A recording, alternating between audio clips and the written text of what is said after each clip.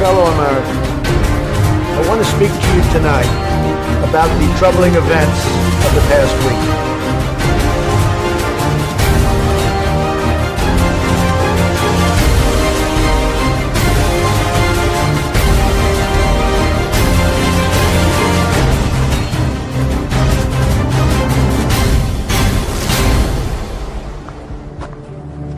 I'm going to pull the whole thing down. I'm going to bring the whole fucking diseased, corrupt temple down on your head. It's going to be biblical.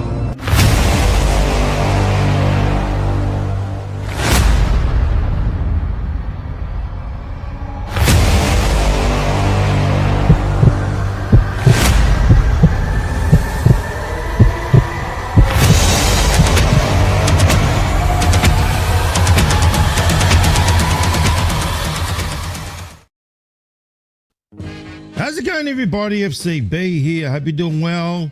Hope you're doing fantastic, and I hope you're all in amazing spirits.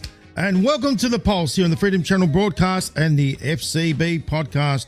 Once again, a nice little double whammy of Bread and Circus Part 2. Oh yes, today, ladies and gentlemen, it is amazing, isn't it?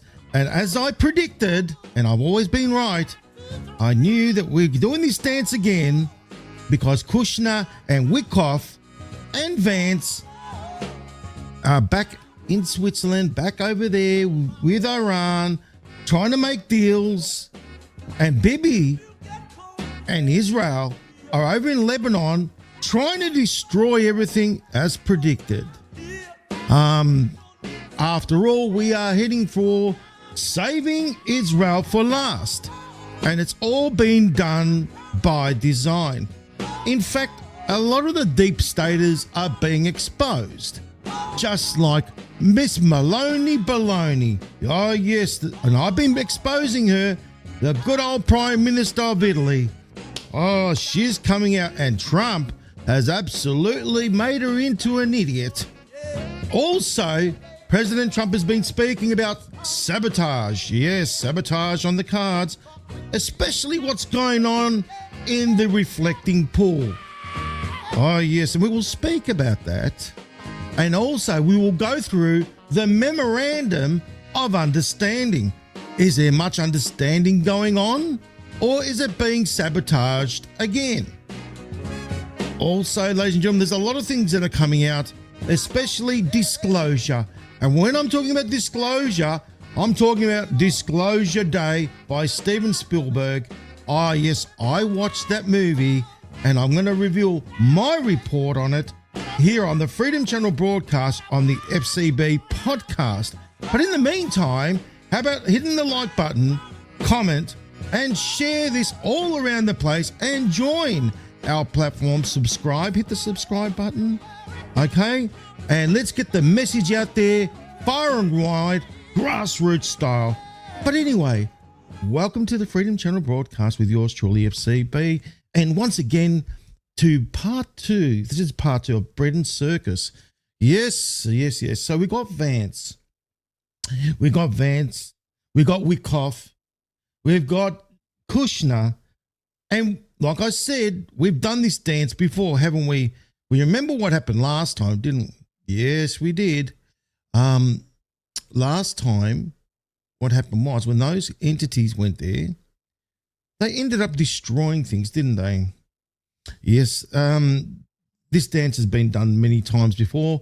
And as you all know, we know how this is going to end. Remember, Israel and its puppets, they don't want these negotiations to succeed. They want it to fail.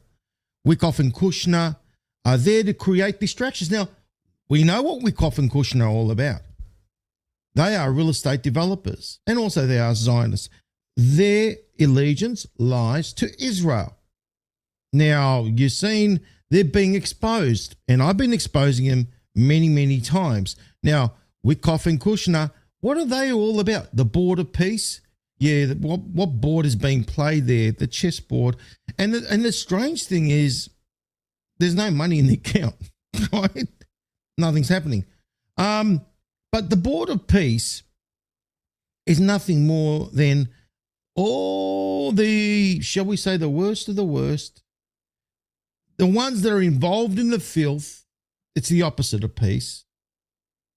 After all, the Middle East are involved and all these other countries that are involved in the filth. And Jared and Wickoff, all they give a damn about is making money, right? Let's be honest. Even Tucker Carlson and others have called out Jared Kushner. In fact, they've called him out to be a globalist, an elitist, and he is. He's seen in Albania how they don't want a bar of him because he's trying to purchase that. He got that island over there. And, you know, obviously the corrupt Prime Minister of Albania couldn't wait to get the cash. He's been greased off. And where did the deal take place? On the Rothschilds' yacht, on the water. Every of these deals, these kind of deals are always done on the water. Have you noticed? Because it's maritime law. So this is like future proofs past. Now, you think about what's going on. It's exposure again. Now, Bibi was seen recently, not long ago, with the Mossad. Like I said, ladies and gentlemen, there are distractions everywhere. Q gave us the heads up. That's why POTUS gave us the 35 years, remember? About the Air Force One, and it translated to false flags. So be aware, ladies and gentlemen, there's going to be false flags. I could tell you, because I could see there are a lot of signs. Number one, Catherine Hedridge. And we all know who Catherine is. She's the one that's in the Q drops, highlighter that follow the pen. She's been bringing up about 9/11 and the connections to Saudi Arabia, which is triple plus. So you could see that things are lining up. So we know that these Zionist parasites aren't going to give up. Jared and Wickoff are about making money. And how do they make money? Well, number one, you've seen how Jared Kushner was making all these deals to, you know, all those various countries in the Middle East and promising them protection against Iran. That failed. They thought that they were going to get their money's worth. They thought they were going to get protected. No. Instead, Iran was allowed to do what they're allowed to do. Allowed is the key word right there, and that was done by Trump. We know that President Trump has been in control since 2018. Now, what does Jared Kushner and Wickoff, they're all about the rebuild. They're all about making money. They're all about, so in other words, what do you rebuild something when it's all demolished? So they're making money on this thing getting demolished. Let's look at what happened in Gaza. And then they're making money on the rebuild. And they wherever there's going to be a rebuild, like the Ukraine, like Gaza, and then you see that Jared Kushner is also, no, that's a fact. I've shown you the facts and some receipts before about Mr. Kushner. How he's been giving money to those to settle in the West Bank, to take over the ancient lands of Judea and Samaria, which is the West Bank, so they can whitewash it, Zionists can whitewash it and can disconnect any ties and, you know, demolish any ties to ancient Palestine.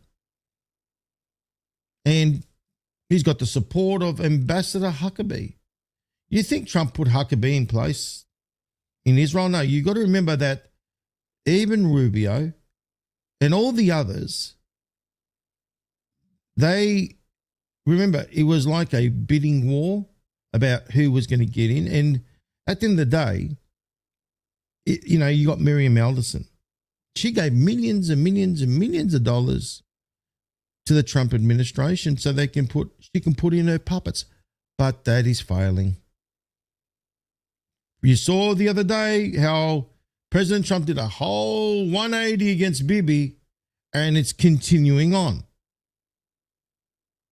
And Miriam's paper, the one that she owns, is calling Trump some really nasty names. I showed you that in the previous show, which is all expected. So we know that Bibi, but this is the thing you got to get, that the way they work is, like I said in the previous show, they'll blame left, right, diagonal, doesn't matter. They'll blame anybody. They'll throw anyone under the bus just so that Israel and Zionism survives. And Bibi knows this. Bibi's part of this. This thing with Naftali Bennett saying all those nasty things about Bibi. And then you got Bibi's, opponent. It's nothing more than smoke and mirrors. And that's how they've been operating. And it's the same principle, the left-right principle. It's designed to keep people controlled, divided, weak, stupid, ignorant. Now, this thing also about what's been coming out about the extraterrestrials and the UFOs, this has all been done by design as well. And people got to realize that why have the government been able to release all that information? Well, it's not the government that has had control over those files or over all that technology. As you know, it's corporations. After all, everything belongs to corporations. US corporation is under, like I said, under City of London. And who controls the City of London? No, that's all been sorted out. We know City of London's been gone. That was the Rothschilds. So now we've got the tentacles. Now we've got to do with all the other tentacles all around the world. And mainly now we're heading towards over there to the Middle East. Because over in the Middle East, what does Q says? Saving Israel for last is one point of it, but it's going to be biblical. Now, when people said it's going to be biblical, or when Q says it's going to be biblical, it literally means it because that's where all the biblical land is. So it all makes a logical sense that saving Israel for last, it's going to be biblical, all that. You could see how it all connects up. So what we're looking now is to see what is going to happen next. Now, let's talk about the Memorandum of Understanding. Number one, we know what a Memorandum of Understanding is. It's basically a set of principles that they're working towards, but it's not legally binding. It's a written agreement, but it's not legally binding. Let's read through it, and I've made some points. There's 14 points. Number one, and let's see what's going on with the rest of them. So as far as what, are they breached it already? Point one, the United States of America and the Islamic Republic of Iran, all right, and their allies in the current war by signing this MOU, Memorandum of Understanding, declare the immediate and permanent termination of military operations on all fronts, including in Lebanon. Let me speak about this one. Number one, do you see who the agreement is between? It's between the United States of America and the Islamic Republic of Iran. There's a problem right there. The problem is that it doesn't include Israel. So look at that little hole right there. The United States, in other words, right there in front of you, it's saying the immediate and permanent termination of military operations on all fronts, including in Lebanon. So you're seeing that in Lebanon at the moment, they're still punching on. They're still blowing up Lebanon. Israel is still going in there and destroying buildings and people and so forth and so forth. The problem is that in this memorandum, they are relying on President Trump to reel in Israel. So realistically speaking, Iran is saying, well, hold on a minute. Aren't you the ones that control Israel? What is this memorandum of understanding doing? It's done by design. This is all done by design to expose that, hey, this is between the United States and Iran, but Israel's not mentioned, which means Israel, they're identifying by not having it in the memorandum of understanding who is the real evil, who is the real bully. It's magnifying that. By not having them in this agreement, bang, I knew straight away, I got the God bumps right now talking about it, that the United States and Iran want peace. They want this to work. And by not having Israel there, it's further magnifying who the villain is. Who is the villain? The Zionist Israel. And you could see it. So that this memorandum of understanding has specifically not included Israel. And then also, what does Q says in the Q drops? Back in 2018, how they took over Iran. Well, that all rings true as well. Because when we're doing the blockade, what have they been doing? and the United States of America have been working together like this. One has been blocking the Strait of Hormuz, and the other one was blocking the Gulf of Oman, which is the United States of America. This is proof that what they're doing is decimating, because Europe is attached to this, the European Union, and all the other corrupt West, who is also part of the European Union, Italy. And I've exposed Meloni Baloney, and what she's all about. She was all for the Jabberwocky. She was pushing it. I've got all the facts, evidence, and receipts. I've shown you where she comes from. No, she ain't good either. That's why President Trump, I knew this day was going to come. When people were sitting there and saying, oh, we love Meloni Baloney, I said, don't love Meloni Baloney. Don't love her. Because she's evil, just like the rest of them are. Just like Macron. That's why when you see them all getting together, kissy, kissy, lovey, lovey, they're all part of the same club. But you know what's funny? I think there's going to be a drop out of that little club called Sir Starmer. Goodbye. He's due to resign on Monday. Who's really in control? This is all about exposure. This is all about destroying the puppets and the puppet masters. Well, we all know the puppet masters belong over in Triple Plus, Saudi Arabia, Israel, Rothschilds. Soros was handling, shall we say, the ones in Congress. They're all connected. They're either, we know how it all connects up. But now, what they're trying to do is destroy that whole Middle East, because it's time. You know what Triple Plus has been involved with? Child trafficking and human trafficking.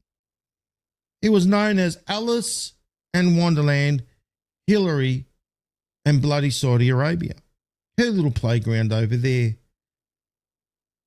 We know what that little bunny in the middle means, don't we? Okay, the Suez Canal, that was also in the Q drops. Before that blockage happened, that was posted. Future proofs past. We went through this many times.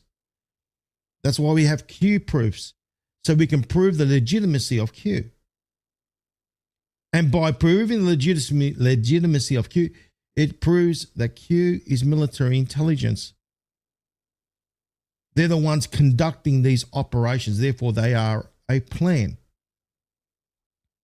operations. That's why I say stop following those that say this and say that, like I showed you yesterday. And it's really discrediting and taking away from Q's, validity. Now, you think about it, what's going on now is they're exposing the villain in the Memorandum of Understanding, number one. Number two, President Trump, the United States of America and Iran are working together. That's a fact. We'll block the Gulf of Oman. You block the Strait of Hormuz. That's a teamwork right there. When President Trump talked about the Iranian Navy being underwater, it meant the submarines, the dolphins. Remember when they talked about the dolphins having lasers and all that? Well, think about what it meant by the dolphins having lasers. Under the water. What is under the water, ladies and gentlemen? The marine internet optical cables that connect Middle East and Europe. After all, they are the ones involved. Now we know that, how do you decimate these entities? Number one, you blockade. You stop any of their products going in, going out, and anything going in. You make it difficult for people to want to do business over there by blowing shit up there, thanks to Iran. No one wants to go there and be bombed. So they're decimating their business, shall we say, to do business there. Then their major industry, oil, petrochemicals, that's been decimated. They're not making any money. No one wants to go to that place over there and get bombed, so they don't go there anymore as a holiday destination. Shall we say, people that used to love living Dubai tax-free and all those other places, Abu Dhabi, Saudi Arabia and all that, no, they don't want nothing to do with it. They want out. So, yes, Carol, bing, bing. Exactly. So what's happening now is they're decimating them. President Trump keeps exposing these entities. He keeps speaking about Saudi Arabia and Jordan and all the rest of these that are involved in the filth. Why does he keep speaking about Obama and the money, $1.7 billion, isn't it? It was 17, we know what that means.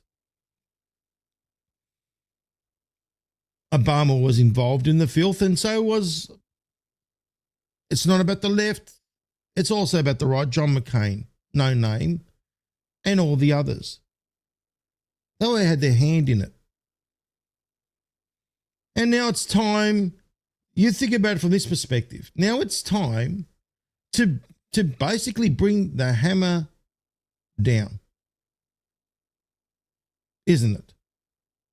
So this memorandum of understanding is exposing who the real bullies are. Well, look at it right there. The agreement is between the United States of America and Islamic Republic of Iran. Now, do you think Jared Kushner, Wickoff, Vance want peace? After all, those three are working for Israel. They're playing the game. Let's see what happens next. And look, who's got the cards, ladies and gentlemen? He just said it again. I've got the cards. Hasn't he? Now, when do you play the trump card? It's coming, isn't it? The trump card is the grand finale. You don't play your trump card at the beginning, middle, but pretty much you play the trump card at the end. When you're going to destroy everything, as in when you're going to bring this whole thing down. Now, let's go through the Memorandum of Understanding. So, immediate and permanent termination of military operations on fronts, including Lebanon. Now, you think about this. They're still bombing. But the thing is, this memorandum, this agreement, is between the United States of America and Iran. Now, Iran is obviously relying on the United States of America because, you know, they call it the Great Satan, then you've got the small Satan, that sort of thing going on. They expect the United States of America to reel in Israel and undertake from now on not to initiate any war or any military operation against each other. Now, you think about this, what this is also doing. What this is also doing, which is genius, is number one, we know that it's exposing Israel. But number two, well, what did JFK say back in the day? If you continue on doing what you're doing, we are no longer going to support you. And how do you get the United States of America to stop supporting Israel? You see the genius? So, this is an agreement between the United States and Iran. But guess what? Now it's up to the United States to say, guess what, Bibi and Israel and those involved? We're no longer going to give you money, billions of dollars. We're no longer going to give you, because who created the Iron Dome? They think that they did it, which it wasn't. It was the United States.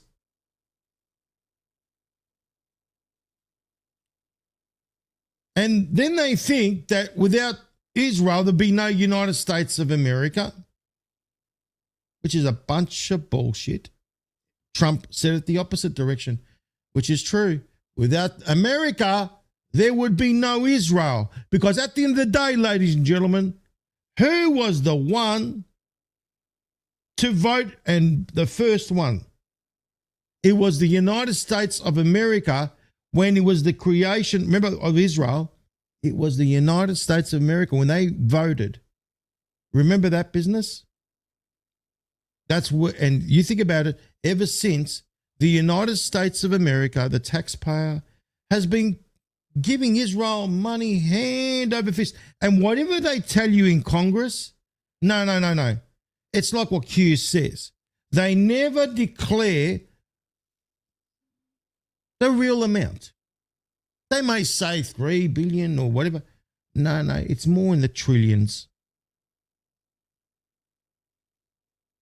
I mean, after all, they get all the benefits and the United States gets jack shit. The people of the United States, and not just the people of the United, we're all part of this. We're all a part of the United States. Remember, we're under the corporation. President Trump's taking control of everything. So our taxpayers' money's been going to fund that evil over there, and that evil spread across many different areas and manifestations. So, in other words, are they in breach right now? By what's going on with Israel and the bombing and all that sort of business, is the United States breaching this memorandum of understanding? No, they're not. Because on point one, as you can see, the United States of America and the Islamic Republic of Iran, the agreement is between those two. It has no mention at all about Israel. But then this is all done by design, as I said, because now President Trump can say, well, guess what? Israel, you don't reel it in. You don't stop bombing Lebanon. You don't do this. You don't do that. What I tell you to do, because Trump's got calling the shots and Trump's got the cards. Not Bibi, but Trump. You don't do what I tell you to do, Bibi. Well, guess what, my friend? This is the real reality right there. Trump's in control. And this is the thing. Never before has a president had the balls to do what Trump is doing. Never before has Israel and those manifestations like AIPAC, oh yes, they're going out there and they're causing all sorts of ruckus. They know their end is near. I could see the death rattle, in fact, with AIPAC and all these others, these influencers. Yes, Carol, he declared it, I'm the boss. And where did he say it? Over there with all the European leaders. He made it very clear and they laughed at him. No, they won't be laughing very soon. I can tell you that. Just like Maloney Baloney sitting there, and we know that she's a two-faced bitch. Remember when she went there and she tried to speak? Remember, I decoded it and I translated it all for you about what she really said in Italian and how her translator was told to shut up by her. You remember that little decode that I did when Maloney Baloney went and visited Trump over in the White House, in the Oval Office? Yeah, no, everyone should remember that little video that I did, and I translated it all for them to the letter. And she basically is somebody that is two-faced. Yes, like Macron. Licky, licky, sucky, sucky when Trump's all around the place. When Trump leaves, he goes around like a little rooster on a perch. You see what Macron's all about. Macron's season for treason. Tis the season for treason. Can't wait for that one. So let's get back to the memorandum of understanding. So you can see this has all been done by design. Number one, the United States of America has not breached anything. However, Iran can say, well, reel in your bitch. Reel in Israel. So then President Trump could turn around and say, well, guess what? We're not giving you any more money anymore. You remember what Bibi Netanyahu said just recently? In 10 years' time, we want to be independent from the United States. Why? Because you were never independent. You act like you were. You act like, that you, without Israel, there'd be no United States, but the facts are the facts. See, Mr. Huckabee's exposing himself. His loyalties are being exposed. Never interfere with the enemy destroying itself. And Bibi thought that we're in control and we can go and we don't give a shit about Trump, what he says, and no. And Miriam's all saying all these nasty things in the paper and all that. No. Now's the time to show who is really in control and who really is the boss. And President Trump has done a 180 degrees, and I knew it was going to happen. I've been right all along. I knew this was going to happen. I've been saying it for years, and here we are. I knew that he was going to turn things around at the end. That's why I'm celebrating, because saving Israel for last is on the horizon. We could see it. And those who are for Trump are going to show themselves, and those who aren't are going to show themselves as well. Like I said, let's see where Paula White Cain stands. I love Israel. I love Bibi. I love this. No, you know what the false prophets are all about. We know that now is the time to show where your loyalties lie. I can't wait for that one. It's going to be amazing, isn't it? Now, there we go. So it says there, the final deal will be confirmed the permanent termination of war on all fronts, including Lebanon.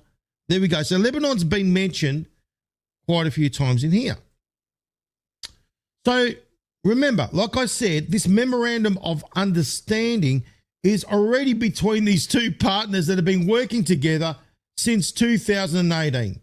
That's why President Trump said that we got rid of the old regime, but the ones that are running the show are much smarter.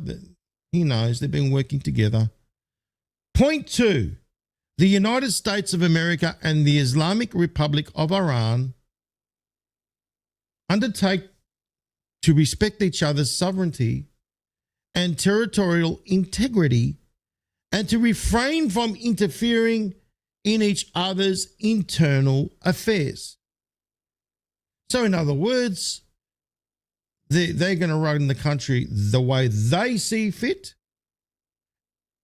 and the United States does the same, and they both respect each other's territory and sovereignty. Number 3, the United States of America. Now, like I said before, this agreement is between these two countries, not Israel. But you think about it, this is exposing Israel. It's exposing the villain. Because like President Trump is going to say, you keep bombing Lebanon, we're not going to help you anymore in bombing Iran. Iran, Yemen, all the rest of them can go and bomb the shit out of you. You see how it's going to work? I can see it's genius. The United States of America and the Islamic Republic of Iran commit to negotiating and achieving the final deal in maximum 60 days extendable with mutual consent. So it's all mutual. It's all trying to create bridges, work together. Oh no, this goes against the principles of what Israel are all about, and those entities in America that are against any unity. Remember, and you could see it, you know who they are. The ones that President Trump wants to be remembered as the unifier. Well, those that don't want unity are the ones that want to keep going with a division between Christians and Muslims and the real Jews. They want that division to keep going. They want hatred to keep going. That's the Zionist way. That's their ideology. And you think about it, the mainstream media, social media, those entities, those power brokers that own everything are responsible for this whole system. How are we going to have any unity when we got the devil always trying to separate us? And in very different manifestations, because I'm going to show you it's not just about the right, it's also on the left as well. Like I'm about the facts, evidence and receipts. I'm about showing you both the left, right side and what they do. Because there's something I'm going to bring to your attention today, which is, you can see it. And it's also mentioned in the Q drops as well. So let's continue on. So as you can, I just want everyone to put into their heads, this is an agreement between the United States of America and Iran, not Israel. Point 4, immediate upon the sign of the MOU, which was signed, the United States of America will begin the removal of its naval blockade. And any disturbances or impediments against the Islamic Republic of Iran. And it will fully end the naval blockade within 30 days. So there's why do you think there's a time period? It's called bait. You know what's interesting? 30 days, done within 30. That's another thing. But anyway, what's interesting is they're giving them enough time to go and screw things up. Let's see what, it's like this. We know what they're going to do. We know that they're going to bite the bait. Bibi, Israel, those involved, all the puppets, are going to bite the bait. We're going to give you 30 days to screw everything up. Because I can tell you right now, they're going to do false flags. They're going to do, oh yeah, it's genius. What they're doing, Shanty, it is absolute genius. And you come here, CC06, to get the real truth bombs. Now, 30 days to screw things up. There's plenty of time, isn't there? During this period, the traffic of vessels will be in proportion to the numbers of pre-war traffic being restored by the Islamic Republic of Iran. Now, you think about this. Iran can turn around and say, well, hold on a minute, United States, which I know it's going to happen. They've gotten together, obviously, with, and this has all been done by design. You realize this, right? Because why are they put Wickoff? Why did Trump send Wickoff and Kushner? Because he knows exactly who they work for. He knows exactly what they're going to do. And Vance. They're not there for peace. He knows that those entities are going to report to who, ladies and gentlemen? Who is Wickoff and Kushner going to report to? Can anyone in the chat please put it down? Who do you think? And it's all deliberately done by design. They're going to report to. And it's all been planned. I tell you right now who it is, but let's see if anyone in the chat gets it. Like I said, yes, that's right, Lou. Correct. Yeah, but Bibi's the puppet. It's the Zionist Israel and those that they align with, you know what I mean? So it's like this. Let them go. Iran knows what the game is. They do. Because they're working with Trump. Trump has said they're smart. Yes, that's right, Paper Penny. Yeah, Bibi and the rest of them. So he knows exactly what kind of, this is all game of strategy. It really is strategic. And those that only see things black and white are not going to get it. There's many shades of grey. They're going to go there. Iran is going to play the game. They're going to say, well, hold on a minute. Lebanon's still getting bombed. Go and rule in your bitch Bibi. Otherwise, there's not going to be an end to this. Now think about what this does. Number one, what will happen? Trump will say, well, guess what, Bibi? You better reel it in. Already we've seen the, shall we say, the rants of Ben, I think his name Gavir, that maniac over there, saying we're going to bomb the shit out of Lebanon and kill all the people. He doesn't give a shit. No, they really don't. And then Trump's going to turn around and say, well, Iran, I tried. Do what you have to do. We won't interfere. Because we've got an agreement, but Israel ain't listening to us. After all, aren't they supposed to be independent? Aren't they the ones that without them there would be no United States of America? Why did Bibi then say in 10 years' time, what? 10 years of sucking more resources, more weapons, more cash.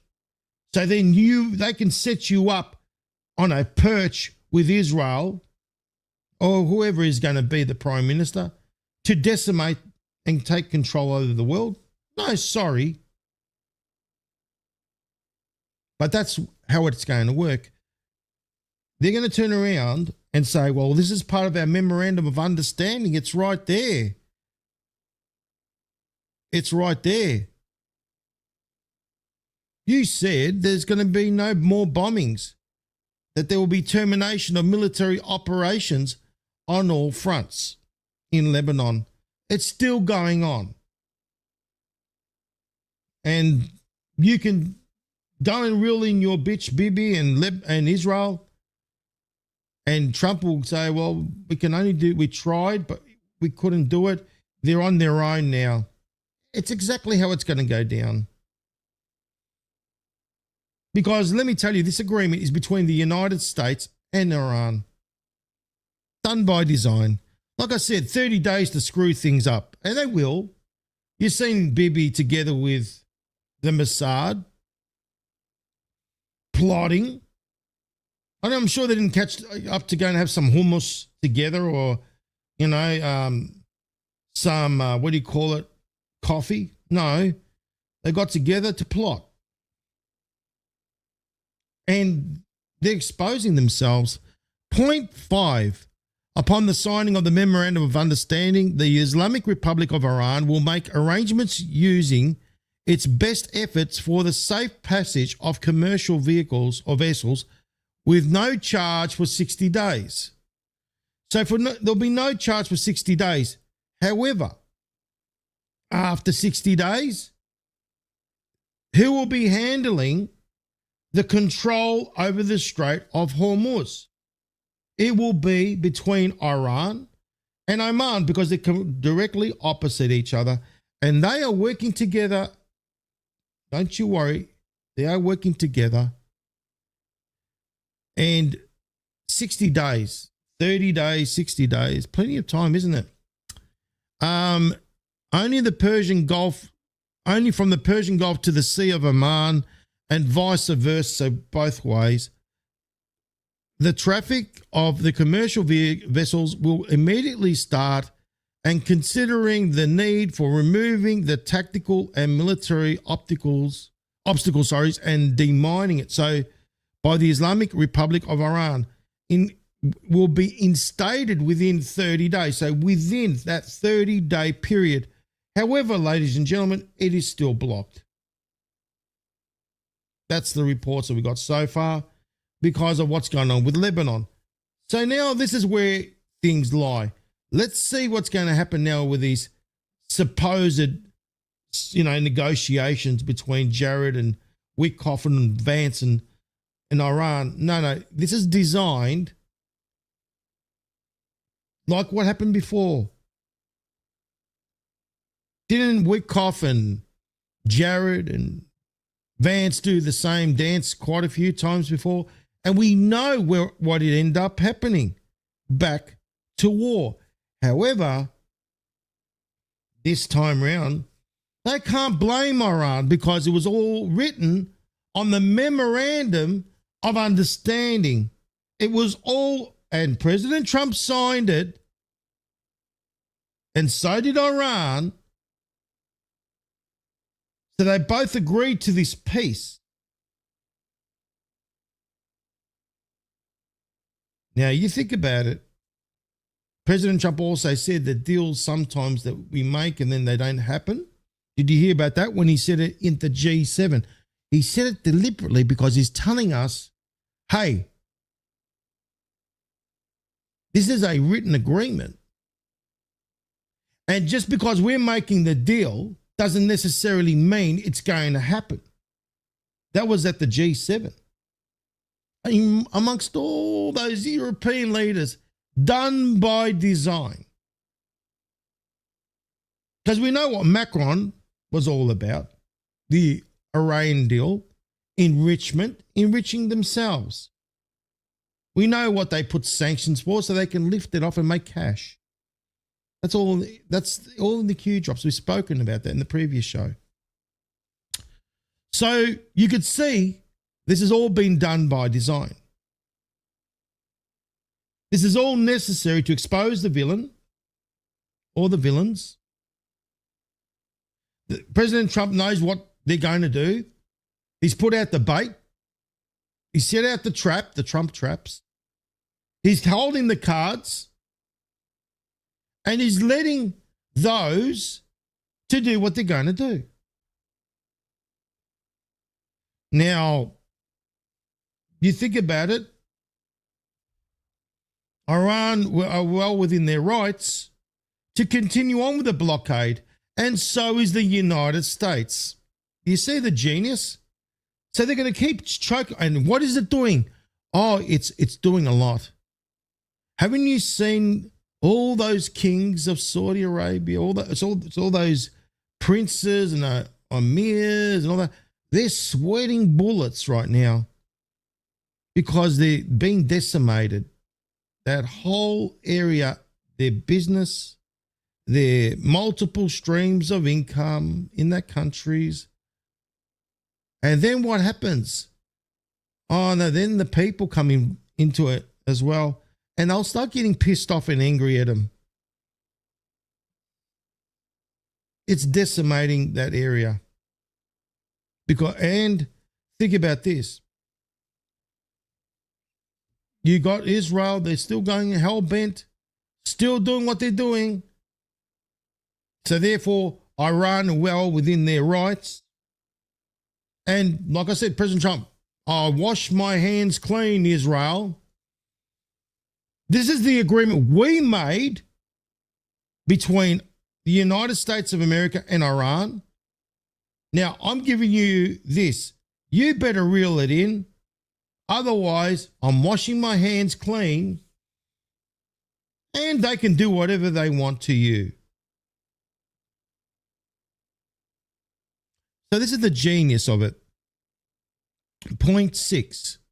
The United States of America undertakes with regional partners to develop a definitive mutual agreement plan with at least 300 billion US or 225 pound billion. Now think about this. That money has been frozen. So it's not coming from the United States taxpayer. However, we've got those entities out there, the mainstream media and those that have been bought and sold by AIPAC, Congress people on both sides of the equation, left and right, that are jumping up and down and saying Trump they're doing it deliberately. Think about that. They're doing it deliberately to try and destroy President Trump's reputation as President of the United States. And they keep spreading lies about it's coming out of the US taxpayers' money. It's all frozen money. Just like Iraq has had money frozen, taking control over their, we know that's all factual, that they got control of the resources. Those monies were held in the Reserve Bank in New York. That's the head office. After all, that's where the world's biggest gold reserve is, right there. That's why Q says, have we got the gold? Okay, that is something to do with the Fed. That's right. We got the gold. End the Fed. See you later. So you could see that there are many that are being exposed right now.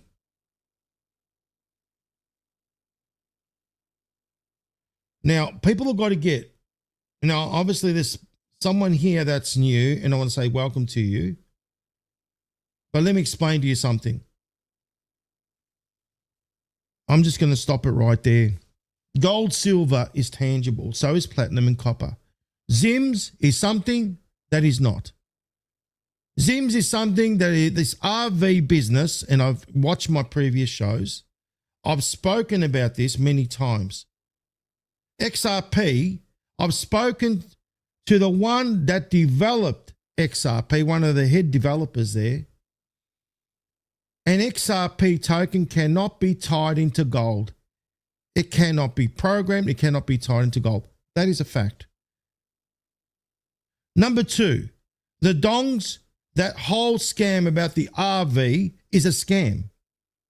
I've exposed this on the Kraken series. I've spoken it in great detail. So, Werbick, I implore you to watch the Kraken series here on the Freedom Channel broadcast.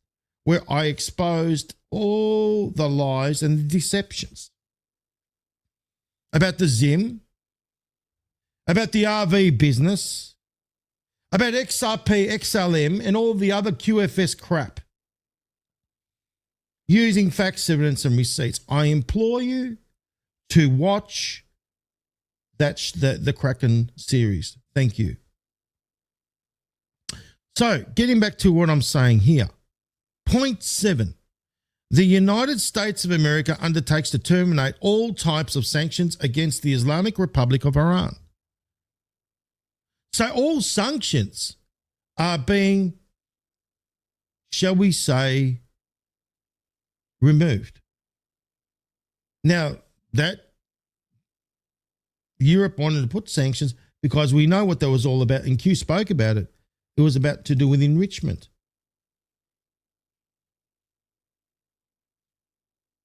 And now President Trump's removing the sanctions, which is genius. So everything that the deep state put in place, President Trump is undoing the whole lot. Now, you're welcome, Werbeck. God bless you. Now, including the United Nations Security Council resolutions. So he's doing everything by the book. Now, we know that also Q spoke about that the time when President Trump destroyed the Iranian deal, the Iran deal, that was set in place by Obama, by the European Union. They were all involved. The old regime with Rouhani and Soleimani and all the rest of the gang over there.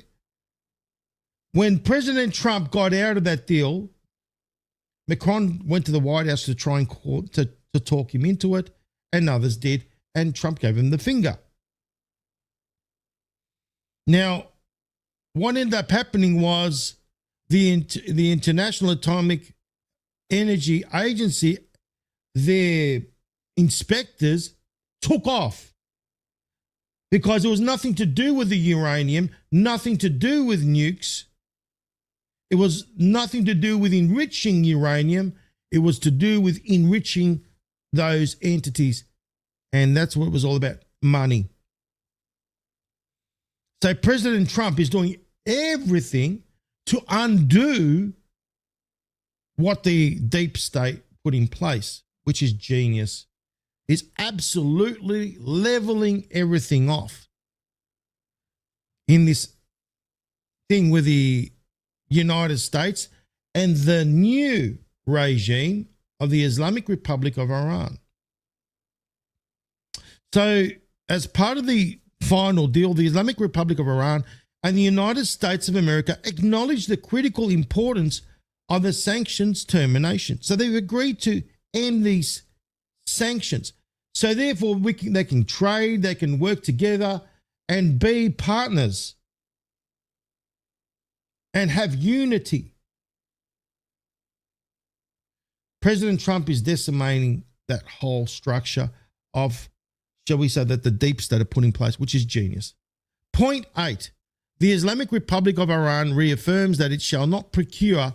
This is the big one because they, think about it. It was never about the nukes. We knew it was about enriching the EU. We know the EU was created to go against the United States. We know also back in the day, Iran was used as a point of dropping off cash and then being able to fund North Korea's little creations of bombs. That was, miniature nukes and all that. Think of the sum of all fears.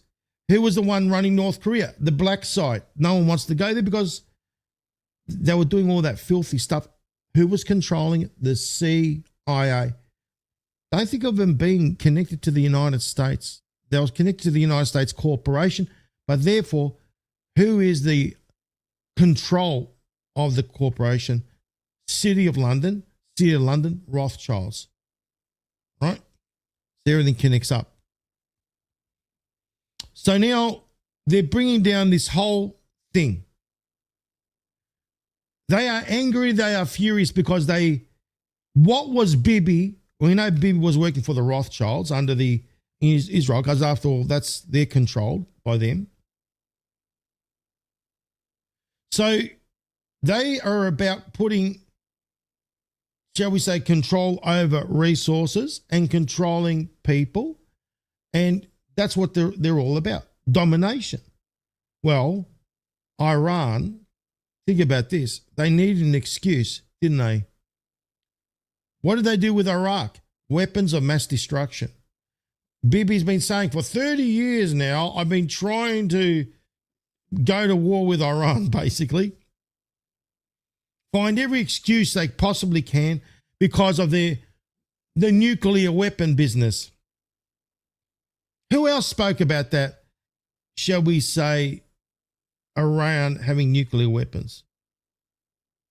It was also Clinton, as in Hillary Clinton, at the time when she was, with Obama. You know what I mean? She was saying all these things. So it's like this. They've been trying for a very long time to find an excuse to go to town and take over Iran. And then they try to do it in a way using Reza Pahlavi, Mohammed Pahlavi's son, trying to reinstall the monarchy. And the monarchy is nothing more than a puppet that's controlled. Remember, who installed Reza Pahlavi's father? It was the CIA, Central Israel Intelligence Agency, Central Israeli Agency, like ISIS, Israeli Secret Intelligence Service. Everything's their little creations. You've got to get it. Their proxies, all that. You've got to create the villain in order to create the hero. Well, you've got to create the problem in order to create the solution. We've been through this many times.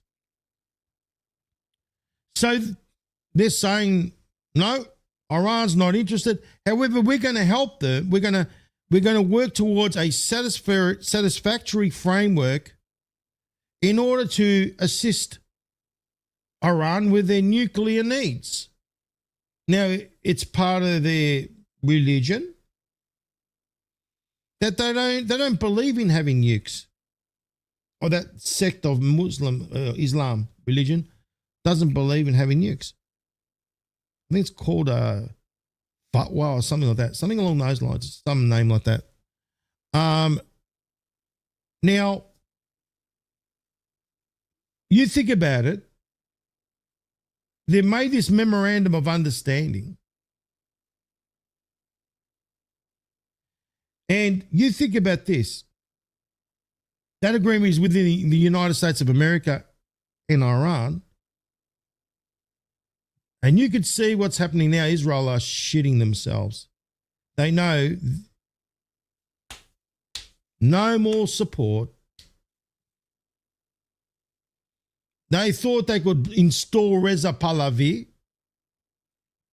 their puppet. And what they did, this Venezuela business, they thought they would install another puppet from, which one I was talking about? The other one, Maria. That failed, the one that gave Trump the Nobel Peace Prize, thinking that she could win his good graces and install her and get rid of the Venezuela's current interim president, which was the vice president under Maduro. That backfired. And then it backfired again to do with Reza Pahlavi. They thought they were going to install their puppet. It all backfired. Just like now again. That's why they're jumping up and down. That's why you got Shapiro, Ben Shapiro.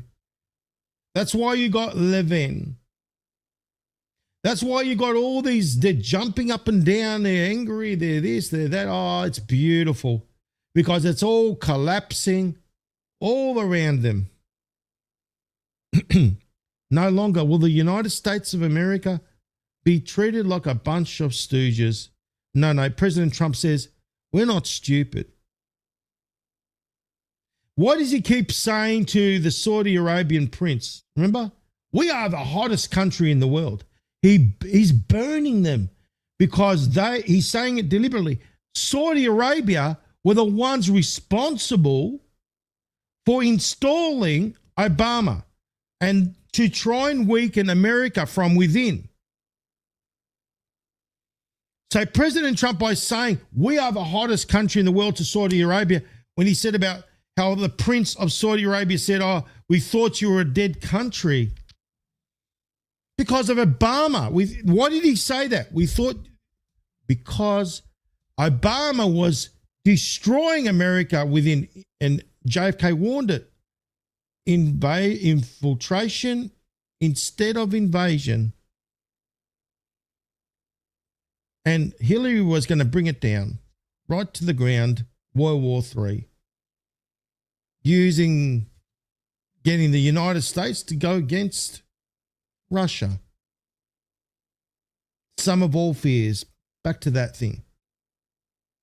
So President Trump, by saying we are the hottest country, is like a knife in the gut, and he keeps turning it. And what was the big turn of the other day was with the Air Force One. That was amazing. I loved it. Because this is the thing, ladies and gentlemen, Qatari money has been funding a lot of things that Israel's been pushing. Number one, we know that Bibi begged his Mossad chief back in the day to go to Qatar, and they funneled money from Israel to Qatar, and Qatar, they used Qatari money to fund, but it was through Israel, to Hamas. We know that Qatar's also been, it's like a place where they're responsible, but they use their, shall we say, like a hub, if you will, to fund terrorist groups like Hamas, that is all created and done by design. And Saudi Arabia, we know, are implicated to do with 9/11. We know that, don't we? Why? Let's go back to the day with Osama bin Laden, when his family was allowed at the time when the Twin Towers came crumbling down, which we know was a demolition done by design by the Zionists and those friends over there in the Middle East. They were all involved, Qatar involved, that they were allowed to take off and go to Saudi Arabia. And we also know the connections with the Bushes, their friends in Saudi Arabia. And this is the thing. Don't you find it coincidental, shall I say, how Qatar decided to give President Trump a nice little gift of a plane, and the plane's considered to be like the White House, a flying White House, basically, right? And they were involved in 9/11. They're all involved, right? They're all involved. Now, this is the question that I think about. One plane. One. This plane is a 747, I think -8 or something like that. Now, they are much bigger than the current, or the old Air Force One, or the planes that they were using, the blue and white ones, weren't they? They are noticeably different. The thing is, and this is the fun fact, I go to this facts again, is that Air Force One is a call sign. It's not the plane. No matter which plane the president jumps on, it becomes automatically Air Force One. It's a call sign. In fact, there is more than one. You know that. There are decoys. Just like there are decoys with Marine One. President's helicopter takes off and then they do a big shuffle up in the air, don't they? Nobody knows who's who. The same thing with Cadillacs, the Beast. There are multiple of them, and then they do the shuffle and no one can tell who it is. Now think about this. Qatar, one plane. One plane only. The other planes are over 40 years old, noticeably different, smaller in size. And wouldn't that be a risk? Think about it. Because people think that there's only one plane that goes up in the air. No, there's more. Just like Marine One, there's a shuffle going on. Just like the Cadillac One with a shuffle going on. You think that Air Force One or Air Force One is that's the call sign that the president is on. But currently they call this a bridging plane. So they're building new planes. Now think about this. If there's only one of these things, because Qatar didn't build 3 of them, did they? Or they gave 3 of them, they only gave 1. We know Qatar's been involved in the filth. There's an underlying thing with this.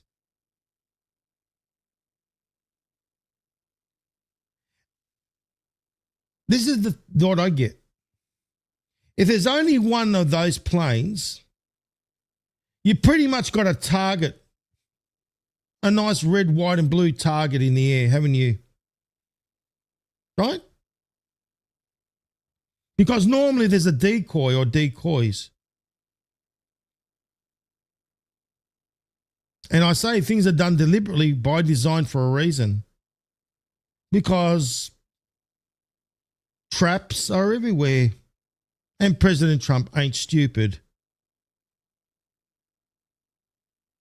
Now, what's happening is he did say that they're painting all the planes the same color scheme. Red, white and blue. I mean, you saw Vance. He normally's got his plane that's the same color of the blue and white. But today when he went over to Switzerland, it was a different type of plane. It looked like a private jet. That style. Rather than what shall we say, he would normally take.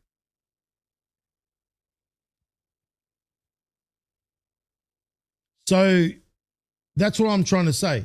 President Trump can jump even on a private jet looking sort of plane, and that becomes Air Force One. It's the call sign.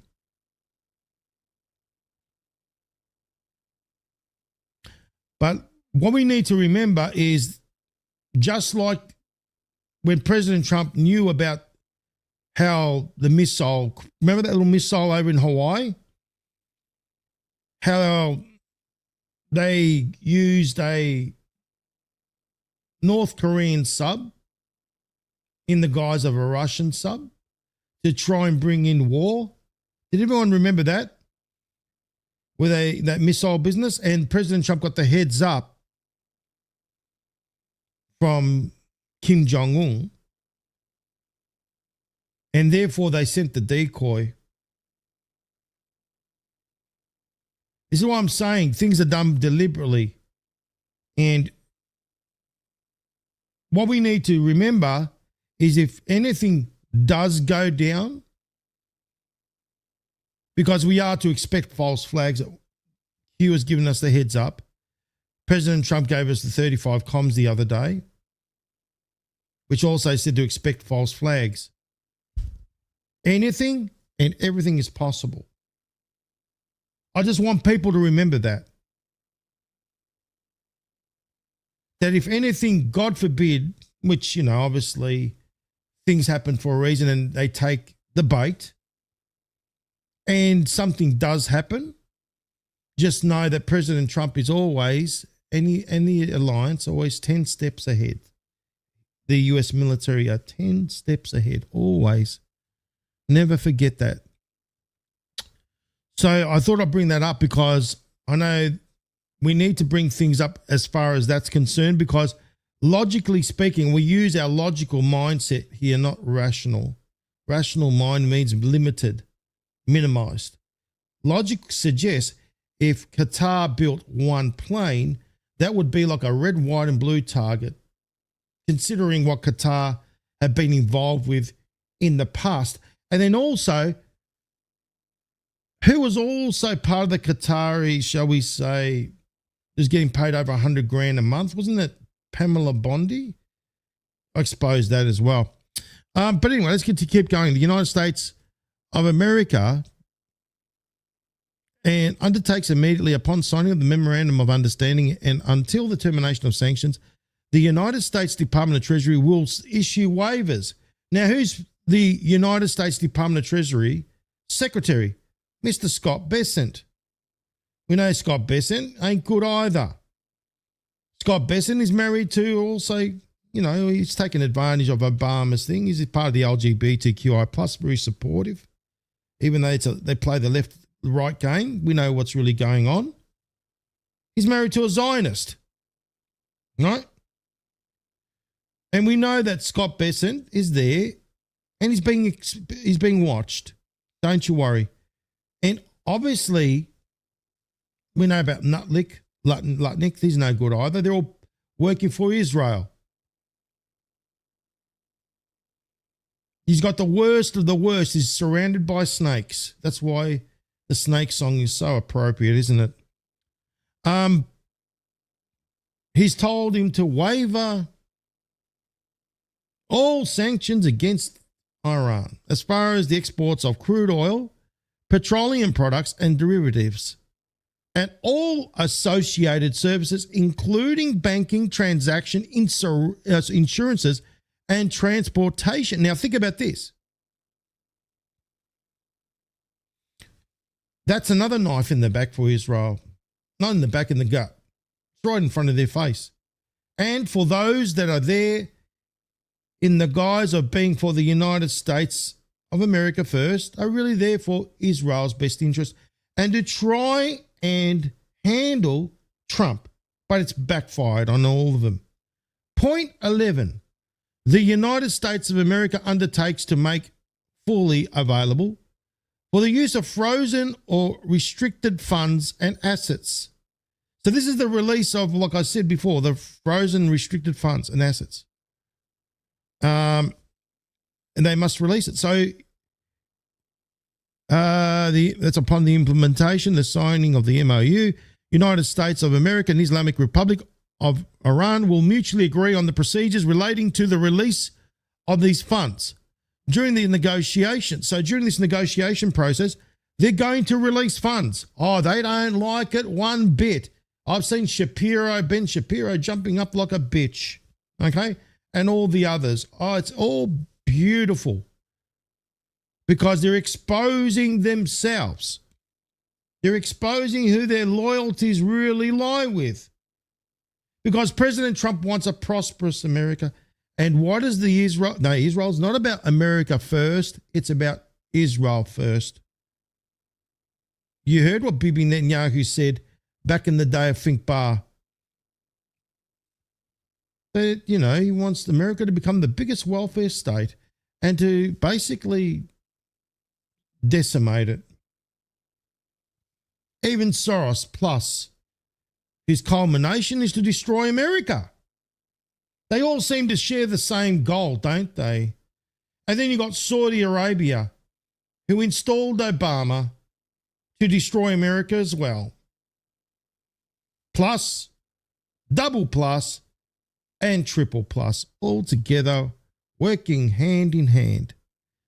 During negotiations, such funds, whether retain the original account or transfer, shall be made for fully usable for payment to any ultimate beneficiary designed by the central bank. Central bank, I can't wait for that piece of shit to fall to pieces. Ultimate beneficiary designated by the central bank of the Islamic Republic of Iran. Isn't it funny? And I've always said that during a war, schools are bombed, people are killed, churches are decimated, places of religion destroyed. Yet the central bank seems to be untouched. Don't you find it a miracle? It must be a blessing of some sort by some entity known as Satan, right? Because that thing is always standing. Never will you see the central bank being blown up to bits. No, that thing right there. So in other words, if you're in a war, here's a little handy hint, guys. If you're in a war, don't go and try and find a bomb shelter because that's the first thing they're going to try and hit. Go and hide yourself in the central bank, and I guarantee you, you will not be touched one hair on your head. Oh yes, the central bank is the best place to be because no one will touch you. Not even a tornado will hit you. An earthquake won't demolish it, so you're saved by everything under the sun. Don't go and hide yourself in some sort of basement. No, they're going to destroy you there. Don't go into a school. You're going to be decimated. Don't go and go to God's church and all that. No, that's going to attack that place as well. Go directly to a central bank right in there and you will not be harmed. Mark my words, because that's the facts. Look at what's going on in Lebanon. No. No one touches the central bank, but hey, let's go and destroy the rest. Yes, that's right, Shanty. I'm right, aren't I? I'm right. Always been right. The central bank is the safest place to be. Fact. Then the point 12, the United States of America and the Islamic Republic of Iran agree that an executive mechanism will be established to monitor the successful implementation of this MOU and the future compliance of the final deal. So this is all proper agreement. Point 13.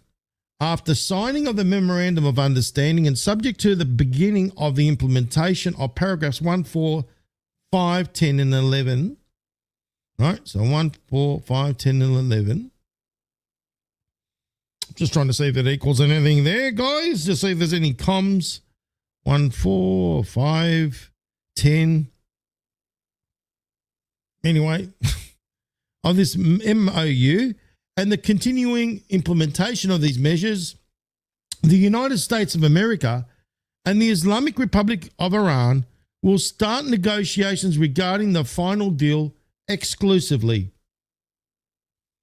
The final deal will be endorsed by a binding. So this is not binding. This is not the final deal. This is when we go back to what President Trump said back in the G7. Sometimes we make deals. We thought we got this deal and it doesn't happen. This is exactly what's going to happen. And you're seeing it right now, how they're decimating. They're doing as much damage as they possibly can to sabotage the MOU. That's why this isn't funny. The Zionist parasites known as Israel is continuing to bomb Lebanon and breaking the MOU as predicted. They're really not breaking the MOU, but they're relying on the United States to keep, shall we say, Israel in check. And like President Trump will say, well, listen, we honor that MOU. However, Israel's not on it, and we're going to wipe our hands clean because I've tried to speak to Bibi. I've tried to control Israel and do that.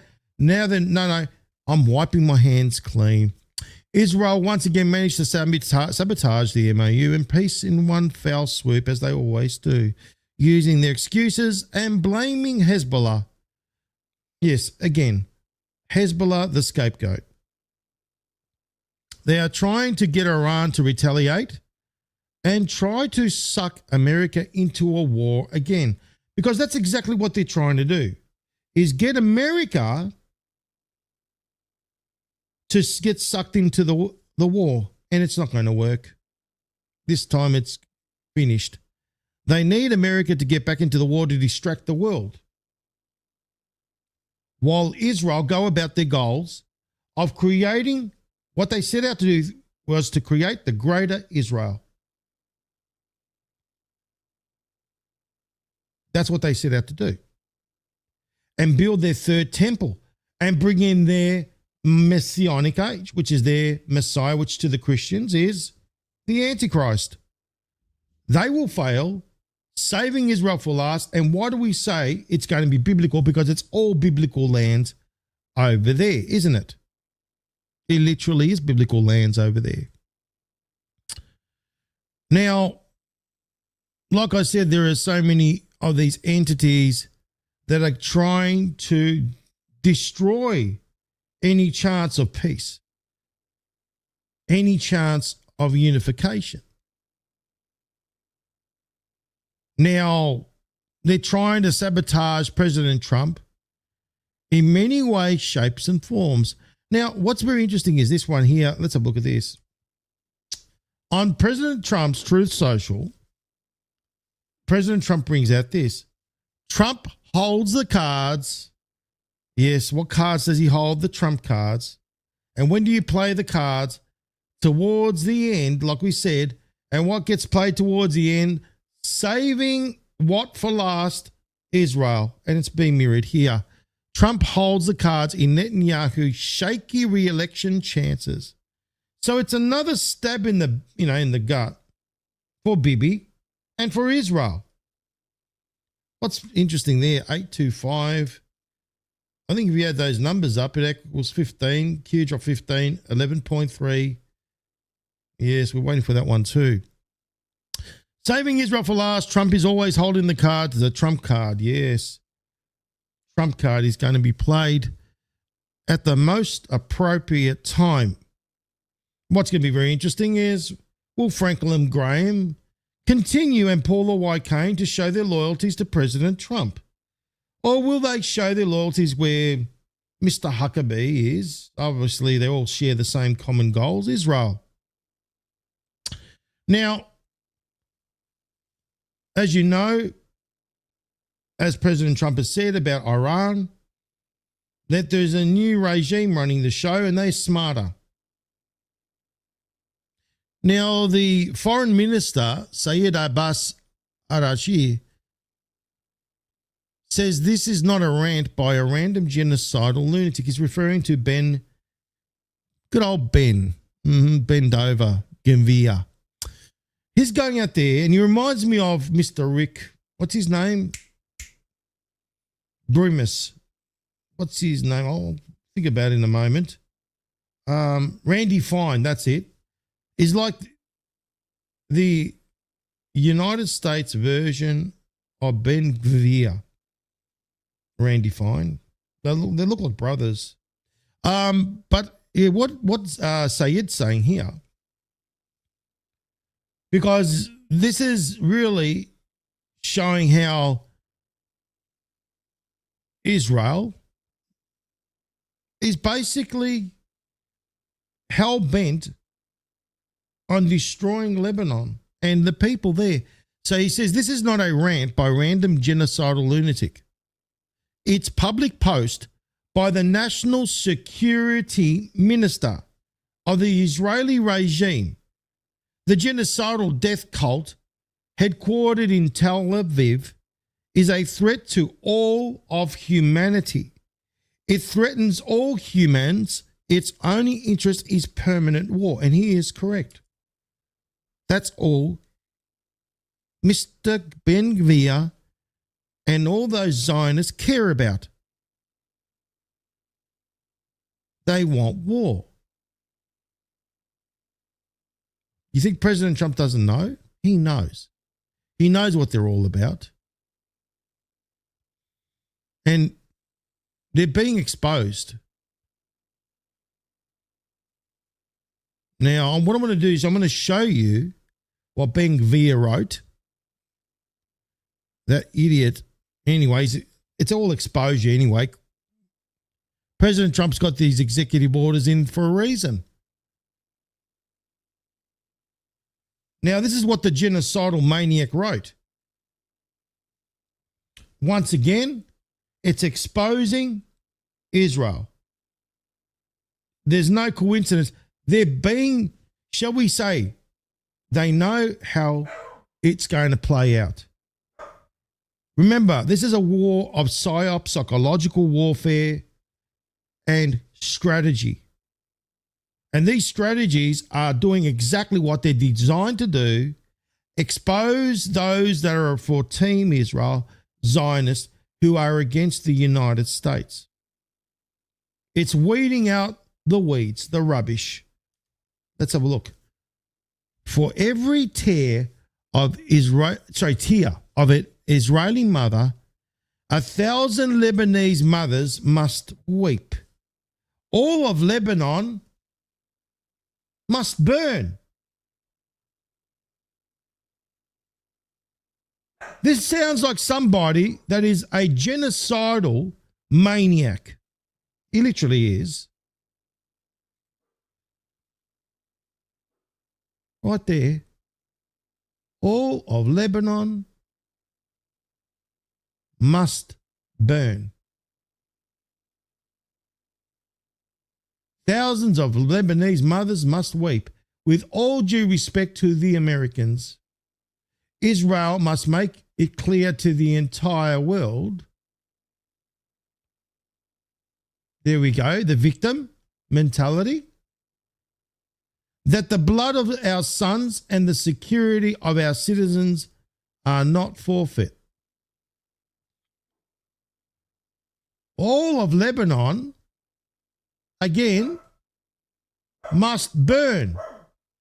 He said it twice, ladies and gentlemen, right there. What this is doing is exposing their agenda. They're saying what they're trying to do is give validity to the genocide that they've been doing, not only in Gaza, not only in the West Bank, but now in Lebanon. And this has all been done by design.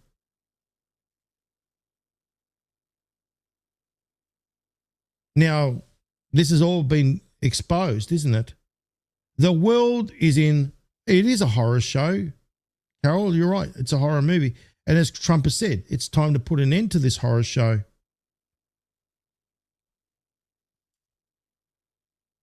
They're still going into Lebanon. They're doing everything they possibly can to destroy all chances of peace. In fact, here's a thing that I did earlier with AIPAC. Let's have a look at this. Israeli offensive capabilities enabled this defensive victory. So in other words, Israel was the one to get the victory, not America. America must ensure our democratic ally has the offensive. There we go. So what is in here is that your Congress, the United States Congress, must reject any attempts to block or condition aid weapons to Israel. They're telling the President of the United States, AIPAC, are telling, there you go, they're saying that Congress must. Who are the ones they've greased off? Who are the ones your Congress people have been greased off by this entity right here known as AIPAC? They're showing you who's in control, who controls your Congress. They're telling you that they are in control. We know that for a fact. They've been exposed. This is their end, ladies and gentlemen. They're telling their ones that are sell out, all the Congress people, to do their bidding of what country? Not America, but Israel again.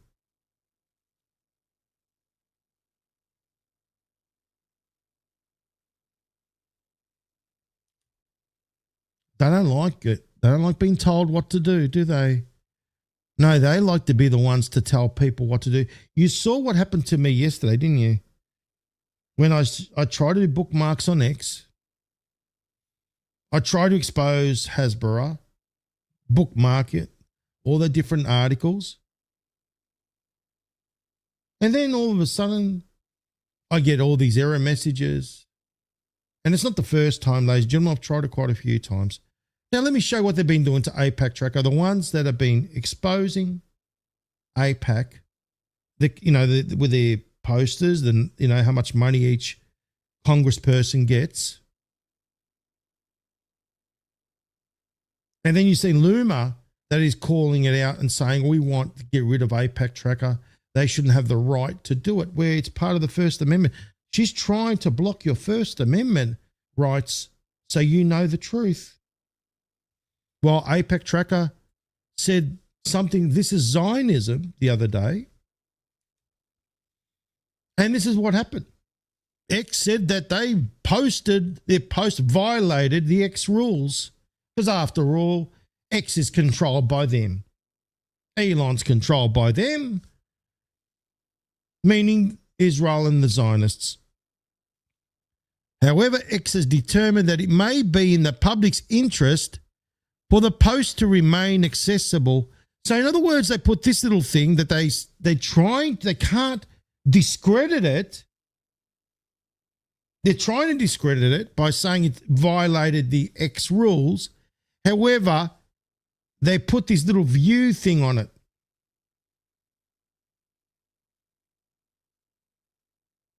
You see how it works?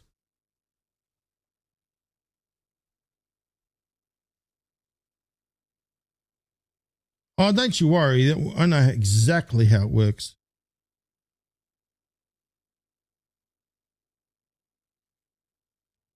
They've been trying to tell us this and tell us, they think that we're a bunch of stupid idiots. No, we know what the real take is. We can see it. Just like we saw what Fauci was all about and all the other garbage that they try to make us swallow about the science. Does everyone remember the science? I spoke about that the other day on Bread and Circus, the first part, yesterday's show. Well, let me add to this a little bit further, shall we? This also comes from Tulsi's release on Fauci. And did you know that people that were working for Fauci were told, when in doubt, follow the science? In other words, shut up or ship out, as I said yesterday.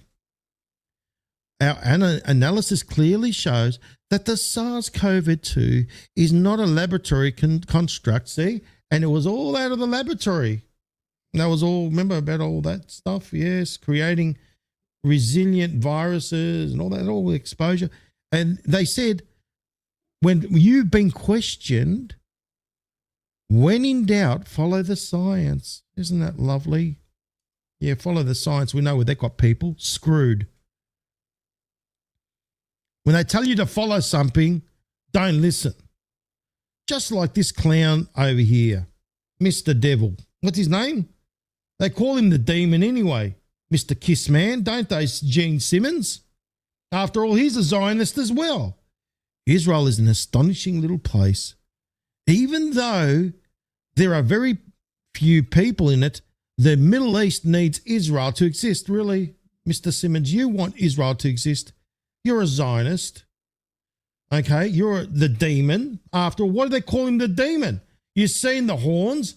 You've seen also what is the demon belong to? Israel. Israel 666. You know, that little star that they got there, that little lovely star with a 6.6 triangles in the sixth side. Yes, it all makes the world of sense. After all, they're all a bunch of bloody demons, aren't they? Even these entities here, the Democrats and the Republicans, they're demons as well. Now, people got to see the truth for themselves and stop believing the garbage they're being peddled out there. Oh, I love Kiss, really? Do you like the demon? The demon that's telling you to love Israel? That Israel needs to exist? It was better off when it wasn't existing. And even Professor Finkelstein said it. Yes, the hive mind. DK Chapman. Yes, the hive mind. All right, stupid. Now, I had to rename something and it worked. You know when I called it Hasbara? Bang! X took it down on my bookshelf, on my bookmark. Look what I called it, Hezbollah. Look at that. I called it Hezbollah. So in other words, yes, because they're using artificial intelligence to look for keywords and triggers. No. FCB knows how to get past all that garbage. I use my logic and I know how to bypass all that garbage. Now let's have a look at this. Hasbara, we know what they're all about. Creating disinformation, misinformation campaigns, or disinformation campaigns, which become misinformation campaigns because people are gullible enough to spread the bullshit around. And what they're doing is they're going around sowing discord. So they'll use the Jerusalem Post, the Israeli other papers, all these different papers, to try and sow discord about President Trump. Aren't they? For example, let me show you from the Jerusalem Post. What they've done here is being sarcastic. They're trying to sow discord. This is all part of Hasbara, the little Hasbara war. And we're on to you. Don't you worry. We know what your game is. I've been exposing you for a while now. They call it an opinion. Really, you shove your opinions up your backside as far as I'm concerned, Hasbara. And Israel and the Zionists as well. Peace, real and tangible and beautiful, is beautiful, breaking out across the Middle East, and its name is Trump, an opinion. But have a look at this, ladies and gentlemen. Have a look what they put. Make Iran great again. They're using sarcasm in order to sow discord against President Trump. I know what the game is. Don't you worry about that. They're doing things deliberately by design. Another thing that they're doing is they're allowing certain other things. Like now all of a sudden, no, I didn't ask this one. This one decided to come and creep its way in because obviously I'm against Israel and Zionists. I'm not against the people. The people are brainwashed. They need to wake up. I love our Jewish brothers and sisters. And I told you what the difference is between Judaism and Zionism. I made that very clear. You got to get it. The definitions. Zionism is not a religion. It is an ideology. Judaism is a religion. But what they try to do is whitewash it and suck it all under Zionism. Now, this happens to be under Hasbara. Stand with us. Powerful words from Golda Meir, Israel's first female prime minister from 1969 to 1974. And the fun fact, just to reiterate, Ben Gurion, the very first prime minister of Israel, did not come from Israel, or he had on his passport that he was traveling to Palestine. And they're trying to tell us that Palestine, look, Mr. Jerry Seinfeld, take your jokes and shove them up your bum, okay? Because we're not finding you funny at all with your garbage Seinfeld crap, right? Telling us that and trying to gaslight people and say, no, Palestine never existed, like your friends. You think we're going to believe your garbage, Mr. Seinfeld? No. Take it and shove it up your ass. Now, have a look at this. 1969 and 1974, this lady happened to be the Prime Minister of Israel, or otherwise known as occupied Palestine. If the Arabs put down their guns, this is what she said, there would be no more fighting if the Israelis put down theirs. There would be no more Israel. In other words, if the Arabs put down the guns, there would be no more fighting. But if the Israelis put down their guns, there will be no more Israel. That's a bunch of bullshit. Well, Israel, we know, was created by the Rothschilds.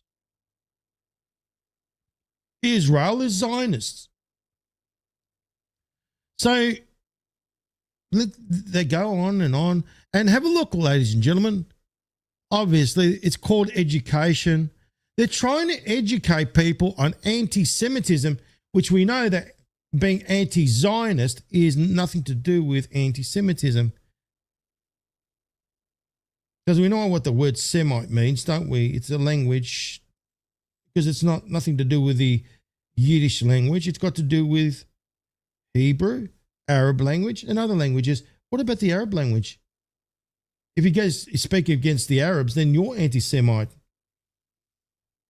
But no, you see what they're trying to do. So they're going around trying to educate people, and they're bullshit.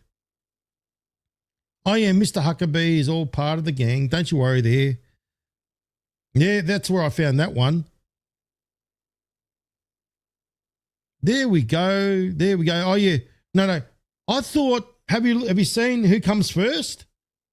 Does everyone see who came first in that picture? That was done by design. Why not face the opposite direction and show, was it Israel that put you in space? Or was it the other badge on the other side that you've hidden? Mr. Colonel Ilan Roman? No, we got to make sure that Israel comes first. You see it? I mean, obviously, it's still coming first because who's running the show at NASA? Zionists are running the show there. Remember, they're all into deception. That's their ideology. I don't see the American badge. It's on the other side, but it's hidden.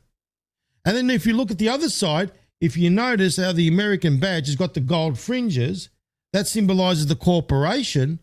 And we know that the corporation's under the City of London, and the City of London was controlled by the Rothschilds. Well, have a look at this. Well, it just goes to show who the puppets are, and then the puppet master is right there on the other side with no gold fringes. Can you see it? Guys, can you see it? Yes, NASA, deception, NASA, to deceive and beguile. Makes all the world of sense, doesn't it? There we go. All this crap over and over. The American pilot who saved Tel Aviv. Then we got here all this rhetoric. Anti-Semitism is a virus. Yeah. Well, if you want to know what anti-Semitism is, Zionists are anti-Semites because they're against Arabs. And Arabs are part of the Semitic language. So it's nonsensical. Anti-Zionism, denying Jews the right to their one and only collective home. Do you see this little message here? In other words, they're saying if you're against Satan, that ideology over there, then you're denying the Jews. No, they're sucking in the Jews that are saying we don't want anything to do with you. We don't want anything that goes against our Torah to get to be with you, Mr. Israel and Zionism. But do you see the new anti-Semitism? Yes. The new anti-Semitism is the garbage that you created.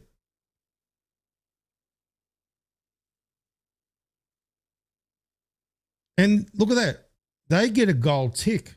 Oh, isn't that lovely? I'm sure they didn't pay how much money, thousands of dollars to get that one from Elon. Elon probably just gave it to him for nothing. But everybody else, you get charged through the ass for a gold tick. Do you know that?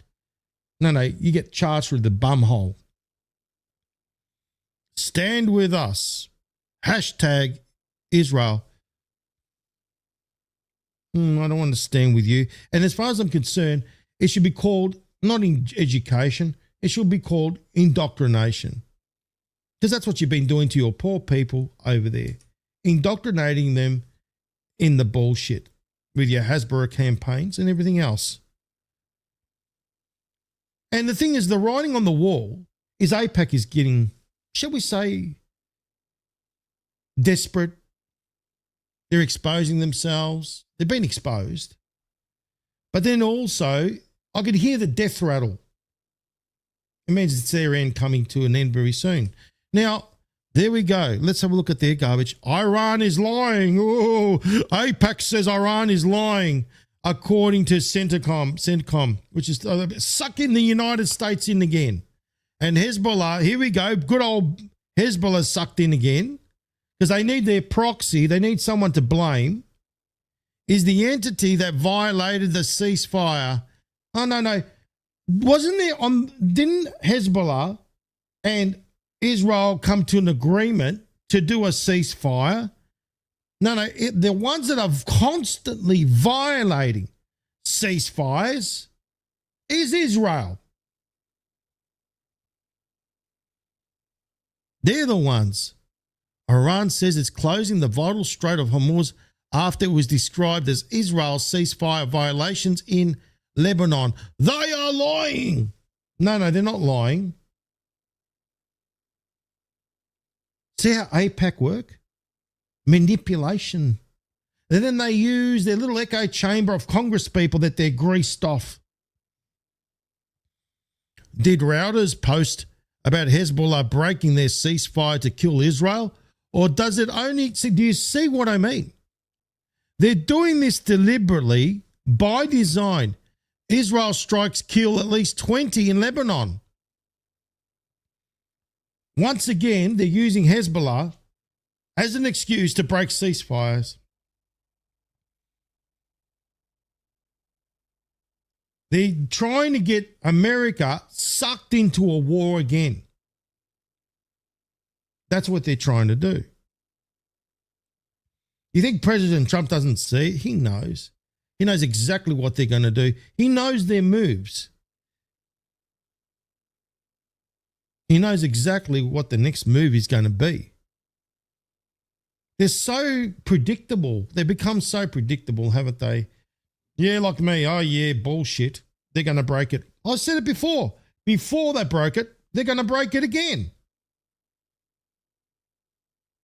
And I told you why they sent Jared and Wickoff and Vance to create another distraction while, like I said, ladies and gentlemen, I've been right again. While they've been distracted, they think that the art of distraction, that people are stupid, that they can go around and do what they want in Lebanon. Look at this. Airstrikes hit Nabati in southern Lebanon on Saturday as the ceasefire agreement between Israel and Hezbollah entered its second day. An Israeli military official said Hezbollah had fired 50 there we go. An Israeli military official. That is like believing Satan, the master of all lies, the deceiver. Yeah, I was right, Carol. You know I was right. I say it all the time.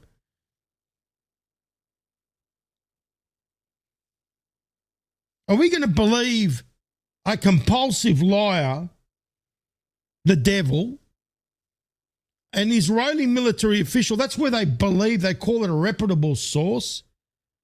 Like I said, you might as well go and believe the devil, right?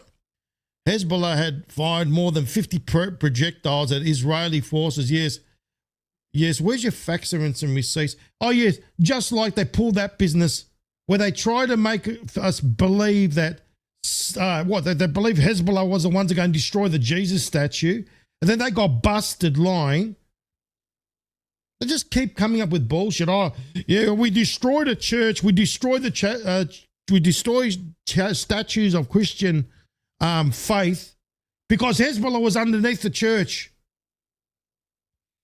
There's tunnels under the church, so we had to destroy the church to get to the tunnels. Are you kidding me right now? When are people going to wake up and stop believing the bullshit of Israel? Like I said, you might as well go and believe the devil. No, they're going around bombing places. They don't give a shit. Like I predicted, like President Trump knew they were going to do. They're doing it again. Here we go. Let's watch this clip here. There we go. There's no sound, guys, by the way. I knew it. I knew it. They are so predictable, it's not funny. Even I predict them all the time. I should be working for President Trump as far as in his team. I would make a big difference. Don't worry about that one. A lot of heads would roll from the get-go. Oh, don't you worry about that. If I was there in his administration, forget about it. It'd be game over. Hezbollah accuses Israel of violating ceasefire, justifying its actions with false pretexts. Hezbollah accuses Israel. There we go. So we've got Israel saying 50 bombs were launched by Hezbollah. Hezbollah saying they accused Israel. And I knew it was going to happen. Israel just cannot help themselves. 4 killed in reported Israeli strikes on southern Lebanon. Oh, there was a tunnel of Hezbollah under there, but we destroyed 2 million churches on top. You know what I mean? By the way, we decimated a village because underneath that village was Hezbollah's little tunnels. They're always going to come up with some bullshit excuse, aren't they? That's the facts. Let's watch this crap. It's not crap. It's actually, you know, what they're doing over there. Oh, no sound again. There we go. Let's go. Oh, okay. So what are they doing? They're destroying things, right? So they're decimating the place, right? They're living. Doesn't this remind you of Gaza?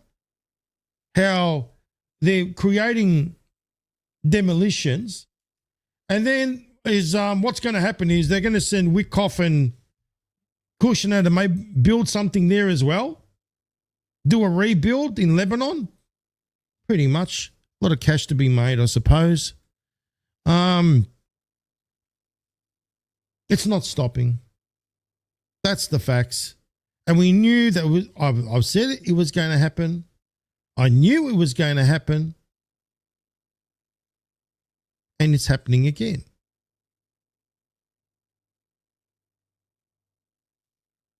So I'm interested to see what's going to happen next. And then who is going to be on President Trump's side and who's not going to be. That's going to be the interesting one there, isn't it? Now, like I said, Zionist influencers are going out there. Now, apparently, Levin is now chimping out on J.D. Vance. Like, you think about it, Mr. Vance going out there and saying what he's saying. He's basically skating a thin line, if you will, but he's going against Israel. Now, remember, there are entities that are controlled. And now Mr. Levin, I thought he was a lover of Trump, the Jewish president, all that kind of crap. 45th and 47, did a huge little song and dance and speech about Trump. Trump was probably laughing his ass off. Yeah, we'll see. You know what I mean? When he was saying that the best Jewish president, who's the best? No. Trump was laughing. And now that Vance is playing a different game, moving towards against Israel, which is interesting. Levin is having a spat. Let's have a listen. So why would we pick a fight with Israel? Does it want to play?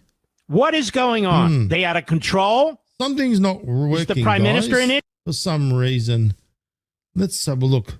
But in the meantime, thumbs up, great comment. Let's share this all around the place. Let's get the message out there. Why is this playing? Why aren't we getting any audio? That's interesting. Let's just see. Let's try another one. Let's see if we can play a video on President Trump's Truth Social, if it works. Which means if it does work on Truth Social and it doesn't work on X, some fishy business is going on. Like X is doing certain fishy things, which I'm not particularly liking because obviously they don't want things getting out. But let's see if there's any fishy business going on as far as the sound's concerned. Let me just see if I can find a video here on President Trump's Truth Social. Let's go. No, there's no sound. For some reason, something's happened to my computer, guys. The opportunity to pull off a one-of-one experience. Just give me a quick moment while I try to sort things out. I don't know what's going on, but I have been having all sorts of issues, I think. Let's have a look. Now, can you guys hear me in the chat? Just give me a quick thumbs up before I start mucking around with sounds and stuff like that. Let's see. Sound settings. Interesting. Now, everything seems to be working fine. Let me see if I can roll a video here as well. Very interesting stuff. So you guys can hear me. Excellent. Let me just try and sort out this technical difficulty because I want to play certain video clips and stuff like that. And I need to sort out this business before I even start anything. Okay. I found the problem. CFC, be smart. Okay. Here we go. Let's watch it. So why would we pick a fight with Israel? What is going on? They out of control? Is the prime minister an issue? Well, they weren't out of control, and he wasn't an issue last June when they cleared the field for 12 days in Iran. And they weren't out of control, and the prime minister wasn't a problem when we decided to go to war on February 28th. As I recall, our great Secretary of War and our great head of the Joint Chiefs of Staff, Hegseth and Kane, they had daily press conferences talking about the great achievements of our military side by side. In fact, talking about like they've never done this before. We've never seen anything like this before. Now, 3 months later, Netanyahu is a crazy F. He can't be restrained because Hezbollah is firing missiles and flying drones into their country on a daily basis under what's called a ceasefire. And they're literally having to move their population, depopulate northern Israel. Now, that's like depopulating northern New Jersey. Oh, yes. Isn't it genius, guys? How Levin fell straight into the shitter, into the trap, the Trump trap. It's genius. He's being exposed. Oh, no, he's going against Trump now. And we're waiting for that one for him. He's going out there saying all that nasty stuff. But we just got to wait for him to say you're a effing idiot, Trump. One of those beautiful words. And it's game over. But you can see that he's going against Trump. You can see where Mr. Levin's loyalties lie. It's not with America first. I've always said that Mr. Levin, oh yes, Mr. Levin has never been a never Trumper from the very beginning. And I've been saying it where everybody else has been cheering him on with Elon and the rest of the gang. He's exposing himself. Great. Fantastic. That's exactly what we want to see. All these entities exposing themselves and seeing those that were sitting there praising Elon, praising Levin, praising Shapiro, praising Luma, praising all of those that were pro-Israel. I want to see them all fall to bits. And it's coming. You can see the writings on the wall. Just like this. Like I said about Maloney Baloney. Maloney Baloney, yes. Maloney Baloney, we know she ain't good. Right? Good old Georgia Maloney. President Trump went out at the G7, after the G7, he spoke to an Italian, like a radio station, television station. And what happened was President Trump said it as it is. I've been exposing her over and over again. I've been exposing her filth. I've been exposing her past, where others were sitting there looking at her ass and cheering her on. I said, don't do that. Don't sit there and bite the bait that Trump has had her over in Mar-a-Lago and having dinners and stuff. That's all bullshit. Because in the end, and I've been right again, it's all going to flip around. And here we are again. How many times have I been right? All the time. Now, President Trump out on Italian television, but was it radio or something? He said these words, and I've got the transcript right here. And yes, he actually called her a beggar. Right? And he said that she begged, here we go, via the translation. Here we go, ladies and gentlemen. Non so cosa dirle. But anyway, I'm not going to read that part. Here we go. The translation. I don't know what to tell you. She begged me to take a picture with her. She wanted a photo with me so badly. I might not have done it otherwise, but I felt sorry for her. Oh, poor Maloney Baloney. Because Maloney Baloney didn't, it just went to show, like President Trump said, when NATO, he said it, that NATO, when United States of America needed their help, and remember, who is the one that paid the most to those degenerates over there so they can all feel safe? NATO paid hardly fuck all compared to the United States of America. Sorry, I had to use that word again. But that's the facts. President Trump has clearly said it. You're welcome, Sandy. God bless you, sister. Thank you. It's about the truth here. And that's what we do. We bring out the truth while the others talk crap. Now, President Trump said that she begged and because at the end of the day, President Trump did predict it. He said the time will come where we all need their help. We're paying all those billions of dollars to NATO. When the tables turn, we're going to need their help. But NATO have never been about helping the United States with the EU. They've been about weakening America, and President Trump has been exposing it. And who's also part of that little get up and go business? Maloney Baloney, right? Good old Georgia. So President, why would she, I truly believe that she begged to take a picture with her because Macron was sucking up Trump's bum.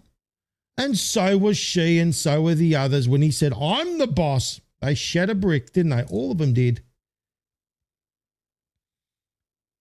That's the things. Now, Maloney Baloney, with her hoarse voice, sounds, more deeper than my voice, because I'm convinced that she's probably some sort of transvestite. Now, she should take up smoking again, because the crap that's coming out about her and being exposed, forget about it. She's finished, just like the other ones. Maloney Baloney, Trump called her out. And I knew it was going to happen. I knew it was going to happen, and it did. Just like he's been calling out my my friend Macron. Now, President Trump also went on Truth Social and gave her a nice little hammering. Because Maloney Baloney went out there and saying that I did not make up a statement. I didn't say about begging Trump. Italy and I do not beg to Trump or to America. Really? Really? Are you kidding me right now? You lot over there have been begging America because America's been paying your way. America has been the biggest payers of NATO. And for what reason? As President Trump says, all we need to do is protect our side of the hemisphere. We don't need to worry about them. But they've been designed to weaken America, and President Trump's calling it out. Now, Maloney Baloney has slammed President Trump. Oh, yes, look at this. Italy slams President Trump's claim that Prime Minister, whatever, Maloney begged for a photo with him during the recent G7 summit. Oh, she would have begged, all right, just like Macron. Bravo, bravo. Yeah, that was all bullshit. Because you think about why he did that whole thing about Iran and the deal and nuclear, not having nuclear weapons, and he said the words enrichment. All that. He was shoving it all in their faces. Future proves past. The only enrichment they gave a shit about was making their pockets full, together with Obama. Right? Now she's going out there and saying, Italy does not beg, and neither do I, to Trump or to America. Right? Going out there, playing this little game, Maloney baloney, and Trump handed her ass, don't you worry. Dunque, certe cose meritano una risposta immediata. Le dichiarazioni di Donald Trump sono dichiarazioni totalmente inventate. Sono francamente allibita. Non so perché il presidente degli Stati Uniti si comporti così con I propri alleati. Non è... Now, do you see? I don't know why Trump handles like this. I mean, why does he, she said it there, behaves like this towards his allies? They're trying to make Trump look bad to the world. This is all part of the Zionist way. After all, they're all connected. They're all trying to reinstate the deep state's control. And what does President Trump says? I'm the one that stands in the way, right? I will take all the slings and arrows, and he is right now. And here's the only thing that is standing in the way between us and them. And they are getting desperate, and you could see it, the writings on the wall, their death spiral. And what does Q says? They're going to deploy all their assets. And you could see that's what she's trying to do is, I don't know why he behaves this way towards his allies, where he's been about America first. They have been about America first. They want America to burn, just like the Zionists. They're all connected. Even, you know, Middle East, they're all involved, all that filth. All these Western allies, all part of the deep state machine. con I propri alleati. Non è del resto la prima volta che accade. Posso solo dire I cannot only say it is disappointing that he does not show mi dispiace che non abbia la stessa determinazione con the same determination with the enemies of the West. In other words, she wants him to go against Russia. She wants him to go against Iran. Do you see the game that is being played right now, ladies and gentlemen? Oh, I've been talking about Mr. Maloney Baloney for a very long time, and those that watch my show would see my consistency. I am consistent with my messages. The others don't. They flip-flop left and right and center, and wherever they can get their followers from, I'm consistent.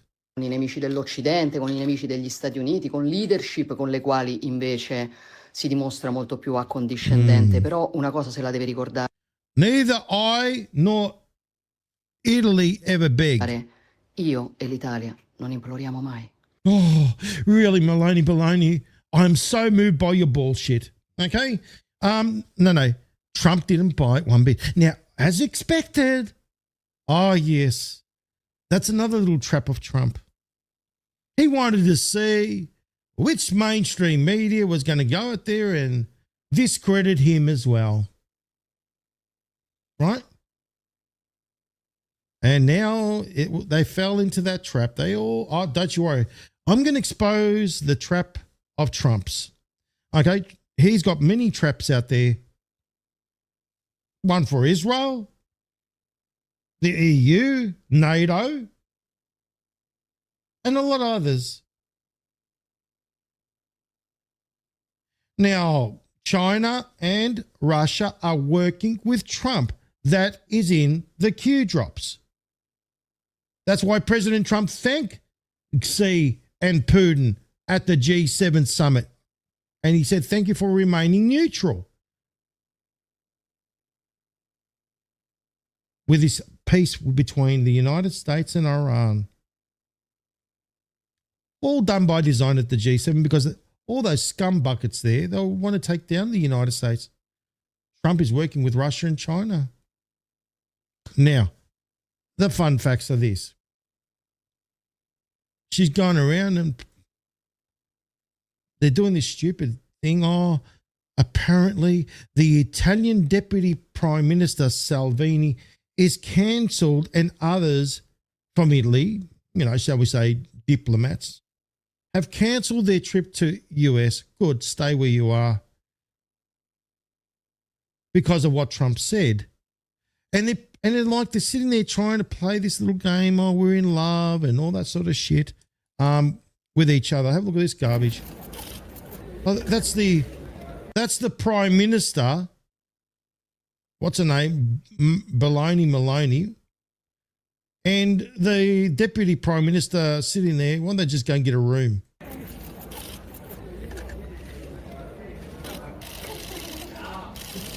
Oh, it's all photo ops and bullshit. You know what I mean? Photo ops and bullshit. That's what it is. Oh no, Trump said all that nasty thing. I love you, darling. I'm going to give you nice huggers and kisses in front of the world, and we're going to show that Italy's about amore. Right? Yeah, no, you're full of shit. And you're sitting there playing this little game in front of the cameras, and the mainstream media are lapping it all up, and you're playing the victim just like Israel is. Oh, isn't that lovely? Yeah, taking selfies and bullshit. No, I'm about to go and vomit in my mouth. I'm for President Trump. I've always been for President Trump. I always stood by Q+ all the way. He's always had my loyalty. There's been no doubts there.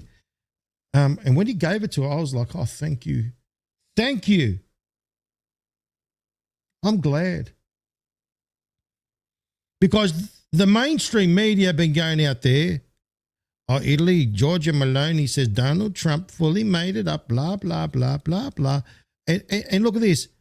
No, let me tell you something. When you do this to the boss, when he declared, I am the boss, look at what Baloney, the phony did. Okay? She is this one right here. Good old Ursula. The one that heads the EU, the one that wanted to screw over the United States with her cronies, that's her boss right there, right? Let me get my drawing tools. I love my drawing tools. So that's her boss. That's phony baloney Maloney, and that's Ursula, the one that runs the EU. So, you think about it, Ursula wanted to destroy America. So she's going out there in front of her boss, because EU leader, that one there, Ursula, her boss is over there in Israel. No, that's their boss. They all report to them.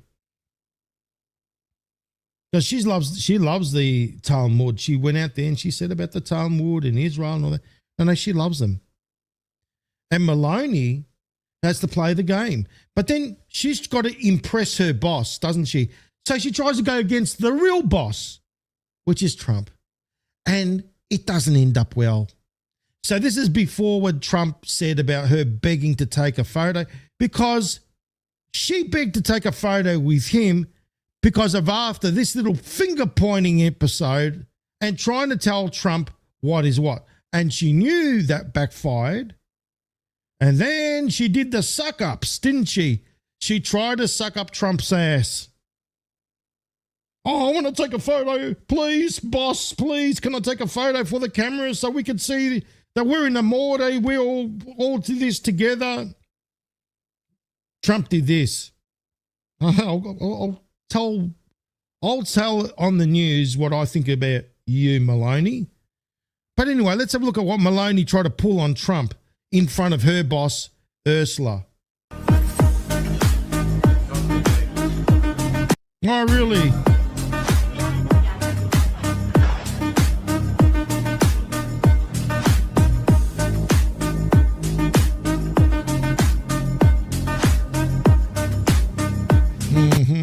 Yeah, I'm going to listen to you, you dumb idiot. Sorry, that shit ain't going to work. And it didn't. Because he went out there and he called her a beggar. He absolutely destroyed her, annihilated her. Then New York Post, owned by Rupert Murdoch. Trump doubles down on attacks on the Italian Prime Minister after she rips president's made-up claims. So the New York Post, you know, is owned by Rupert Murdoch, a Zionist again. They beg down to Israel. Is saying that she rips President Trump, rips president's made-up claims. So he's saying that they're declaring that what President Trump said is made-up claims. Do you see how they work? So you got the EU trying to discredit Trump. You got the Zionists that are working various angles using Hasbara, and all their assets are being deployed to discredit Trump. No, let's see what President Trump had to say. Oh, I absolutely love it. He handed her ass pretty much. Yes, let's have a look, shall we? It'll be here somewhere. Oh, here we go. Italian Prime Minister Giorgia Meloni asked over and over for a picture with me during the G7 meeting in France. She's doing poorly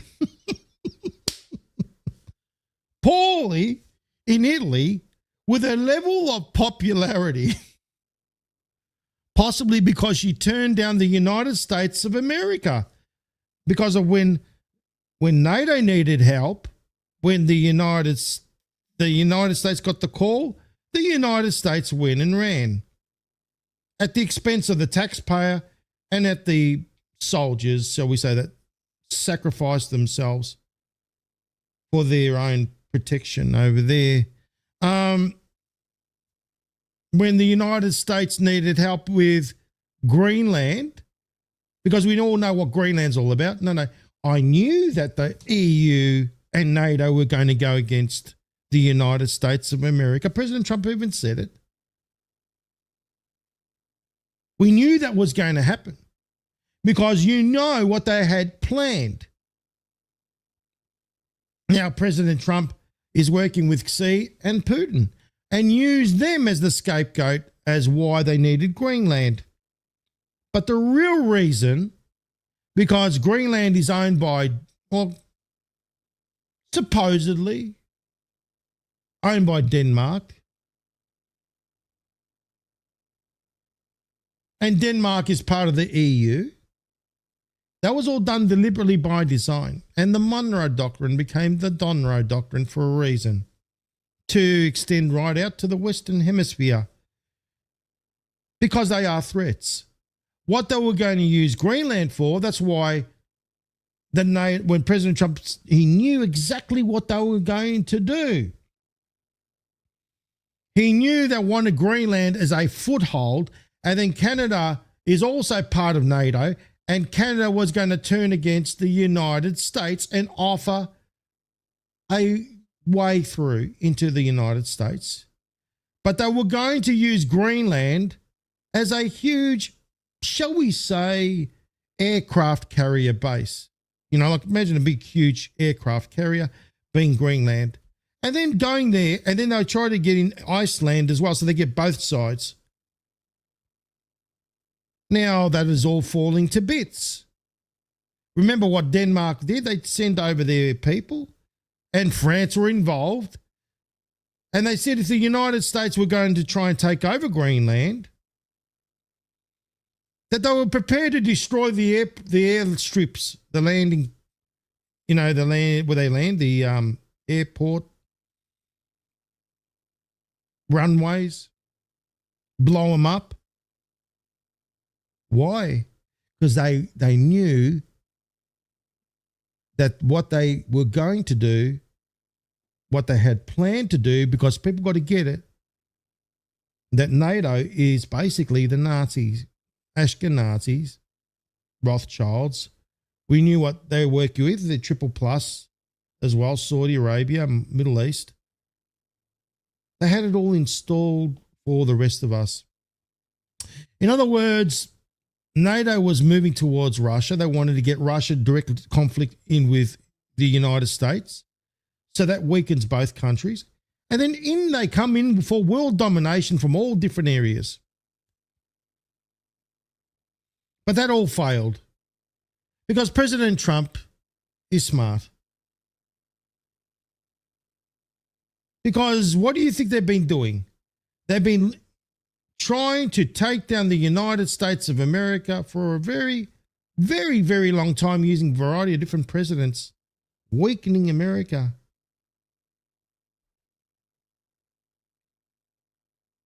NATO wanted to destroy America and they wanted world domination. People think the Nazis lost. No, they went underground. That's all bullshit. Now, President Trump is using the Monroe Doctrine because the Monroe Doctrine was created for a reason.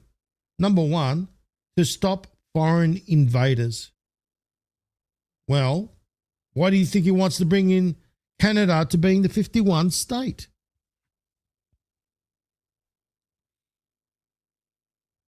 He knows what they had installed. This is what I'm saying. They all had it in for the United States of America because of the Second Amendment. They know that that is where the world's greatest militia is, right there, the people. That's why Israel and all these others have been staging all these false flag events so they can take away your rights and take away your guns. That's why America is the last beacon of hope. Let's get back to it. So the Italian Prime Minister, Giorgia Meloni, asked over and over for pictures with me. So he's obviously telling her her popularities for the toilet because she turned down the United States. So he said that for a reason. Exposure. A country that truly loves and protects Italy. Well, think about it. The United States has been always called upon when there's been issues. They're the biggest payers of NATO. When it came to denying Iran from obtaining or developing a nuclear weapon, but so did NATO for that matter, a great logistical inconvenience, and this despite the fact the US contributes hundreds of billions of dollars a year to protect Italy. Oh, yes. And so-called NATO allies, now after the United States defeated Iran militarily, which we know that was all done by design, to expose the real enemies. She wants to be friends again in order to get her numbers up. No thanks. President Donald J. Trump, isn't that lovely? I love how these exposures work. In other words, what do they say? Why has it got in the bracket, sorry, in the talking marks, numbers up? Meaning they're finished. When they say your numbers up, guess what, ladies and gentlemen? 5 of 5 comms are clear. President Trump has said they're finished. Have a look at what's happening with Mr. Keir Starmer. He's out on Monday. He's resigning. Who's got control? Not the deep state. President Trump. He declared what when he was at the G7? I am the boss. He made it known. You find it a coincidence that on this Monday that Sir Keir Starmer, is going to resign? It's game over, ladies and gentlemen. You could see the writings on the wall for all of them. Their numbers are up. This is the genius of President Trump with his comms.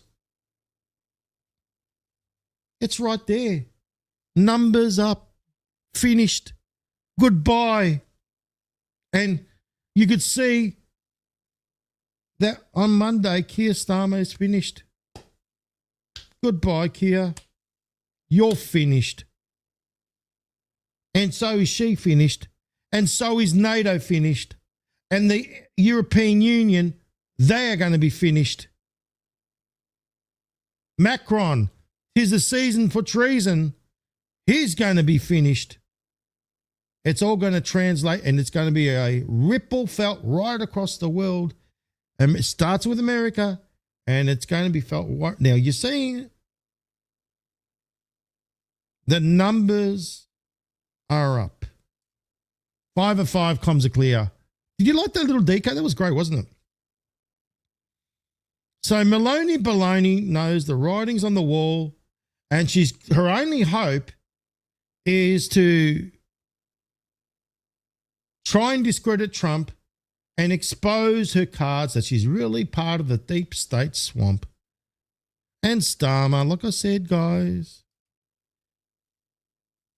UK PM Starmer expected to resign on Monday and set out an orderly exit. Goodbye. After all, Starmer was involved in filth. CIRC PM Keir Starmer was also protecting, shall we say, Jimmy Savile's legacy. When it was being exposed, he's connected to that filth. No, he's finished now. This is what I'm saying. When President Trump says, I am the boss, we all knew what that meant, didn't we? British Prime Minister Keir Starmer is expected to resign on Monday and outline a timetable for his departure. Goodbye. See you later. You're not going to even have time to drill, baby drill, are you, Starmer? You're out. Just like Maloney Baloney. Just like all of them. And did you know also what's a fun fact? Absolutely. Right? That in Idaho, ladies and gentlemen, for the very first time, this is what I'm saying, the winds are changing and everything's turning around. I've got the God bumps right now. That the Idaho GIP, the Grand Old Party, is rejecting the resolution that is supporting Israel. The Israel lobbyists have lost at the Idaho Republican Party. The great winds of change are upon us, and it's not about the left or the right. Both serve the same Satan in the middle. Well, something absolutely incredible has happened here at the Idaho GOP state convention, and that is that for the first time in about a decade, the Idaho GOP has rejected a resolution supporting Israel. I am speechless. I am beside myself because I never thought that this would happen. 80% of the room voted to reject the resolution supporting Israel, condemning Hamas and all that. And of course, it's not because anybody supports Hamas. It's not because people here are anti-Semitic. It's because Idaho and Israel have, frankly, nothing to do with each other. Israel is No. Let me tell you why. Because it's not viable. It's not worth it. Being on the wrong side of history. That's why. Because AIPAC has been exposed. Oh, yes.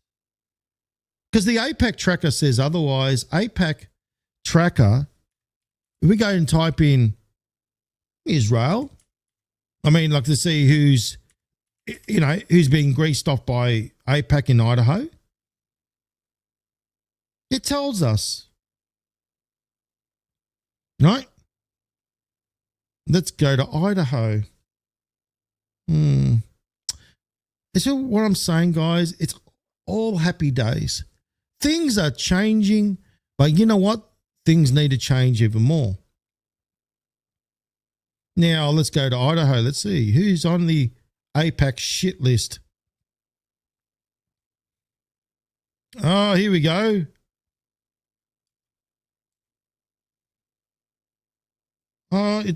There we are. Mike Crapper. Yeah, you crapped out.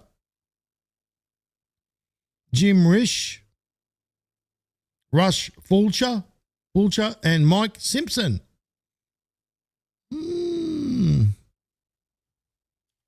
Yes, 80% in the dark and 20% justice. Very interesting, isn't it? But like I said, the winds of change are upon us because you know what's happening? These people, these politicians, they're getting hassled. And the people are calling it all out. And now they want to refund the money that they got from APAC. And that is destroying APAC's pool on them. Because it's not popular, ladies and gentlemen, to take APAC money, especially when you're in politics, because you're going to be exposed. And they are being exposed. That's the beauty of this. They're all being exposed. Now, we know that the Middle East has been involved in filth. For example, Jeffrey Sachs said that he spoke to the Gulf country leaders and he says, why are you signing on with Israel? Because we were promised NVIDIA chips. Isn't that lovely? For their data centers. So in other words, they're all about making money. They're not about loyalty to Trump. They're not about humanity. Because after all, it's where the money is. And we all know what the data center relies upon, don't we? Those data cables that run underneath the Strait of Hormuz, that the dolphins that are there with lasers, that Iranians are running over there, can zap it at any time. Which means their data centers are going to be useless.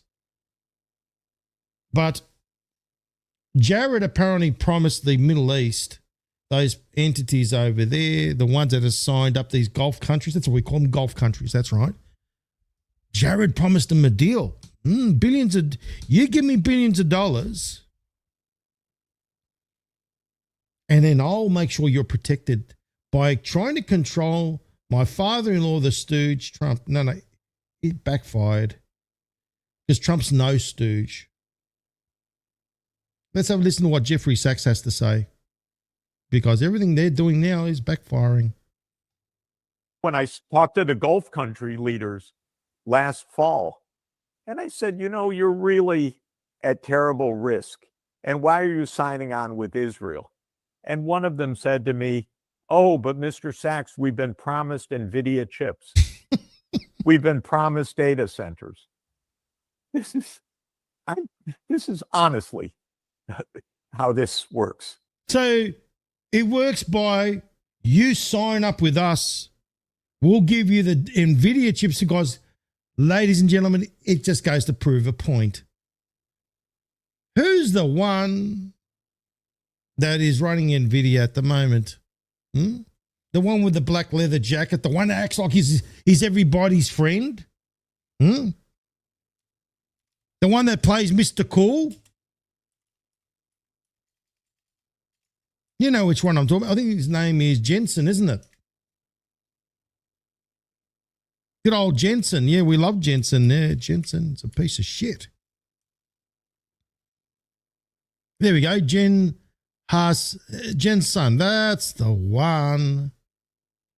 Yes, Carol. Dirty deals done with the Gulf countries in Israel. And Jeffrey Sachs is exposing it. Yes, let's have a look. Jensen, there he is the co-founder and president of CEO NVIDIA Corporations. All the sellouts. Oh, yes. There's a lot of sellouts.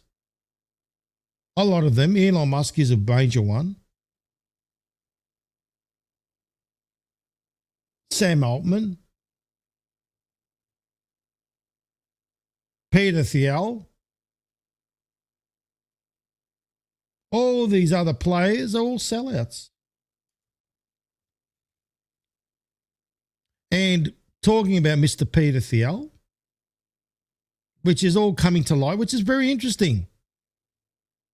Because he's going out there talking about the Antichrist and all that sort of stuff out there, which is very, and he's been warning about AI, yet he's been behind it.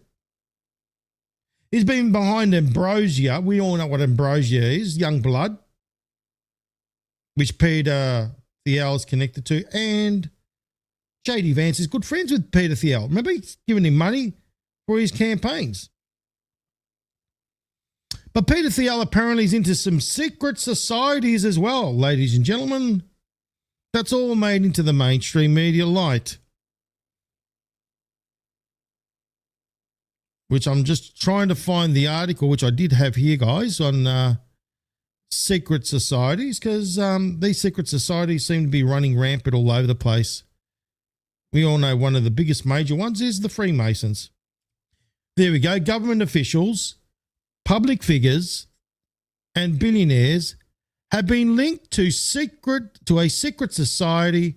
Who's the co-founder of it? Oh, yeah, by the way, Peter Thiel's mentioned in the, shall we say, what do you call it? The Epstein files. Yes, they're the Epstein emails. Government, now let's go here. Government officials, public figures, and billionaires have been linked to a secret society co-founded by Peter Thiel. Here's everything we want to know about him. Let's see what they say about Mr. Peter Thiel. Now, I'm not paying that shit. Let's see if FCB can find somewhere else we can find this information from. Here we go. Breaking. So we know that, okay, this is hacktivists have leaked. Oh, there's another article, 113 high-profile elites. Oh, here we go. Hacktivists have leaked a list of 113 high-profile elites and part of Peter Thiel's own secret society. Oh, there we go. There's your little...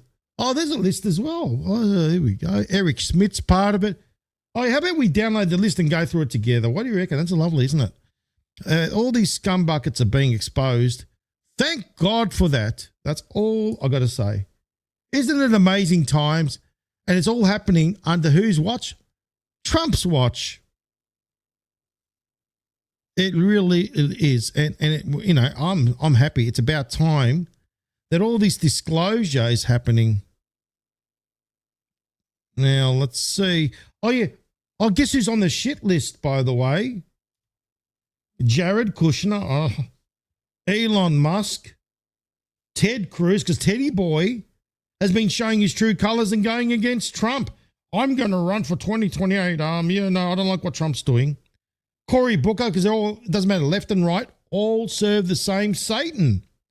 Joseph Gordon-Levitt and Ezra Klein. Who's Joseph? Is he related to? Is that Caroline's squeeze? Is it Joseph Gordon-Levitt? Is he Caroline's squeeze? No, I don't think so. Oh, but he belongs to a Jewish family. Who's this guy? Acting career. Anyway, let's get to the point. Let's see who's on this secret list. Shall we? Here we go. Brian Johnson, Kaja Callis, anyone, Ezra Klein, oh yeah, New York Times. Oh, Prime Minister of Pakistan, there we go. Prime Minister of Pakistan. He's on there. I mean, after all, we know that Pakistan is bad. Back in the day of, what happened there. And it goes on. Oh, there, Jason Kwan, Chief Strategy Officer of OpenAI. Jared Kushner, Affinity Partners. The plot thickens. Lisa Monaco, former Deputy Attorney General of the U.S. Department of Justice. CEO YouTube, Neil Mohan. Oh, no, they're all being... Palantir. They're involved. Stanford University president. Another OpenAI. Oh, he's there. That's the same one. Oh, the former Minister of Defense, Japan. Pretty much a big shit list, isn't it? President Americans for Tax Reform is on there. Nominee for Deputy Secretary is on there as well. Goldman Sachs, Robert Rubin. CEO of Kuwait. I mean, that doesn't surprise anyone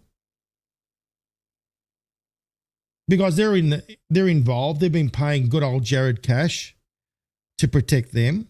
Good old sheiks. The staff secretary and assistant to the president of the United States White House. So Mario Schlossler, I mean, we obviously know that's a Zionist name. Eric Schmidt, former CEO of Google. PayPal, former president and CEO. Look at the names. It's a huge shit list, isn't it? And it goes on. And New York Times, Pulitzer Prize winner, yes. Former Secretary of U.S. Treasury. Former president of Harvard University. So you could see this is not a very good thing for, shall we say, them, because they're being exposed. Now, I want to find the article because that's getting more and more interesting. Now, let's have a listen to this little video here. I think this explains as to what's going on. I'm not paying money to Forbes to go and get that article. So a hacker just blew the lid off a secret society that's been meeting in luxury resorts for 20 years. And the guest list reads like a who's who of everyone currently running or dismantling the United States government. Let's get into it. So the group is called Dialogue. It was co-founded in 2006 by Peter Thiel, the billionaire who has spent the last decade bankrolling the careers of MAGA politicians. Dialogue describes itself as a private, invitation-only society. It holds annual retreats at places like the Ritz-Carlton, a Venetian palace. It charges... now I get it. Now the pennies drop. Let's just stop it there, guys. Does everyone guess what I'm going to say? I mean, after all, who is on that shit list, ladies and gentlemen? Let me bring up my tools. And it makes all the world of sense, what she's saying right there. For years now, they've been running around the place doing God knows what, right? To different places, different resorts, God knows what they've been doing, these scumbuckets. But the one I want to draw everyone's attention to is this one right here, right? And the reason why I'm drawing your attention to Mr. Jared Kushner is it's all making the world of sense, and it should all make the world of sense to you in a moment. What is going on with Kushner?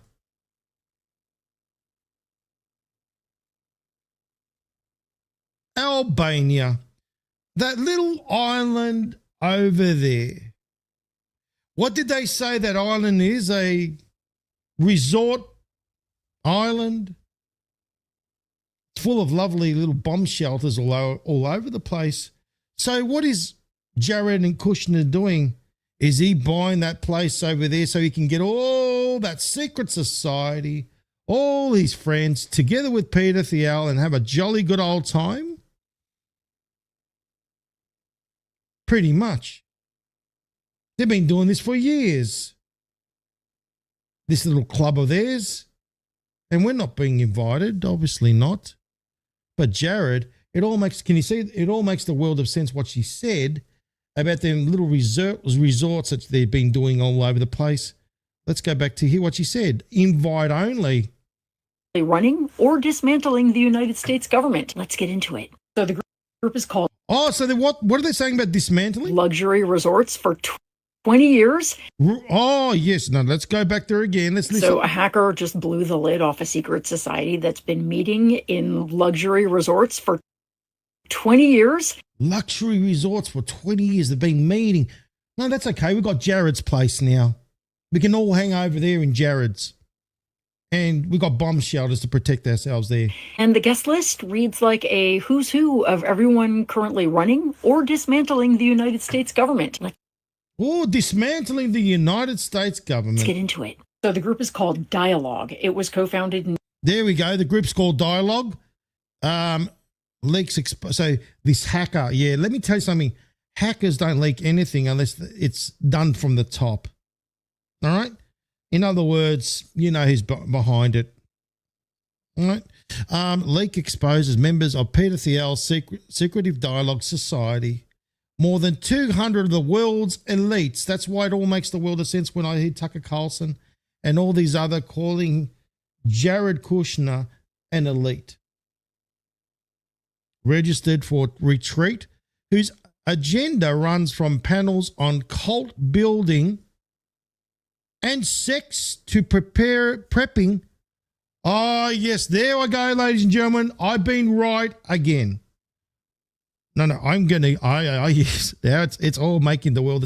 Do you see how it all connects up? How it all makes the world of sense? It's already, now I know why Jared has bought that little retreat island. Let's look at the facts. And let me bring my draw tools up again. We're having fun? All right, here we go. So in other words, Peter Thiel's Secret Dialogue Society. Very interesting. More than 200 of the world elites. All right, they're registered for a retreat. And what's very interesting is these facts right here. Let's start again. So, what's going on there? 200 of the world's elites retreat. We know what a retreat is. We're the place where they go and hang out, right? Cult building and sex, prepping for the World War III. Bang, ladies and gentlemen, smashed it. Offers matchmaking.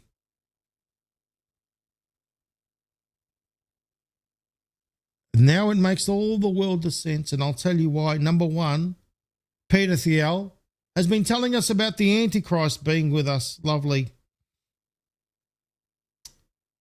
Number two,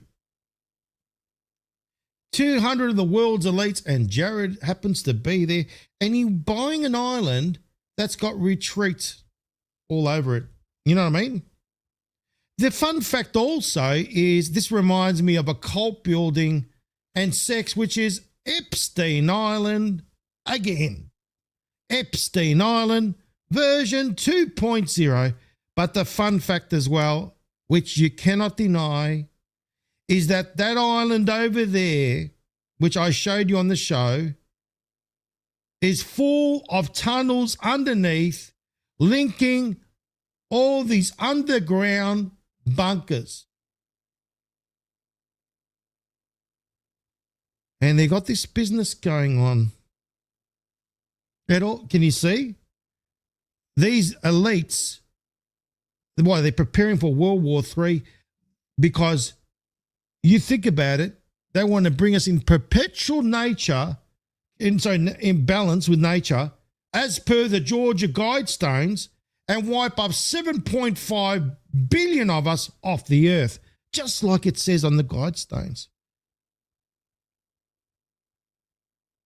Coincidence? There is none.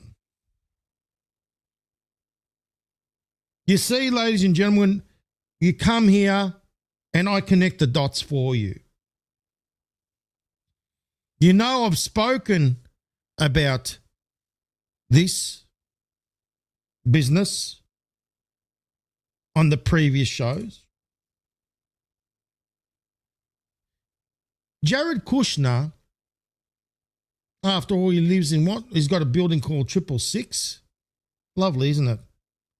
He looks like bloody Damien from the movie The Omen.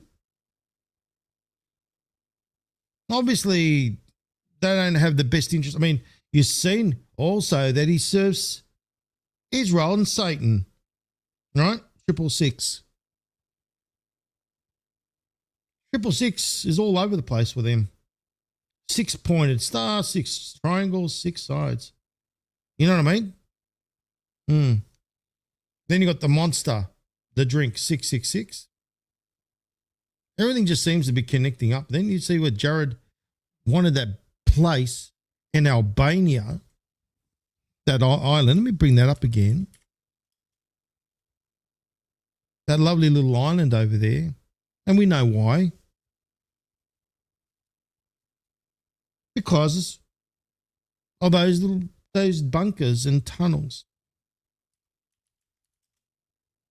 Right? It all makes the world of sense. It all does. Sazan Island, that's the one. Sazan Island with the tunnels and the bunkers. Well, have a look at Epstein Island. Tunnels and they got their little things underneath. So it all connects up. It all makes the world of sense.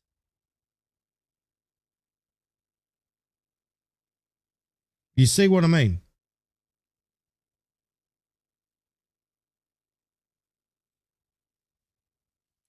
Let me just see if I can find that thing.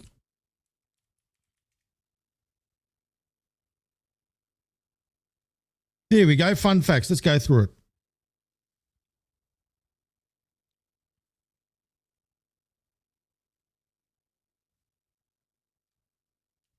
Sazan Island, Albania, is former Cold War military base featuring a vast subterranean network of 16 kilometers of tunnels and just on that and over 3,600 heavily fortified bunkers.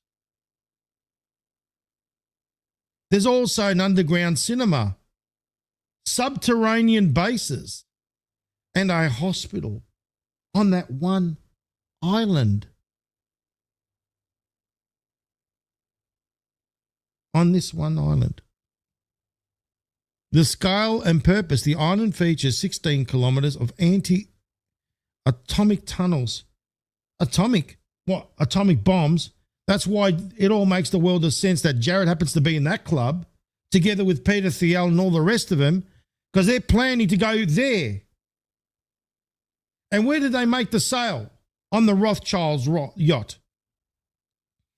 And the Prime Minister of Albania signed up and obviously greased off. The vast complex was built as a heavily guarded redoubt, included underground ammunition factory. Oh, yes, and it's a retreat.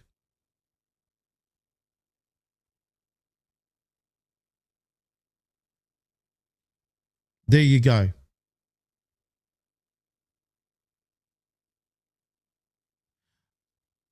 I'm providing you with the facts and some receipts. You don't get this anywhere else. So what we need to do is we need to get the message out there. We need to support this platform, and we need to get, we need to show our appreciation to what we do here on the Freedom Channel broadcast, to what we do here all together. Thumbs up, great comments, and share this all around the place. Here you get empowered. The other places, they don't give you what we give you. That's a fact. A lot of hard work research goes into what I do. I'm showing you what they got, their agenda. Now, do you think that President Trump is with them? No, he isn't. It's all being exposed on his watch. See, darkness and evil are cunning. They don't want us to know what they're doing. President Trump has been bringing everything into the light. Now, like I said, these bunkers exist. There's everything on this island.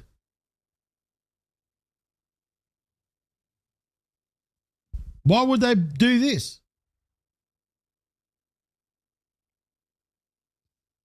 Occult, sex, Epstein Island again, tunnels, 3,600 bunkers. It all matches up exactly to what's been said by that article in Wired that I just showed you before. There's no coincidences, ladies and gentlemen, that they have been preparing for something. All these entities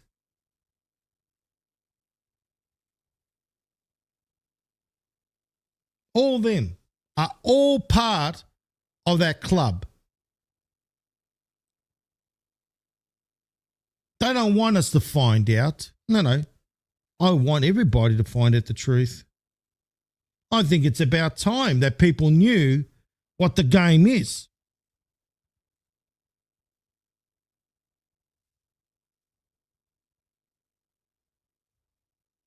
There we go. Peter Thiel on the list. Palantir, PayPal, Dialogue. He is the founders of those things. The Atlantic, the CEO. Look at that. Neuralink, the director of Neuralink, Shimon Zilis, which is another Zionist, Elon's squeeze. Member of Parliament, United Kingdom. Do you find it a coincidence why all this is coming out? This has all been done by design. There's a reason why this is all coming out, ladies and gentlemen, because the time has come for the truth to be known. And that is because of that man, President Trump. Look at that right there. Like I said, leak exposes members of Peter Thiel's secretive dialogue society. Basically, you're going to be part of this world elite club. More than 200 registered for this retreat, whose agenda is to runs from panels on cult building and sex to prepping for World War III. And you could see that particular island is all set up for it. And then they're using artificial intelligence to offer matchmaking services with these elites. Now, I'm the one that's bringing it out there, ladies and gentlemen, and exposing this. But the others are telling you to focus on Nasara, just Sarah crap and RV bullshit and who is JFK Jr. That's not going to get us through the shit, is it? The facts, evidence, and receipts are what grounds us and what gives us the empowerment. As Q says, knowledge is power, not the garbage that they keep feeding us. People got to wake up and wise up. And I'm hoping when you tune here in the Freedom Channel broadcast that you pay attention to everything that has been put out here on display. Because we are moving fast. The amount of decodes and things that I'm going to go through, the amount of work, harsh truths that I'm going to bring out to this channel, no one will be able to keep up. And they haven't been able to keep up. That's a fact. Now let's continue on. In 2006, by Peter Thiel, the billionaire who has spent the last decade bankrolling the careers of MAGA politicians. Dialogue describes itself as a private, invitation-only society. It holds annual retreats at places like the Ritz-Carlton, a Venetian palace. It charges over $16,000 to attend, and it has spent 20 years refusing to disclose who belongs to it. Until now, a Swiss hacktivist found that Dialogue's own website had accidentally left its entire member directory sitting in the open, visible to anyone who looked at the page's source code. This list is very concerning. Dialogue doesn't just mix politicians and tech billionaires in the same room, it mixes the regulators with the people they're supposed to be regulating. Just a couple of examples. The chairman of Dialogue founded two of the biggest location data broker companies in the country. These are companies that make money selling your personal data. He is listed. Oh, Ted Cruz is, yeah, well, there you go. Look at that right there. Oh, yes. Scott Bessent. There we go. Is his bum buddy going to be part of it? Pretty much. Look at that. He appears in the directory alongside Treasurer. And I've been right all along about Scotty Boy, haven't I? Been bringing up all the faggotry on him. Scott Bessent, He's involved. I've been telling you about Scott Bessent. I've been telling you about Lutnick and the gang. I've been telling you about Cruz. I've been telling you about everybody. He's all involved in this. Look at this right there. Broker companies in the country. These are companies that make money selling your personal data. He is listed in the same society, Dialogue, as Treasury Secretary Scott Bessent, whose department writes the rules on financial data. Also, Senator Ted Cruz, who chairs the Senate committee that oversees the FTC's Data Privacy Authority. So a guy whose business is selling your personal data is in the same exclusive club with the two people most responsible for deciding if that's even legal. Then there's Palantir's other co-founder, whose software runs data systems for ICE and the Pentagon. He's chilling out in... Palantir co-founder Joe Lonsdale, whose software runs case management for the ICE. And we know ICE's connections to Israel. They've been trained by Israel, by the IDF. And data fusion for the Pentagon and the intelligence community. Everything connects to Israel, to Zionists over there. They're all involved. I mean, look, good old Ted Cruz, King Israel, King Zionist. Remember, he's gone out and in public and said it and declared it on Tucker's show. There we go. He is listed in the same society as Army Secretary Dan Driscoll and Representative Jim Himes, the ranking member of the House Intelligence Committee, which oversees agencies Palantir contracts with. Isn't that lovely? Marjorie Taylor Greene, oh yes, let's not forget about that lady. She invested in Palantir, invested in Johnson & Johnson and Meta and all the rest of that crap. And she made a shitload of money. And she plays the game. Now she's playing, oh no, she's playing the game, all right. Instead of sticking up for President Trump, she's sticking up for Maloney Baloney, whose software runs data systems for ICE and the Pentagon. He's chilling out in Dialogue with the Army Secretary and also Congressman Jim Himes. He is the ranking Democrat on the House Intelligence Committee. That is the committee that There we go. It's not about left or right. Again, do you see even good old Jimmy on the left? They all serve the same beast, don't they? oversees the agencies that Palantir does business with. And if you follow me, you know that Himes is also the most powerful Democrat when it comes to deciding whether FISA Section 702, which is the government's warrantless surveillance program, gets reauthorized with what privacy protections. And civil liberties advocates have been ringing the alarm bell about him for pushing to renew it without meaningful. Oh, Jimmy Himes. Honestly, do you see that? Yes, Santa Claus 999. There's so much corruption, and it's not on the left and the right. It's on both sides. It's both sides of the coin. They all serve the same Satan in the middle. Right? That's what it's all about. Reforms. Now we know why. It goes on and on. Ezra Klein is on the list. Cory Booker, Wes Moore. There we go. Corey's on the list as well. The left. Julian Castro hanging out with Jared Kushner. Jared Kushner. There we go. They're all hanging out together. Ted Cruz on the right. Do you see? I'm fair. I'm fair, ladies and gentlemen. I am a very fair man. Because I've always said the illusion of democracy and keeping people separated, where the others all been making it about the right, the right, the right, the right. Bagging the left, where the left and the right work together. I'm about opening your eyes. Ted Cruz, Leonard Leo, and Epstein pal Lawrence Summers. The There we go. Larry Summers. We know about him. whole thing is just stomach turning. Anyway, this is what the deep state actually looks like. It is not Pizzagate. It's not Q. It is a $16,000 retreat in Venice where the rich people writing the rules. That's very interesting. It's not Pizzagate. It's not Q. No, Q isn't the deep state lady. Q is military intelligence. She's got to get her facts right. Rules, and the rich people those rules apply to are on a first name basis, and nobody's allowed to talk about it. The plot thickens. Yes, those dirty little birdies. They're all over the place. And it's all happening on Trump's watch, isn't it? Do you think it's a coincidence why it's happening on President Trump's watch? No, there's no coincidences, guys. None whatsoever. They don't exist. And it's invitation only. And we're not invited to protect ourselves when the world goes to shit. Only the elite, like Jared Kushner, all those corrupt bastards over there. Very interesting, isn't it?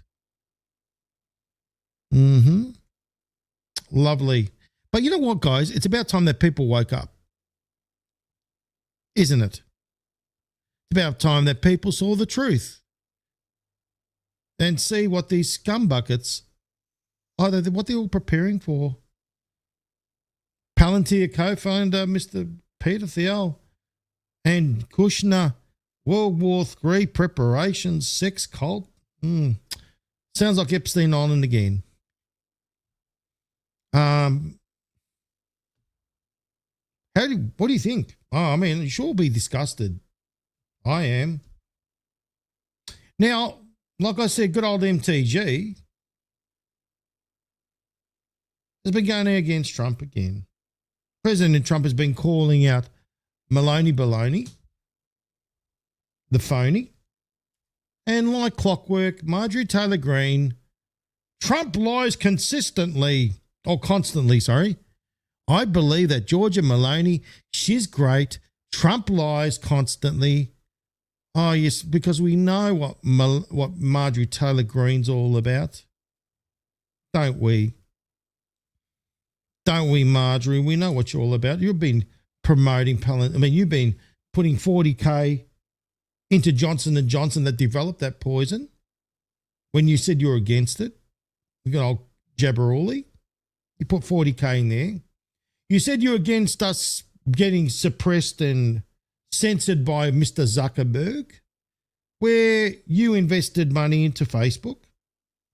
Again, you invested into Palantir, the ones that are doing what they're doing, all the evil and, all the filth taking out the innocents in Gaza.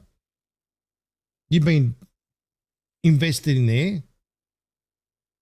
And the thing is, you knew all about these government contracts before you invested. And you made a shitload of money. Now you've got your little mansion over in Costa Rica, shaking your little ass over there with good old Brian and the gang, getting massages and going to Mexico and getting stem cells from embryo umbilical cord to make yourself look younger. It's not working, by the way, just letting you know that. It's a waste of money, to be quite honest. Then you sit there and you say you care about Americans' health care and that you don't have any health care. Yeah, well, when you've got millions and millions of dollars, MTG, you have nothing to worry about when it comes to health care because, the millionaires don't have to worry about having what we do. We have to do, don't have health care. No, you don't have to worry about that because you've got millions and millions of dollars. You're rolling in the cash. And certainly now you're showing your true colours. I've been seeing your true colours develop over a period of time. And now you're saying that President Trump is lying, where we know that phony, Maloney, baloney, what she's been all about is about putting America last. No, I call a spade, guys. I think the truth needs to be known. Enough's enough. Now, President Trump has called all sorts of things, and we know he's right. We know what the take is. Another thing, ladies and gentlemen, is this business to do with the pool, the reflecting pool. President Trump calls it vandalism, and I agree. I'll tell you why. I've been looking at this thing and sitting there from afar and observing things from a logical standpoint, not a rational standpoint. In other words, people are jumping up and down, and I knew exactly how they were going to react. They were going to react to, oh, see, Trump's screwed up. Anything he touches turns to shit or blah. I expected that because I expected the mainstream media to do exactly what they're doing right now. They're going against Trump. They're working for their masters. They're trying to discredit Trump. And the pool, ladies and gentlemen, they're all going there making fun of Trump, that he spent so many millions of dollars, and the pool looks like a toxic waste dump because of all the algae. President Trump apparently has arrested, this is what's happened, this is former Olympian is arrested for allegedly vandalizing the reflecting pool. Vandalizing. What does vandalizing mean? It means to destroy, right? These cameras were set up for a reason. Obviously, they saw that business also how they did that 86-47. But let's have a read. A 3-time Olympic canoeist, makes me laugh, canoeist, was arrested for allegedly vandalizing President Donald Trump's shining new reflective pool. Allegedly. Hey, you love using that word, allegedly. David Hearn, 67, was arrested by park police officers by misdemeanor charge of destruction of government property after he simply touched the lining of the reflecting pool. I didn't vandalize anything. I didn't destroy or break or peel anything. But the time I realized what was going on, I was put in handcuffs. Very interesting, isn't it? Because I didn't only just see him doing it, I saw many others handling the pool lining and they weren't arrested. Right? I've seen it. Now the question is, and this is the thing, is it possible, and I look at everything, like I said, I look at all the facts, evidence and receipts, like I always do. Now, is it possible that there could be sabotage at play? Well, let's look at the facts. Number one, let's look at the pool, okay, to do with the algae business. Now, algae grow in large open air water, right? In water features, you've seen them. It's a natural thing. It just happens to be in a situation where it's a shallow, because it is shallow, the pool, number one. The sunlight, the heat's there. And then in the supply lines, they can sit there, the spores of the algae, and remain dormant. And it allows the organic residue to build up and then bloom quickly once fresh water flows. Right? So this is from Politico. This is all the facts here, right? So we've got this. Algae grow in large open area water features like the Lincoln Memorial Reflecting Pool. Happens because it provides the perfect storm for organic growth. Right? Key factors driving this include shallow water and sunlight. Algae thrives in warm, shallow water exposed to direct sunlight. Now, there's no chlorine or anything like that to be able to bring that algae to a controlled level to get rid of it. It's, realistically speaking, it's a water feature. It's not a pool. It's not a pool. When people think of a pool, they think of a swimming pool.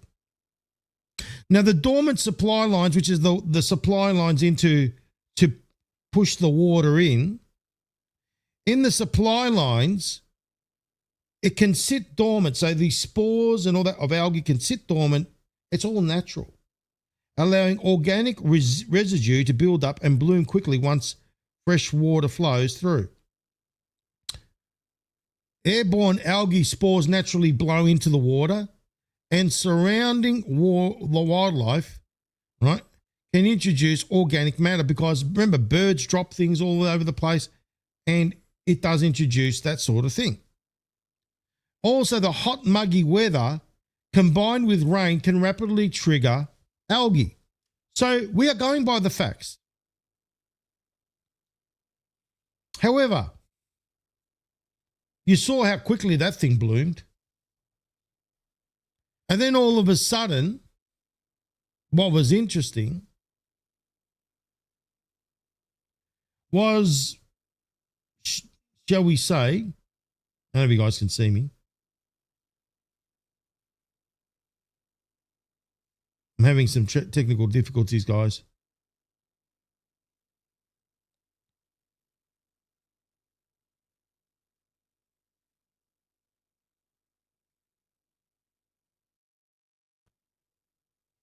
Can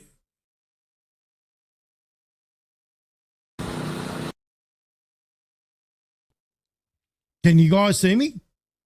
Sorry, I had a drop out on the internet. Can you guys see me now? Just give me a thumbs up before I continue. I'll just wait for it.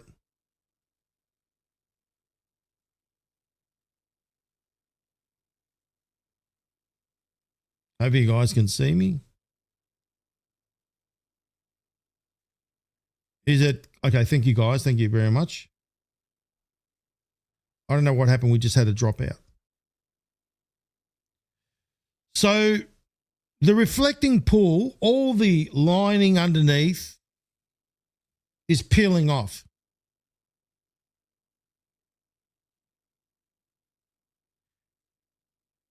Now, the question is, President Trump contracted a person to do the right thing. It's like this. As a builder is a manager. President Trump manages buildings to build. He manages the contractors. He manages this. Now, he's the president of the United States and the leader of the free world. Now, you think about trying to manage everything like that, including this whole thing. So you're reliant on contractors to do the right thing. It's like you. You go and you don't know how to build a pool, do you? Or to fix it up. But you get a contractor and you rely on their expertise to get it right. Correct? You are therefore trusting that other entity to do what is the right thing.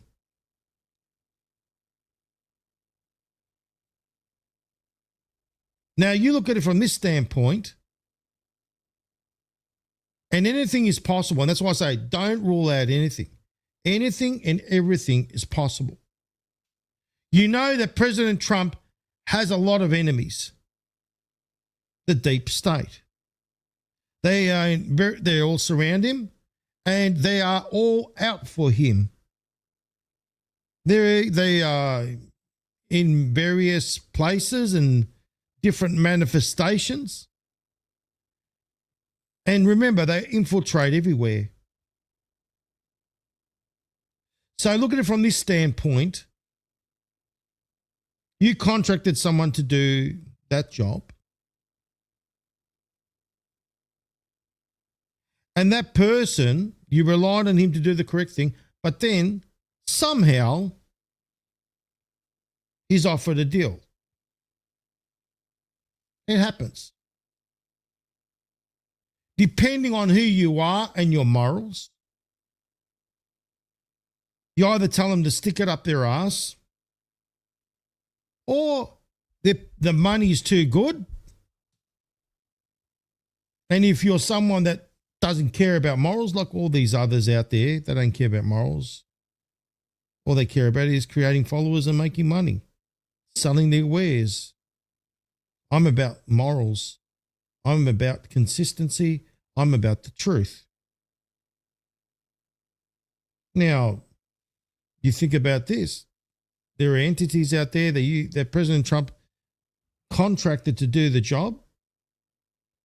Depending on who that person is, or the ones that, shall we say, control the company, they can all be greased off. Right? So you think about it from this perspective. How do we get Trump in the mainstream media and get his ratings to fall down and get people to hate him? How can we get him further discredited? Well, he was talking about the pool. He was talking about he was going to do this and this and this and this.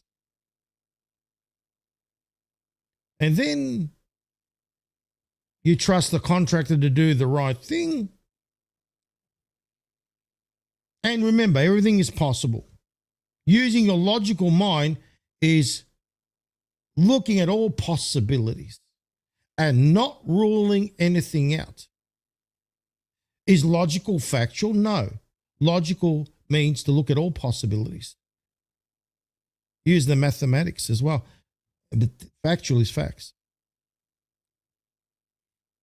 However, it is possible, and looking at the circumstances, and you could see the current environment, there are people out there, like the mainstream media, that are ready to discredit President Trump because, after all, they're controlled. They've always been controlled by the deep state.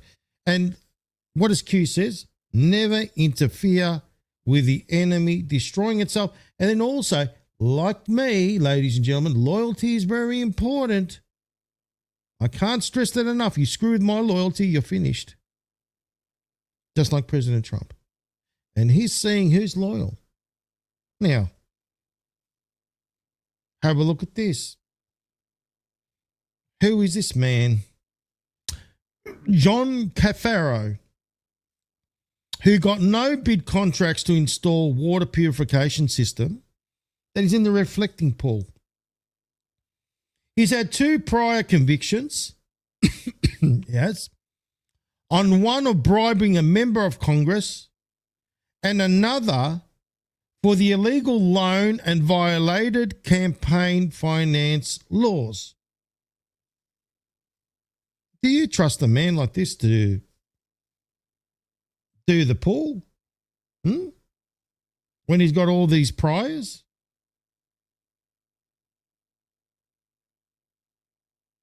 Now, he is a Trump donor, but we also know many Zionists are Trump donors.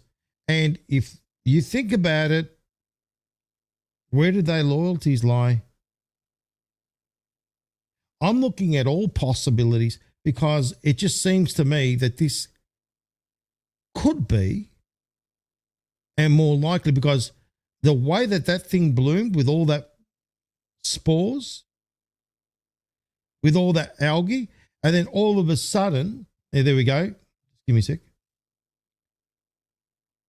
With all the spores and all those issues and all the reflective, shall we say, the reflective pool, the lining ripping off, it looks to me to be a sabotage job.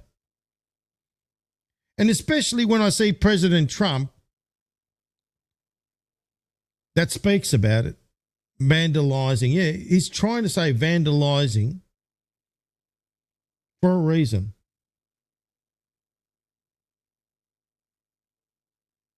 Why would President Trump put this up? Team Algae.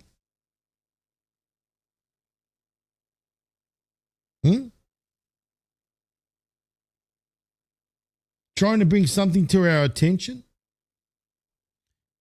What's interesting is the green hair. I mean, yeah, we're saying go for green. We know what that means. But then also, is it a way of exposing those who are real quick to turn? I've seen it, guys. I've seen those people that were Trumpers, and I knew they were never Trumpers, but they turn him like the piranhas. You know, when a little piece of meat falls in the water, that's exactly what's going on. And I knew it was going to happen. I knew that they were going to blame the hydrogen peroxide used as the paint remover, and they said that was the cause of that happening. Right. But did President Trump was the one to tell the people to use hydrogen peroxide in the water in the first place? Or was it done by the contractor or somebody else? Sabotage, I'm not surprised.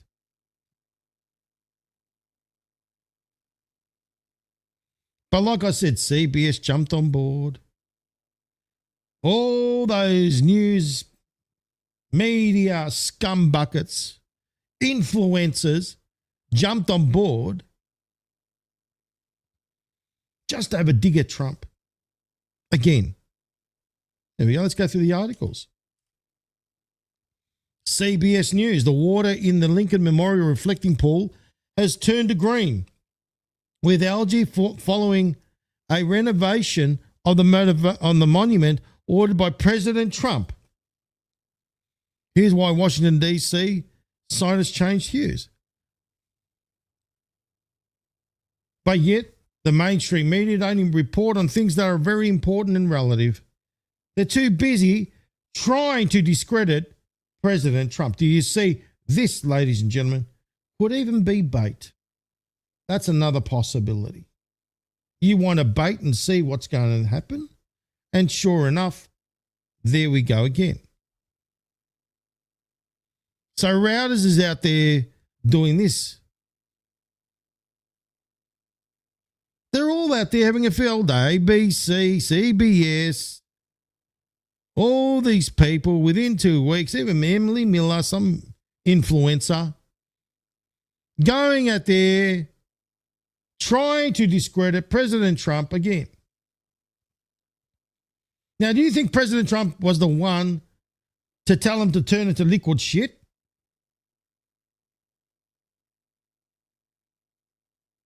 Anything is possible. Don't rule anything out. Oh, here we go, CNN. Some blue material at the bottom of the Lincoln Memorial reflecting pool is peeling off days after the pool was painted blue. It was a lining. It wasn't painted blue. It was a lining, wasn't it? And refilled as part of the multi-million-dollar renovation ordered by President Trump. So anything they can do to discredit President Trump, they are going out of their way, hook, line, and sinker.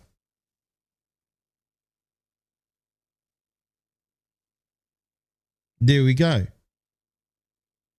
And this is the man that did the installation of the water purification system.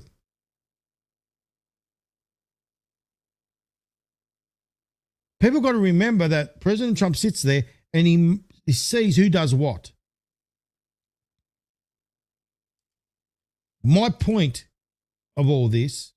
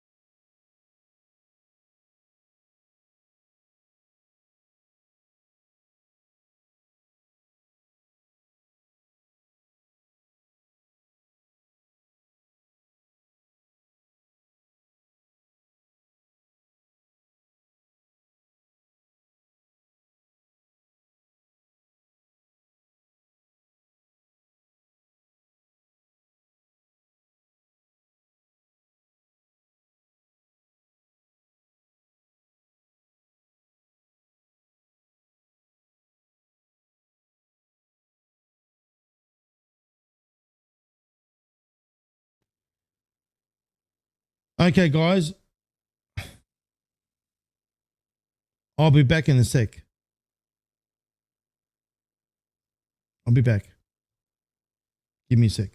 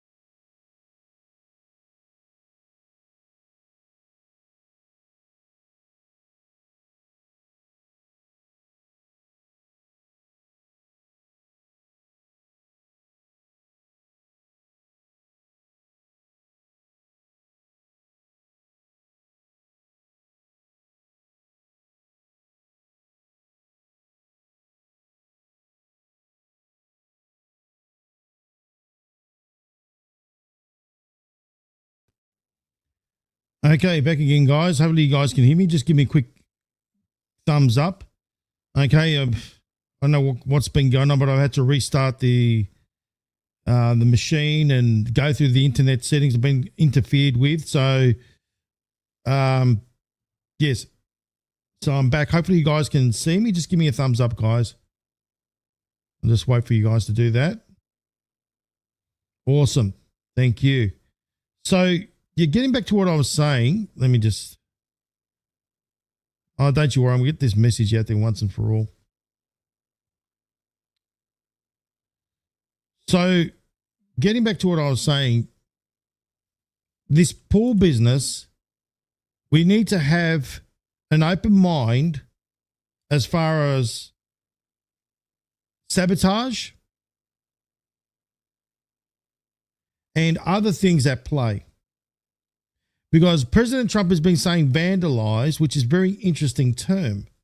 You're not going to blame somebody that just happened to pick up whether it's been other people been doing the same thing, yet that particular person seems to be the one to get the arrest? It doesn't make any sense. So, no, I'm not going to rule anything out. And he's saying here, let's read this part here in his Truth Social. And he says, we've cleaned, renovated, beautified over 45 monuments, 45. What's very interesting, 45th president, 45. But then also, if we go 4 plus 5, 9, 2 plus 8, 19, Trump. All right, so let's get the tools out. I'll show what I mean. Right. So what I'm saying is, you see here 45, so number one, we've got Trump. 45 plus 2 plus 8 equals 19. All right, 22 as well. So we've got huge of 22, which is to do with, obviously, Lincoln. Isn't it called the Lincoln reflecting pool? Now, let's scroll down. Yeah, so we got here, they destroyed the grass outside the pool. He's bringing our attention to Comey, 8647, right there. The algae, 75% is gone. He's also blaming how the mainstream media have been sitting there and trying to demoralize and bring people, trying to bring down President Trump's reputation and respect for anyone that anyone that respects President Trump, trying to destroy that. The mainstream media about that. Discrediting. That's what I wanted to use, that word, discrediting. So the mainstream media has been, here it's been indicated that ABC reporter Jonathan Carl was seen sticking his hand into the pool. Then why wasn't he arrested? And the other gentleman was. And an area was vandalized as well. So that is a very interesting point right there. If someone wants to sabotage somebody, there's ways of doing it. And that's what they've been trying to do, is sabotage President Trump. Character assassination, that's right. Well done, Howard, to the chief. That's awesome. Yes, character assassination. Because that's exactly what they've been trying to do over and over and over again, haven't they? Now, like I said, things are getting more and more heated, and then the deep state will try and find ways of getting the people to hate Trump and sowing discord and using the mainstream media, and not only the mainstream media, but the social media as well.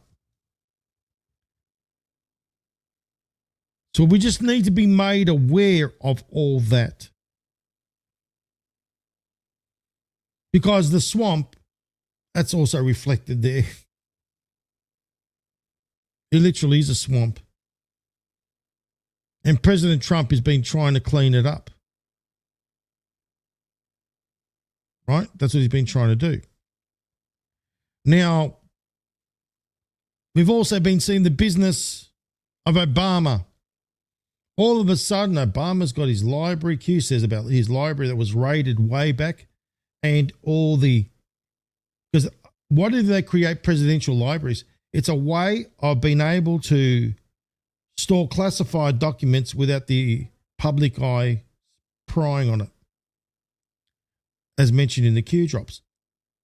It's got to stay classified for a certain amount of years. That's why they create these presidential libraries.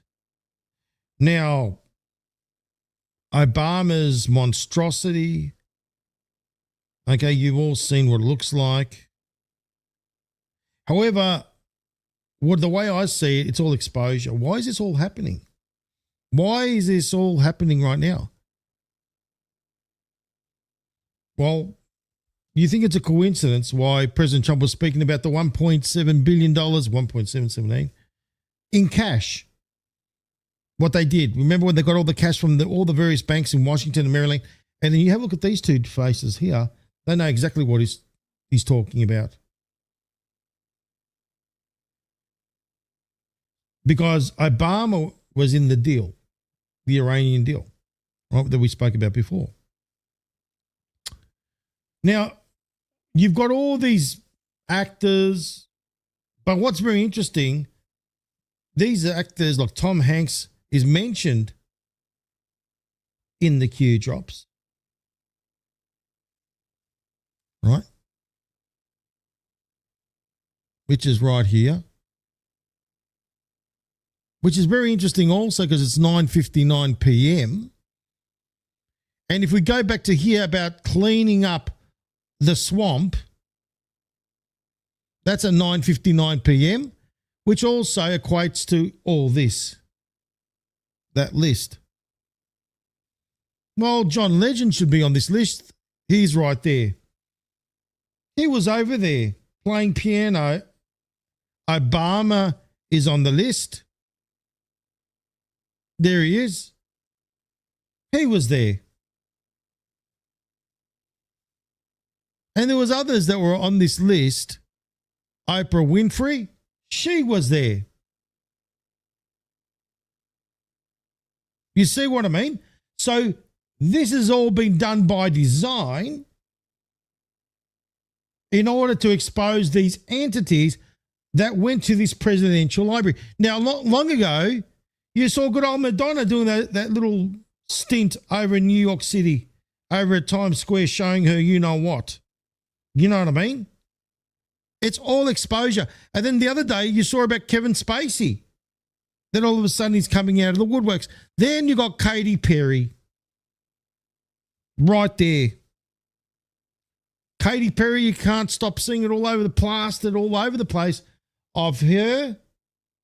And good old Trudeau, cocksock, sucking face all over the place. She's on that list. Right? So these entities are on the list. James Franco, all of a sudden, no, it's really me. And he wrote that little piece of paper I showed you the other day on the show. There he is. He's on the list. Anderson Cooper, see you later. He's on the list. Bill Clinton, on the list. Beyonce, saw her not long ago, on the list. Charlie Sheen, on the list. We saw him on Tucker's show, didn't we? Not that long ago either. In fact, a lot of these entities, Demi Moore and all that, and they're on the list. Right? Well, there's John Legend. We all know what John Legend's all about. Chrissy Teigen, his wife, Teigen. They didn't have a child. That all came from Haiti.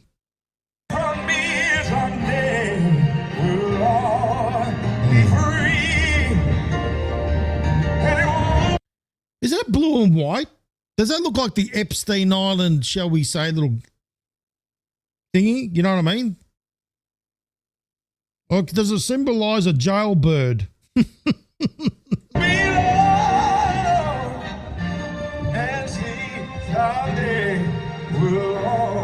Yes, the grand opening of, shall we say, exposure. And there we go. George Bush with his missus and all the rest of them. And it's Democrats' big day out. No, the last time I looked, George Bush was a Republican. Oh, no, I've forgotten. They all serve the same beast, don't they? Yes. Yes, let's have a look at this as they all come out there and they parade around the place. Now, what's interesting, That before they never used to have glass surrounding them. No, there's glass. Do you see it? Look at the glass that's surrounding the, since Trump, ever since Trump tried to, they got these assassination attempts, they got glass all around the place. Yeah.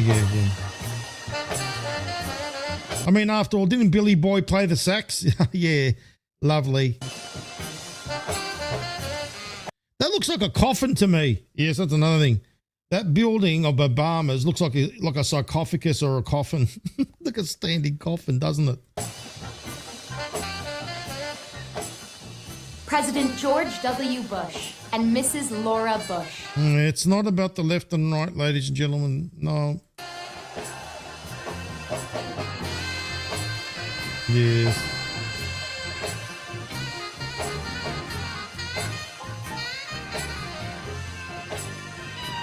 President Joe Biden and Dr. Jill Biden. Oh, yeah, Joe's wearing the sunglasses. That must be a little trademark there. Yeah, it's a big... This is what I'm saying, guys. Bread and circus. That's why I call it bread and circus, because it's all bread and circus at the moment.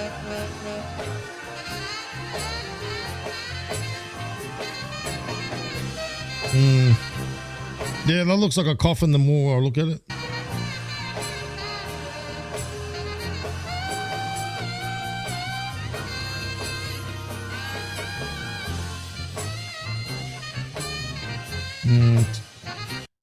Obviously, they're representing the corporation, the dead entity. They're probably all dead entities. And now, please welcome former First Lady Michelle Obama, Malia and Sasha Obama. Yeah, no, they're not your children. Sorry, Big Mike. That's a fact. Okay? That's not, they're not your children. That was given from somewhere else. Okay? Don't bullshit anybody. And our 44th President of the United States, President Barack Obama. Yeah. Okay, we're supposed to believe all this garbage. Aren't we? Seriously, guys, I mean, do you think for a moment that Mr. Hot Dog there, $60,000 on hot dogs and all the rest of the other crap that he did, committed all the worst acts of treason, sedition and everything, they're going to let him walk around the place? Yeah, believe that one. We're just simply telling Barack Obama. So apparently at Barack Obama, their little foundation didn't, the contractors, they didn't get paid. And a lot of them went under because of Barack Obama's building that monstrosity. And people are pissed that they didn't get paid. The African American Contractors Association demands answers in cash. Oh, don't blame you. Yeah, where is my granddaughter? Yeah, okay, Joe. And then we got Kamala Harris and her main squeeze Doug dancing away, having a jolly good old time.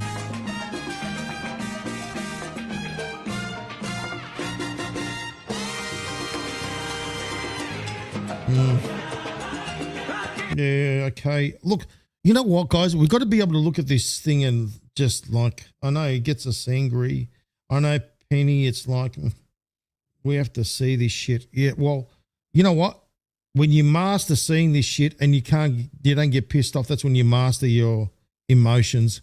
Then you got Stephen Colbert, good old Stephen, Mr. Vax Dance and all that disgusting filth that he's been involved with. He was there. Oh, and Carol, this one is for you. Your former Prime Minister, Mr.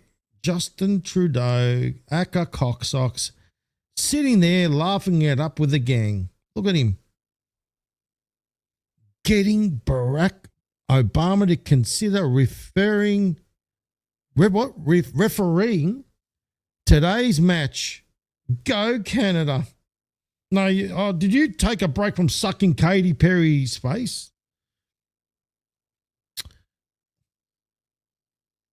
We know this is getting to the point of being ridiculous now. Kamala Harris and Chancellor Angela Merkel, we all know who Merkel is. I've spoken about her daddy. We know who her real daddy is anyway. At the opening of the Obama Presidential Center, I mean, do you see how it's a shit show, bread and circus, but it is a comedy show, Carol. It's the thing is, how long is this comedy show going to continue? I mean, it's been a horror show, comedy show, science fiction through the wazoo with all the aliens and stuff. But then we got this business, and we know 'tis a season for treason. She was striked off the list. We know that, but you know what it is? It's all exposure. It's all exposure upon exposure upon exposure. And like I said, Obama's presidential center. I mean, and have a look at who's there. You got Oprah Winfrey.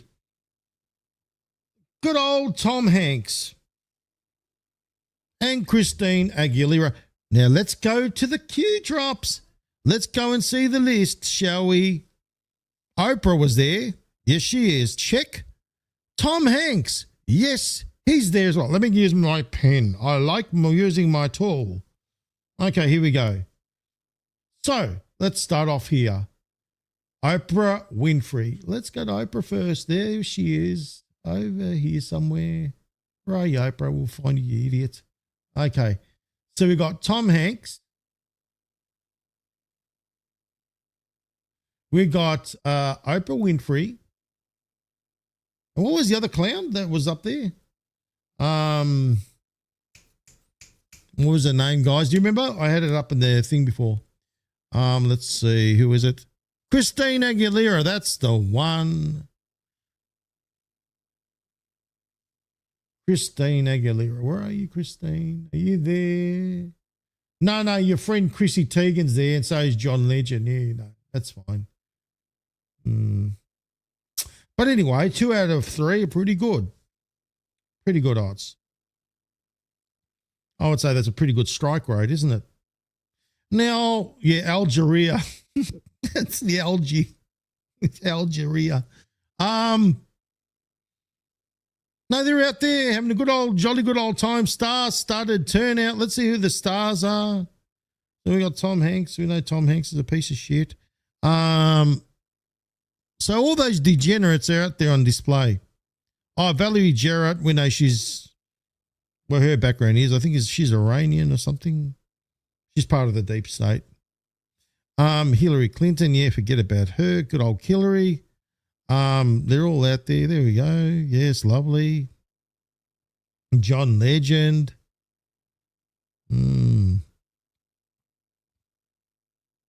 Yeah, all the shitheads. Out there, Jennifer Hudson.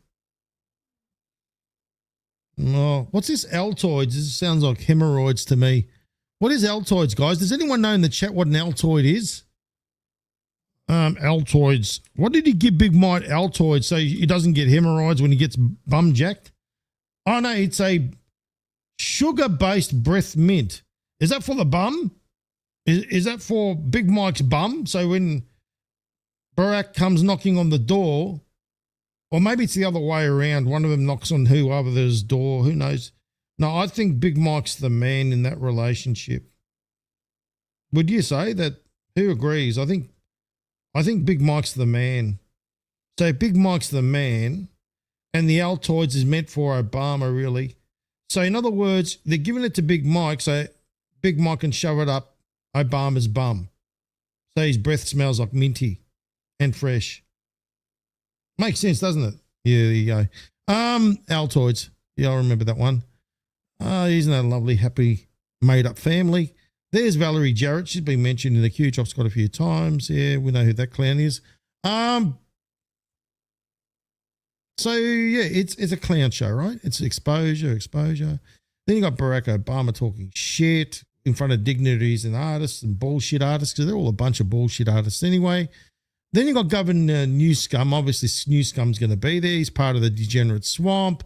Happy Juneteenth. Okay, let me talk about that one in a moment. Oh yeah. Excuse me.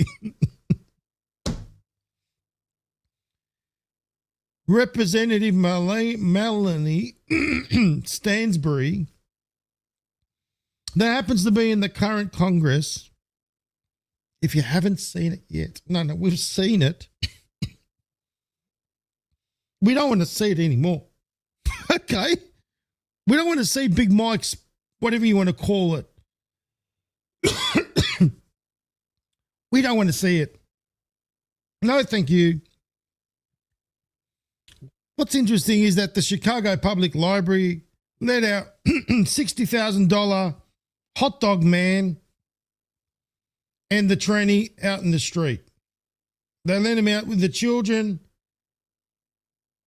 Is this what they call the LGBTQI plus tranny drag show hour? Yes, pretty much. It's getting ridiculous. It really is.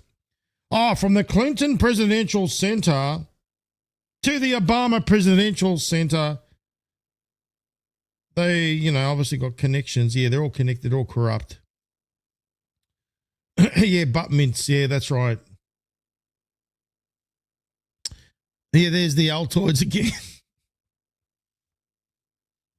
Then you got oh no, this is a reflecting lake. Listen here, you idiot. Number one, that ain't a pool. It's a lake. Number two, it's no lining and shit. It's not shallow. They're two different things. And number three, for all we know, right, that is being sabotaged over there.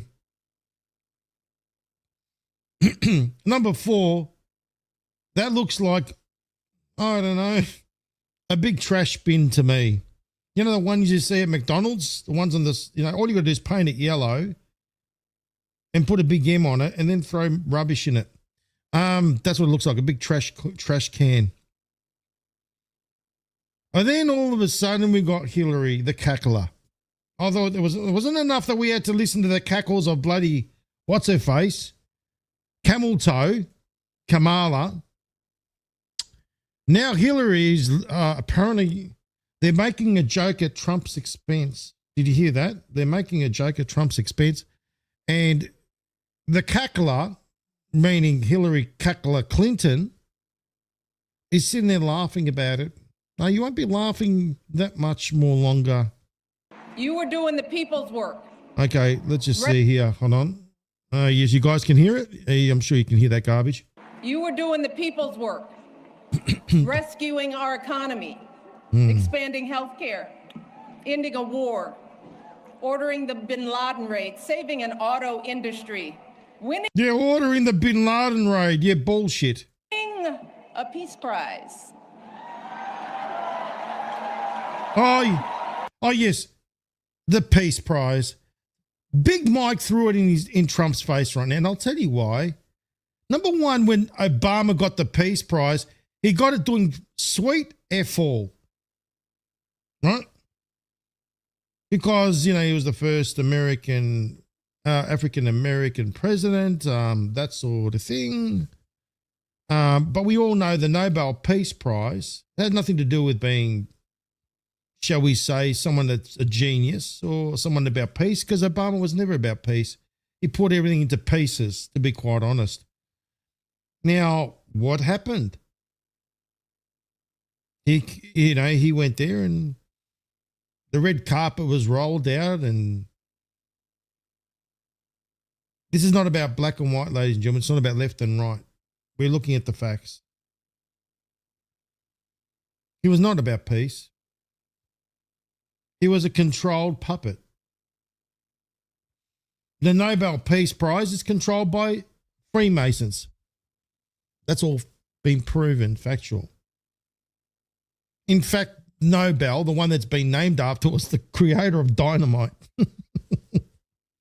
Funny. That the creator of dynamite or glycerin, whatever it is, explosions, was named after, that was named after being peaceful. Are you serious? Are they literally taking the piss out of us pretty much? Like right now. It is trying to throw it in Trump's face and make people angry. Let's see how this turned out. Industry winning a peace prize. Yeah, you must be a lot of stupid people listening to this crap and clapping on.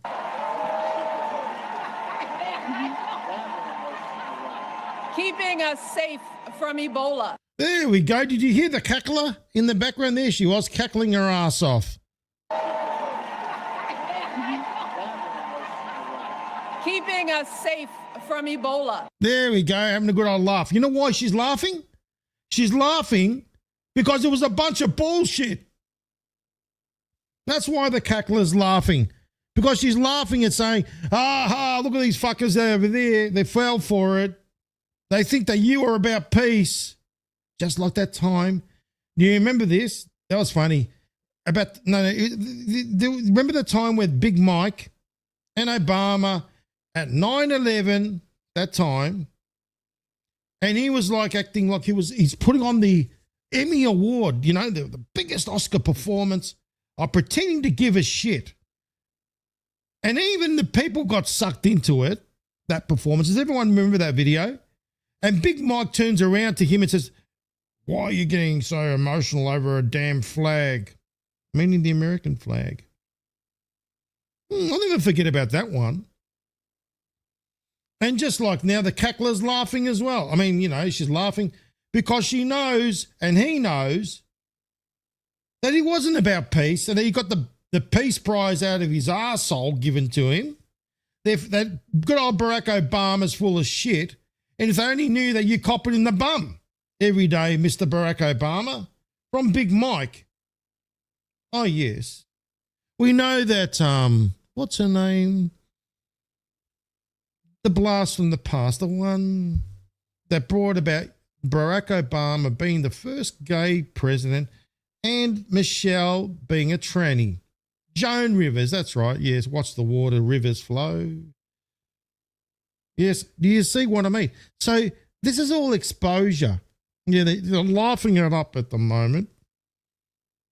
But let me show you something. There are those, and I saved this video for a reason. I'll show you. But there are those that are in the guise of being for the other side, that they're playing an actor's role, or shall we say an actress's role, or what President Trump calls them, a triple threat. Now, a triple threat is someone that dances, someone that's an actor, someone that could be a bartender, someone that could be a singer. They're called a triple threat. Models. Well, one that he keeps calling a triple threat, as you all know, is AOC +3, triple threat. She's an actress. Oh, yes. And even she, when she was asked about going to have a female president first? About having a gay president, we've already had one. So she concurs basically with what Joan Rivers said. Have a listen. Are we going to have a female president first or a gay president? Oh, well, we don't know if we've already had a gay president. Hey, that's true. Oh, yes, there we go. Good old AOC +3, triple threat, actress, playing the game. I know she's playing the game deliberately by design. She's going out there and saying, "Oh, we may have had a gay president."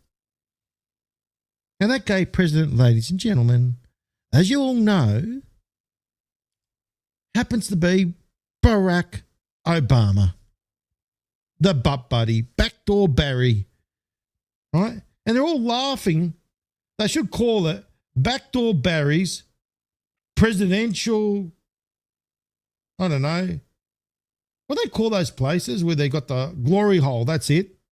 They should call it backdoor Barry's glory hole instead of Obama's presidential center or library or whatever you want to call it. Backdoor Barry's glory hole. That's what I think is more appropriate because it's full of fucking holes. Pardon my French. The whole thing is. And we got the cackler laughing.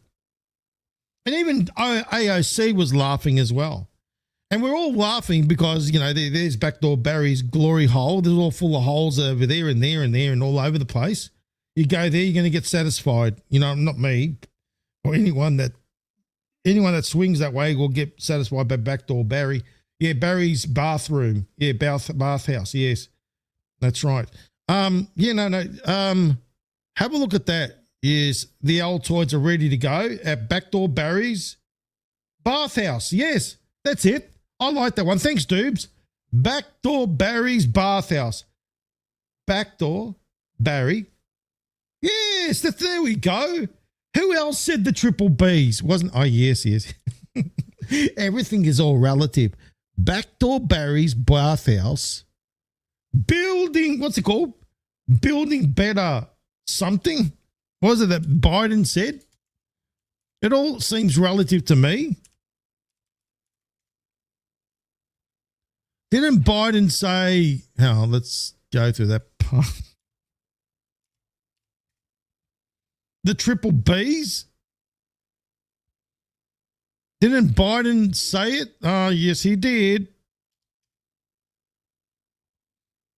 Build back better. Yes. That's the one. Build back better. Yeah, no. Backdoor Barry's bathhouse. That one makes all the world of sense to me. So when Biden was saying build back better, they were saying, we're going to build Barry's bathhouse. Backdoor Barry's bathhouse. Yeah. Build it back better. Oh, God, it's so funny, isn't it? The jokes keep writing themselves.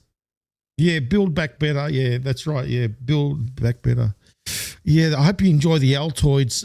Yeah, and like I said, I mean, look, there's full of holes in this thing right there up the top. Plenty of places where you can go to Backdoor Barry's bathhouse glory hole center there and knock yourself out.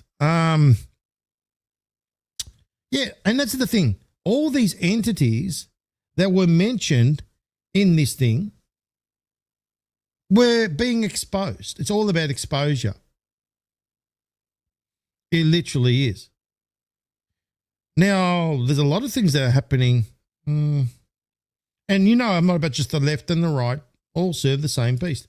Have a look at this. Republican chairman Beau Dressner has been sentenced 410 years in prison for raping his 13-year-old daughter. Republican chairman, let's have a look at that, because I'm about to fact seven some receipts, ladies and gentlemen. I want to make sure, is this true? Oh, it is. It is true. So that was back in 2024. Okay, so people obviously shoving it in there out there for a reason. And do you remember let's get to this one here. Jackson Lehmer. Lehmer. Sounds like, pro-Israel pastor. There we go.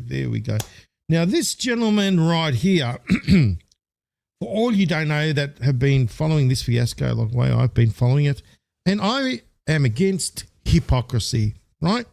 I hate hypocrites.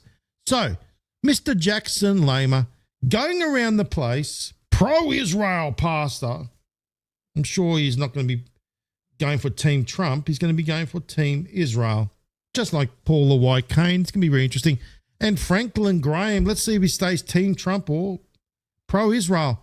Oklahoma congressional candidate, he claims that the Antichrist will be Jewish. Why don't you change that to Zionist? Because that's exactly what the Zionists want to do. Bring in their Messiah, create the third temple, because remember, third temple, King Solomon, 666 talents. That's why Trump says talents. 666, Satan, right? There we go. But what's very interesting is this man right here, Jason Lehmer, a God-fearing pastor, pro-Israel, hypocrite. And I'll show you why he's a hypocrite. Because he, a married Well, you know, obviously pro-Israel, Trump-backed. I don't think Trump likes him. Because I'm sure he's going to go Team Israel, not Team Trump. But this one confesses to having sex with Miss Oklahoma. Lovely. What about, here we go. What about this? This is him trying to give us lessons on, this is the pastor, the same one, that preaches against adultery and alongside with LGBTQI plus relationships. I mean, after all, don't they into those swingers business and all that other garbage? There's a lot of them that are pastors and God-fearing Christians that are involved in that scene in Florida as well. Because it's a big scene over there. You all know those that live in Florida. There are those that are in the closet and they play the game of going to church on Sunday and squeaky clean and confessing their sins. Next day they're doing the sins again, and then the next day again and again and again, and then they rack up all the sins like points. Then they go to the church again, and then they get rid of their sins, and then they do it again, and it's like, Anyway, he's gone around, and he was supposed to be a GOP candidate, someone that's God-fearing, someone that is a person about God and against adultery and all that sort of crap. Mr. Jason, there he is, Lama. Let's listen to his hypocrisy at play. Sexual immorality is any type of sex act taking place outside the confines of marriage between one man and one woman. So if you are sleeping with your boyfriend, is that sexual immorality? Yes. And it's not a debate. It is. It is. If you are having an affair with someone who is not your spouse, is that sexual immorality? Yes. And if a man is sleeping with another man, is that sexual immorality? Yes. Why is it that you are not to commit adultery? Because God is faithful. Because God is faithful, you are to be faithful. When it comes to sexual temptation, you are not told to stand your ground. You know what you're told to do when it comes to sexual temptation? You better run for your life, partner. You don't stand your ground, you run. Sexual immorality is any type of sex act taking place outside the confines of marriage between one man and one woman. So if you are sleeping with your boyfriend, is that sexual immorality? Yes. And it's not a debate. It is. It is. If you are having okay, we pretty much got the point here. Can you see the level of hypocrisy that has gone through the roof? Oh, no. He's been pointing the finger in many directions. No, you better not do that. That is, yes, it's wrong. Yes. Well, there we go. Jason Lama confesses. I mean, he can't say that he found Jesus because he was a pastor and he found Jesus in the first place. I found Jesus and now I've changed a new leaf. No, you found Jesus before. What? How many times are you going to get reborn? 20 times? You know what I mean? Yeah, this is the level of hypocrisy that I cannot stand. But they always seem to put Trump's name there, Trump, obviously. But it's nothing to do with Trump. It's got to do with the shameful shit that these pastors, they go around and they are a bunch of bloody hypocrites. Oh, there he is, MAGA pastor. Oh, yeah. Oh, no. Why shouldn't I be surprised? He's part of little Paula's gang, right? Look at there. There he is. He's part of Paula White Kane's gang. Because, this is called the Pay for Play Club, by the way. And everybody, these pastors give her cash to be, I mean, if you give me hundreds of thousands of dollars, I'll put you in the club. You know what I mean? Oh, you don't get a quoting scripture because then you're going to end up being poor by the end of it. Because every scripture that she quotes, there's a number involved, and that number then she multiplies, and then that's how much you got to pay her. Do you see what I mean? There's Franklin Graham, there's Paula White Kane, and there's Mr. Hypocrite in the background. I mean, she's a hypocrite, and he's a hypocrite as well. They're all hypocrites. Okay, let's be honest. They're full of shit. Okay? No, we're going to see what Paula White Kane and Mr. Franklin Graham, remember, No, if you don't get jabbed, Jesus won't love you. Remember that business? You know, so you got that one there, you got her, the grifter, and then you got him, the adulterer, the one that's saying don't do it, and he does it over and over again. You see what I mean? It's ridiculous, isn't it? Do you agree in the chat? Oh, look, it's just unbelievable. The amount of hypocrisy is through the bloody roof. Now, one thing I can't stand, yes, facts are the facts. One thing I can't stand besides hypocrisy is racism. And I mean true racism. And continuing on with division. I don't like division. I'm about unity, just like President Trump is. Now, think about this. This Juneteenth business. You think about what they're trying to do.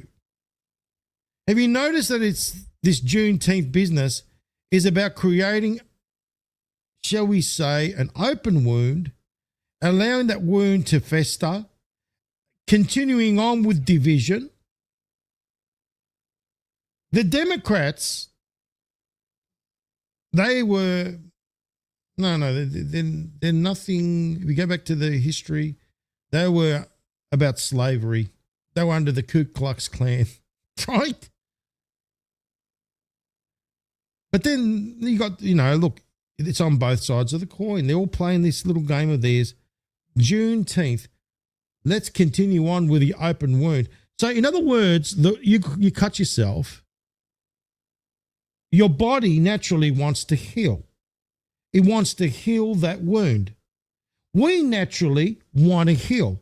But how can we heal if we're constantly reminded of what divides us? So you think about this. You cut yourself and you say, "Oh, no, you bastard. I'm not going to let you heal. Oh, look at this. Look at this. Look at this." The victim mentality goes back to Zionism again. The Zionists love that mentality. They love how the African Americans, white and black, divided. That's what they're all about. Division control. Now, this is what you need to remember. That this Juneteenth thing is done in the guise of honoring what the African Americans went through, as in the slavery and all that sort of stuff. How about we get into the healing? How about we get into the healing rather than reminding why we are separate, why we should continue to be divided? Because it happened here in Australia too with our Indigenous brothers and sisters, where we know that back in the old days, what they tried to do, they tried to destroy the race of the Indigenous Australians or the Indigenous people here, our brothers and sisters. You think about what they try to do is continue on with creating that division. And then they want to make us feel responsible for the division and blame us. Blame all of us, where it was done by right up the top tier, by all those elites. Not us. We're about unity. But they keep doing things deliberately by design to continue to create division. Now, you think about this. Our Indigenous brothers and sisters, if we're going to unite, we need to look past all the differences, because those differences have been created by these entities done by design to keep us divided and weak. They made us try to feel guilty by signing what they call a sorry book. Like we should be carrying the burden and the guilt that was done by others back in the day. That has nothing to do with us, that we had no part in it at all. However, the ones that are demanding that we sign this book were the very ones that their ancestors are the ones that did it. Their masters were the ones that did it, not ours. Because God is our only master. We only bow down to God.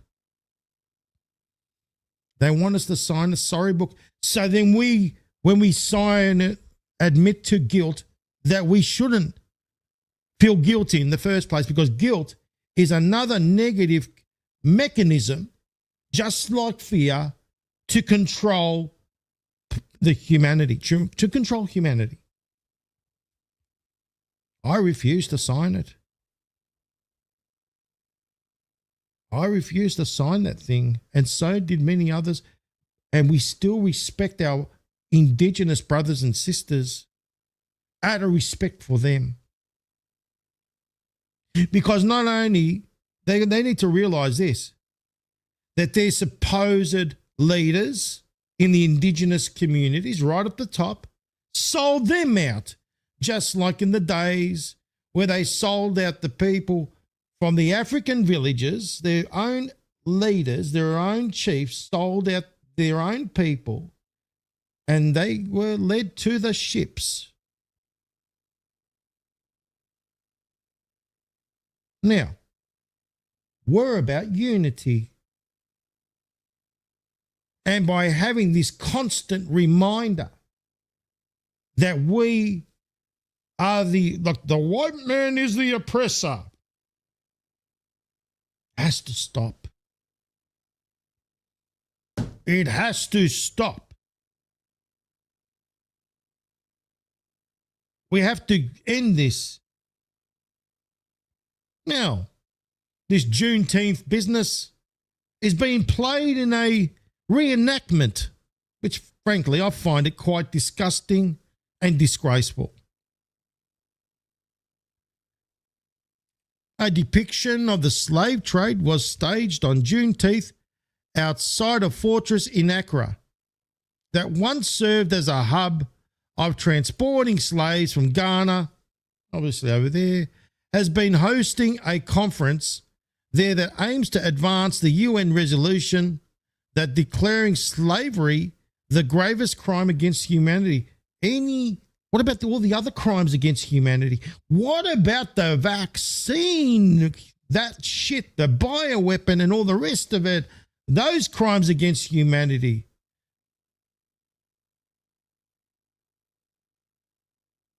Because we could talk about crimes against humanity until we're blue in the face. At the end of the day, we need to let go of this hatred. We need to let go of the black and white business, because that's exactly what they want us to do. Condition ourselves.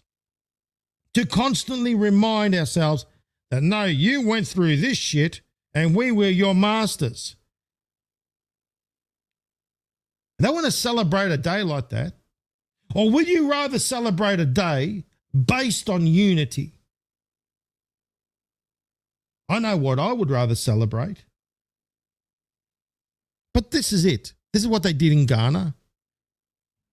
And they did this little reenactment.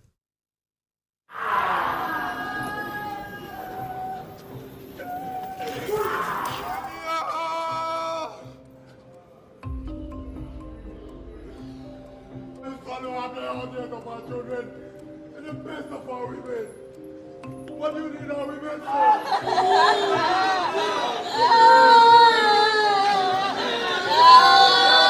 Our voices were fragmented for decades, and it served the interests of some groups to keep those voices fragmented. The slave trade. Yeah, your chief sold out the people, and obviously people got to realise, I've spoken about this, is this what we want to continue on with? Is this how we want to continue on? I don't want to continue on like this. I want to focus on unity. Now, another thing. We're supposed to be moving towards spiritual evolution. We're supposed to be ascending in a awareness. And yet we're still stuck there with this business going on. And then we wonder why the ETs don't want to be anywhere near us, right? They probably look at us and say, shit, they're still there. They look like they're stuck in that little rut right there. Is that their level of awareness where they're still fighting? How primitive is that? Because it is primitive. We've been blocked. Our spiritual ascension, our spiritual awareness, our DNA also has been blocked. That's a fact. We've been lied, we've been deceived, we've been controlled, we've been manipulated. We've been controlled via various mechanisms. Financial systems, health systems, governments that steer the minds of the masses. To keep us, we've been all a slave to the system. All of us have. You want us to, how about we have a day where we celebrate our victory against this whole slavery system that has been set up? That's what I want to focus on. I want the truth to come out. Now, I just want to let you know, I saw that movie, Disclosure Day. All I could say is, wow. That blew my mind. And I'll tell you why. Number one, Steven Spielberg, okay, is known as a director. You go to the past, he created Close Encounters of the Third Kind, E.T., and other science fi movies. Now, we know that Steven Spielberg is part of the filth machine, but we're talking about the mass consciousness now. Now, the mass consciousness obviously know about Steven Spielberg. They've followed his movies for years and years. He's got a reputation. So the moment that he released a movie out of so many years that's based on this, and considering, and that's why I say there are no coincidences, none whatsoever, that we're seeing all the files that are coming out about extraterrestrial beings, about extraterrestrial technology, about sightings, about documents that were hidden by the FBI, CIA, and so forth and so forth. All the disclosures that are coming out. What is this all about? They've been preparing. Like I said, you got to get people acclimatized to the idea. Now, do you throw someone in the cold water because they'll cop a shock and have a heart attack and possibly die? I'm just trying to give you an example. So when we go into the water, we walk in we put our little toe in, we acclimatize. We put our feet in, we acclimatize. We keep walking in and stopping at certain points, and we become acclimatized to the environment. And that is exactly what's going on right now. This is all part of the Great Awakening, because we've been awakened to a system of debt slavery, financial slavery, slavery of the mind in many ways, shapes and forms, slavery using pharmakia, slavery by the government. It's all being exposed. Everything is coming out from dark to light, which means this has all been done by design to bring the awareness levels of humanity to become more acclimatized as we progress. Now, as we're progressing, more and more disclosures are coming out. In fact, people are calling it out now. You've seen about Epstein Island, where we were speaking about Epstein Island way, way back, And we'll call conspiracy theorists about a lot of things. And now, that's what we're hearing. The crickets. Right? That's what we're hearing right now.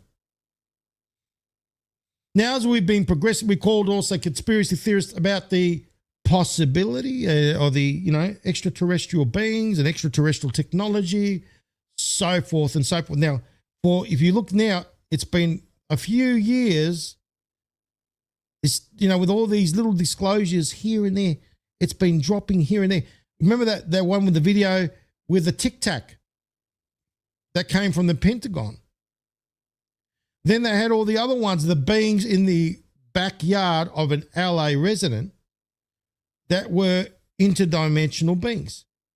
Then the monoliths, and then all these other things started to appear. This has been there for a very long time, but it's been seeding mass consciousness. Now, what have they been teaching us in the movies?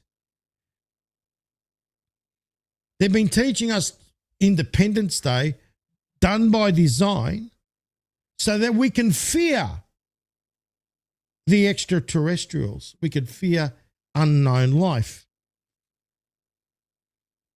Hollywood machine has been used to generate fear using a variety of different means. Then we've been used as a way of, shall we say, a psychological manipulation experiment. A lot of psyops done by design, using history and all these different documentary channels, where we all know that they're all controlled by the higher uppers. People think that it's the government. No, there's levels above. We know who they are, the ones up the top. It's been corporations such as Lockheed Martin and others that have held on to this technology. Therefore, the government cannot release a FOIA because they don't have that information. They do. Now, all these things have been coming out, drip by drip by drip. This has all been part of the Great Awakening to prepare us for the realities that are coming our way. In other words, what is one of the biggest control mechanisms, if the biggest? We know the financial system. We know the governments. We know Big Pharma. We know they use the system of entertainment containing the mind to keep us dumbed down and stupid. Divided, hatred, racism. But then also, ladies and gentlemen, right up the very top is religion. Religion. Religion is the great divider. Religion is run by organizations, various denominations, to keep us divided and weak. So we're not looking, we're always fearing something. They're always putting fear into us. Then they use Hollywood machine to make us fear all the other things, the unknown, the extraterrestrials, all that. Well, if they wanted us done away with, the fact is they would have done away with us already. They had plenty of opportunities. However, it is the opposite.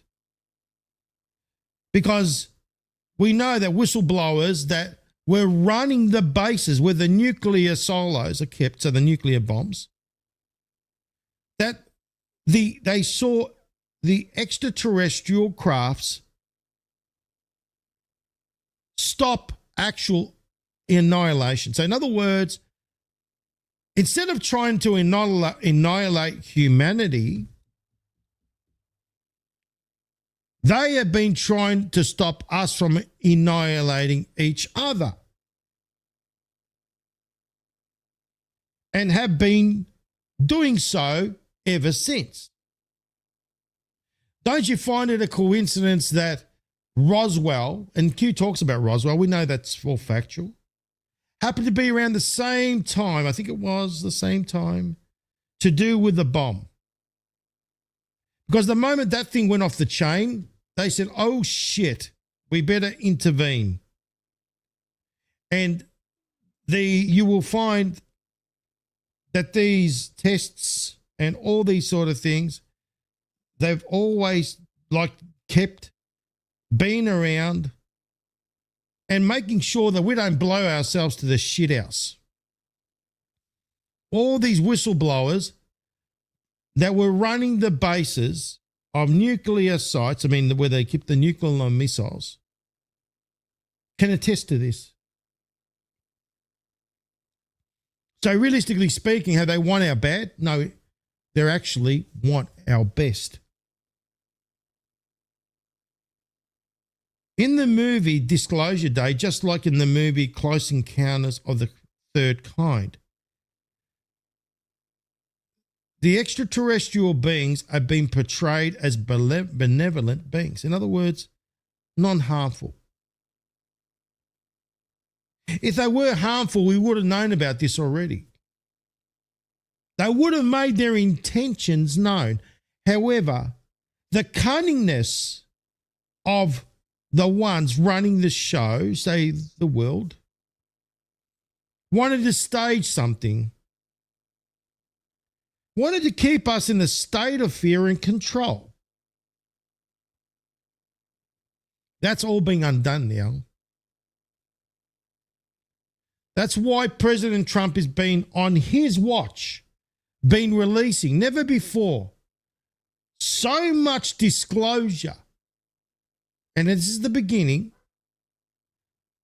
of we are not alone. Now, Space Force is there for a reason. And there are also other space programs outside of the public domain that exist. That's fact. We know that the CIA also were running a remote viewing, shall we say, division together with DARPA, with the DOD. This thing with religion is a control mechanism of humanity, keeping people divided and weak. What they've been doing is doing this drip by drip business because to stop humanity from going into civil war and melting down. And so now humanity has been acclimatized by bringing out those disclosures, that people are reaching the point now where they are ready. They are ready for the truth to come out, which is going to change the face of everything. Number one, that is part of our Great Awakening. That is part of our ascension.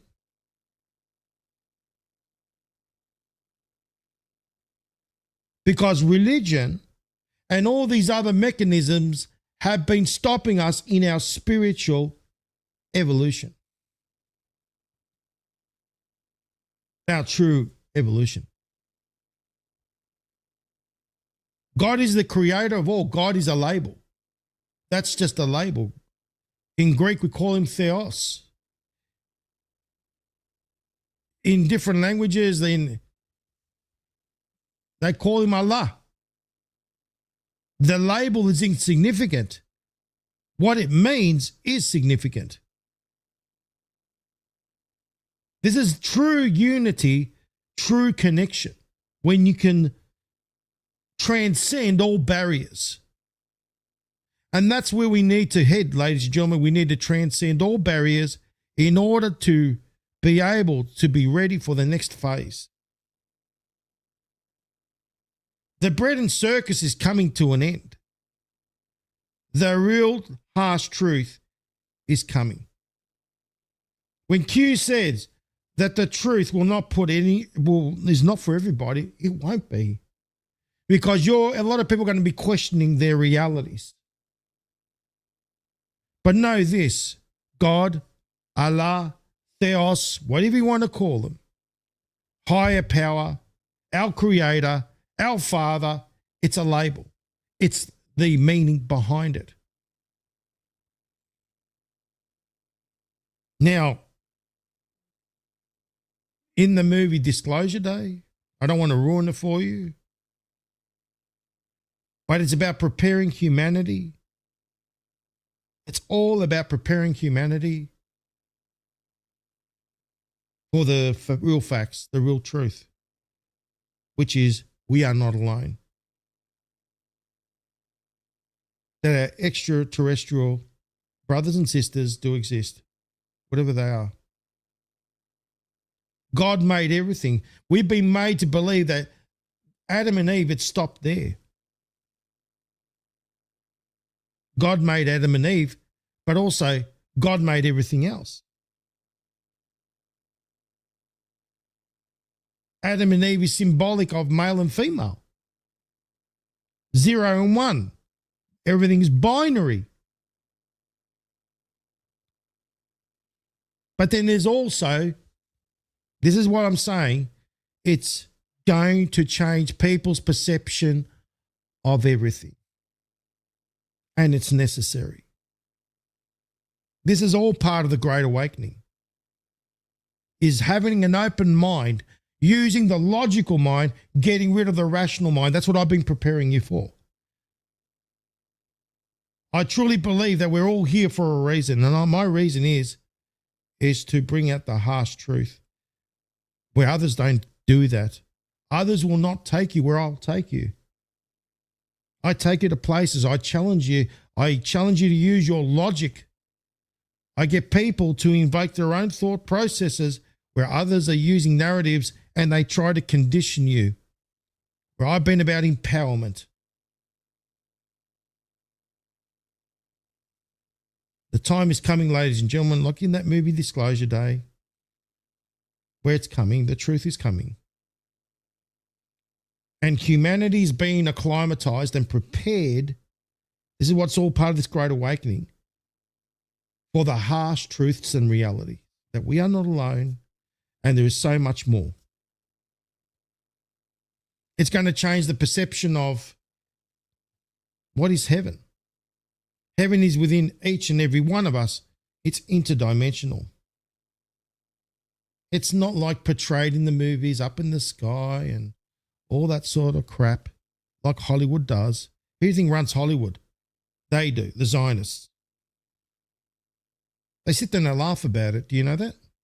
That we're so ignorant, so stupid that we listen to them. They control everything.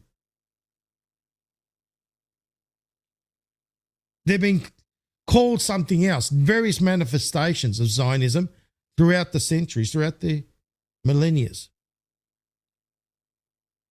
But nevertheless, they're all about control. The things are about to come to a change. Things are coming to a head. Question is, are you prepared for it? Like in Disclosure Day, where everyone's been acclimatized and prepared for the truth. And the thing is in the movie as well. The footage also rings and connects up true to what is being disclosed by President Trump in the files. So you could see that they are connected. The movie is like a documentary style film. I implore everybody to watch it. Have an open mind. Be prepared, because that's what we've been prepared for. Disclosure Day. We've been prepared for Disclosure Day. Do you think it's a coincidence why Steven Spielberg just recently, and you think about this, Steven Spielberg, big name. Of course the masses are going to watch it because they can relate to that man. That was done by design.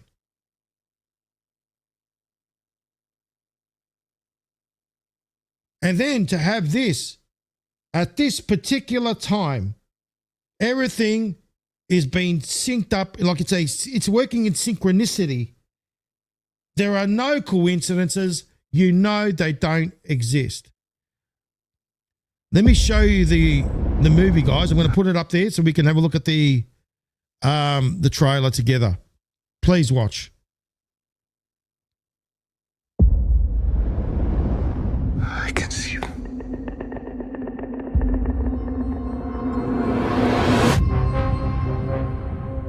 I am much more inclined now than I was when I made Close Encounters to really believe that we're not the only intelligent civilization in the universe.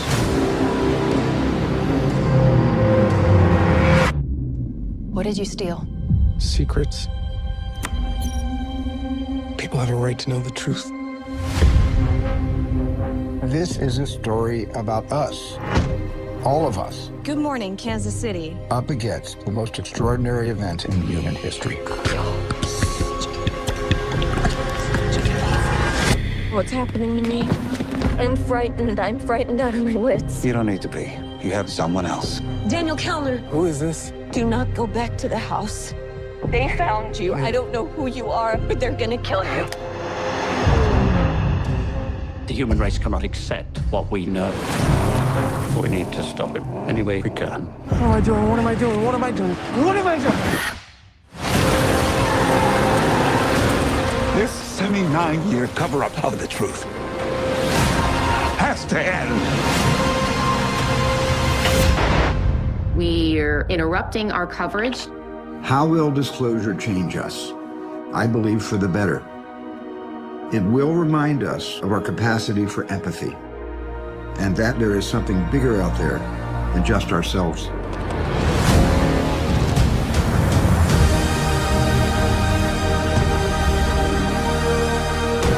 The only way to know your purpose is to go back to where it all began.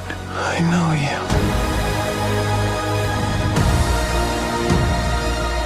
I know you do.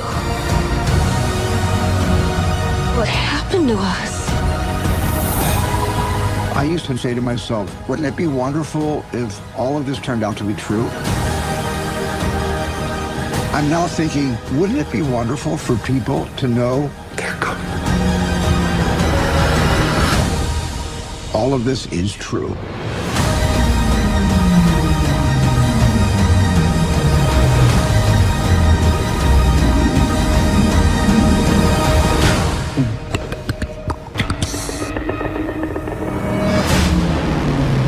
Disclosure Day. Oh, yes, ladies and gentlemen, that is something you should all watch. I got the god bumps watching it, just the video, what do you call the trailer?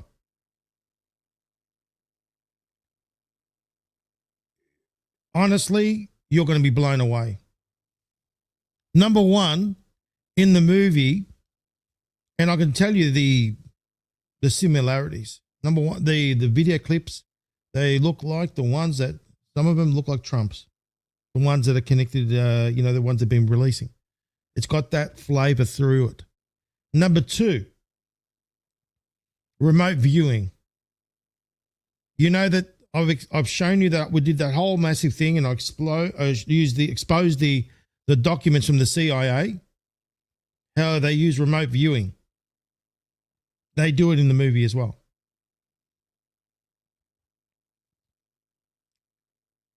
This is what they've been preparing us for.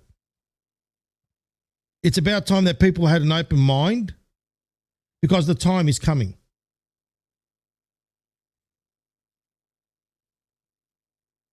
And people say, oh, these are demons. And really? Is that how you perceive things? That's how someone that fears. If they had been demons, we would have been gone by now. If they wanted our bad, we all would have been gone. That's using your logic mind. You're thinking logically. The ones that use their rational mind operate on fear. We don't. We don't operate that way. We empower people here on the Freedom Channel broadcast. And never forget that this is all meant to happen. What did you think the Great Awakening was all about?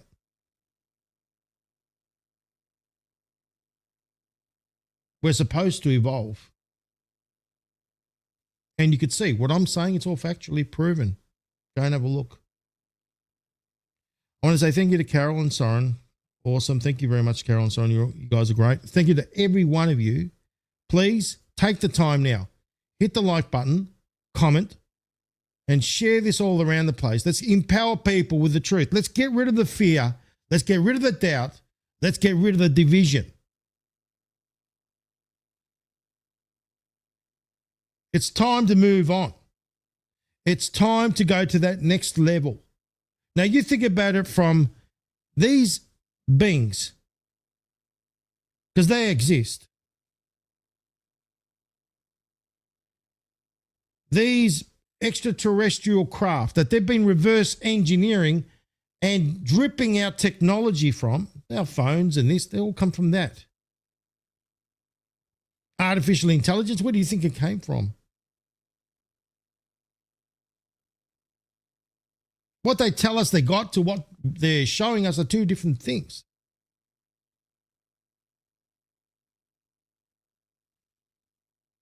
What we need to do is to, number one, get rid of all your fear. Someone that lives in fear and doubt allows the devil's workshop to work within them. There's no room for growth. It's time to move forward. This is what we want. At the end of the day, just like I know how I feel, that I was brought here for a reason. I know in my heart what my purpose is. There's no coincidences why I'm speaking to you and bringing you everything based on facts, evidence, and receipts, where the others talk about garbage and they're fixated on money and that garbage, where I'm bringing out the truth. This is the road least traveled. I've always said this.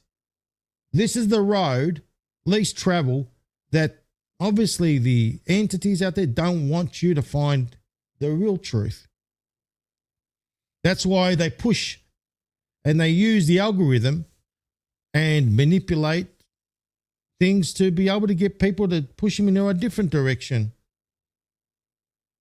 But those that have found us here know this. We are all in this together. Where we go one, we go all. This journey together, here is just the beginning.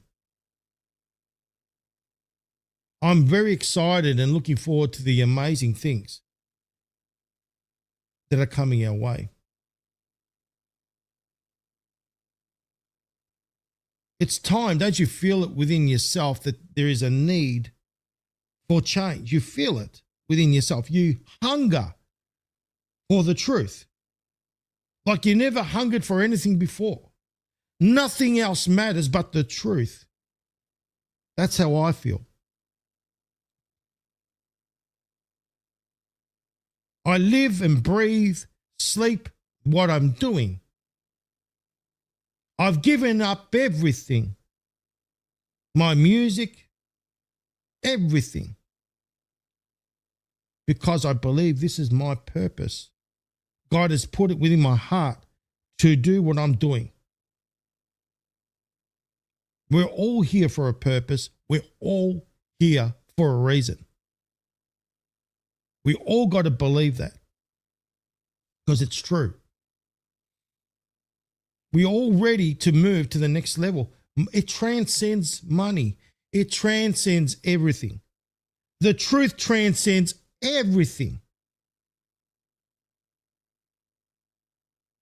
Unity transcends everything.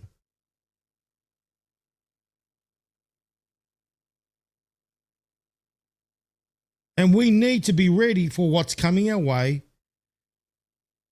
because, like I said, this is all part of our great awakening and our ascension.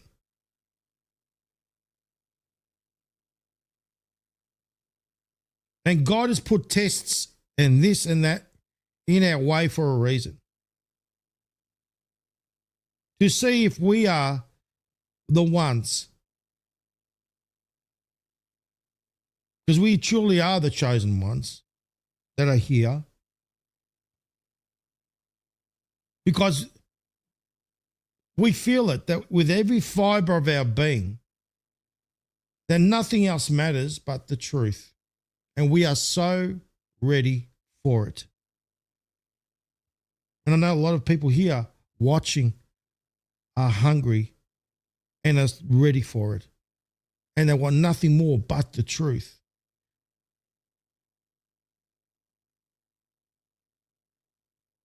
So we go together into the unknown. Together as brothers and sisters united. Because we have the courage, the strength that God has given to us to be able to do it. And we never give up and we never give in. So guys, thank you very much for tuning into the Freedom Channel broadcast with yours truly, FCB. I want to say thank you to all of you. I appreciate it. Don't forget, hit the like, comments, and share this all around the place. Until next time, have a great day, night, morning, wherever you are in this beautiful world. Be prepared for anything that comes your way. Never fear. Never allow the devil's workshop to get the better of you. Stay centered, stay focused, stay fit, stay strong. God bless you all, and I will see you soon again. Thank you.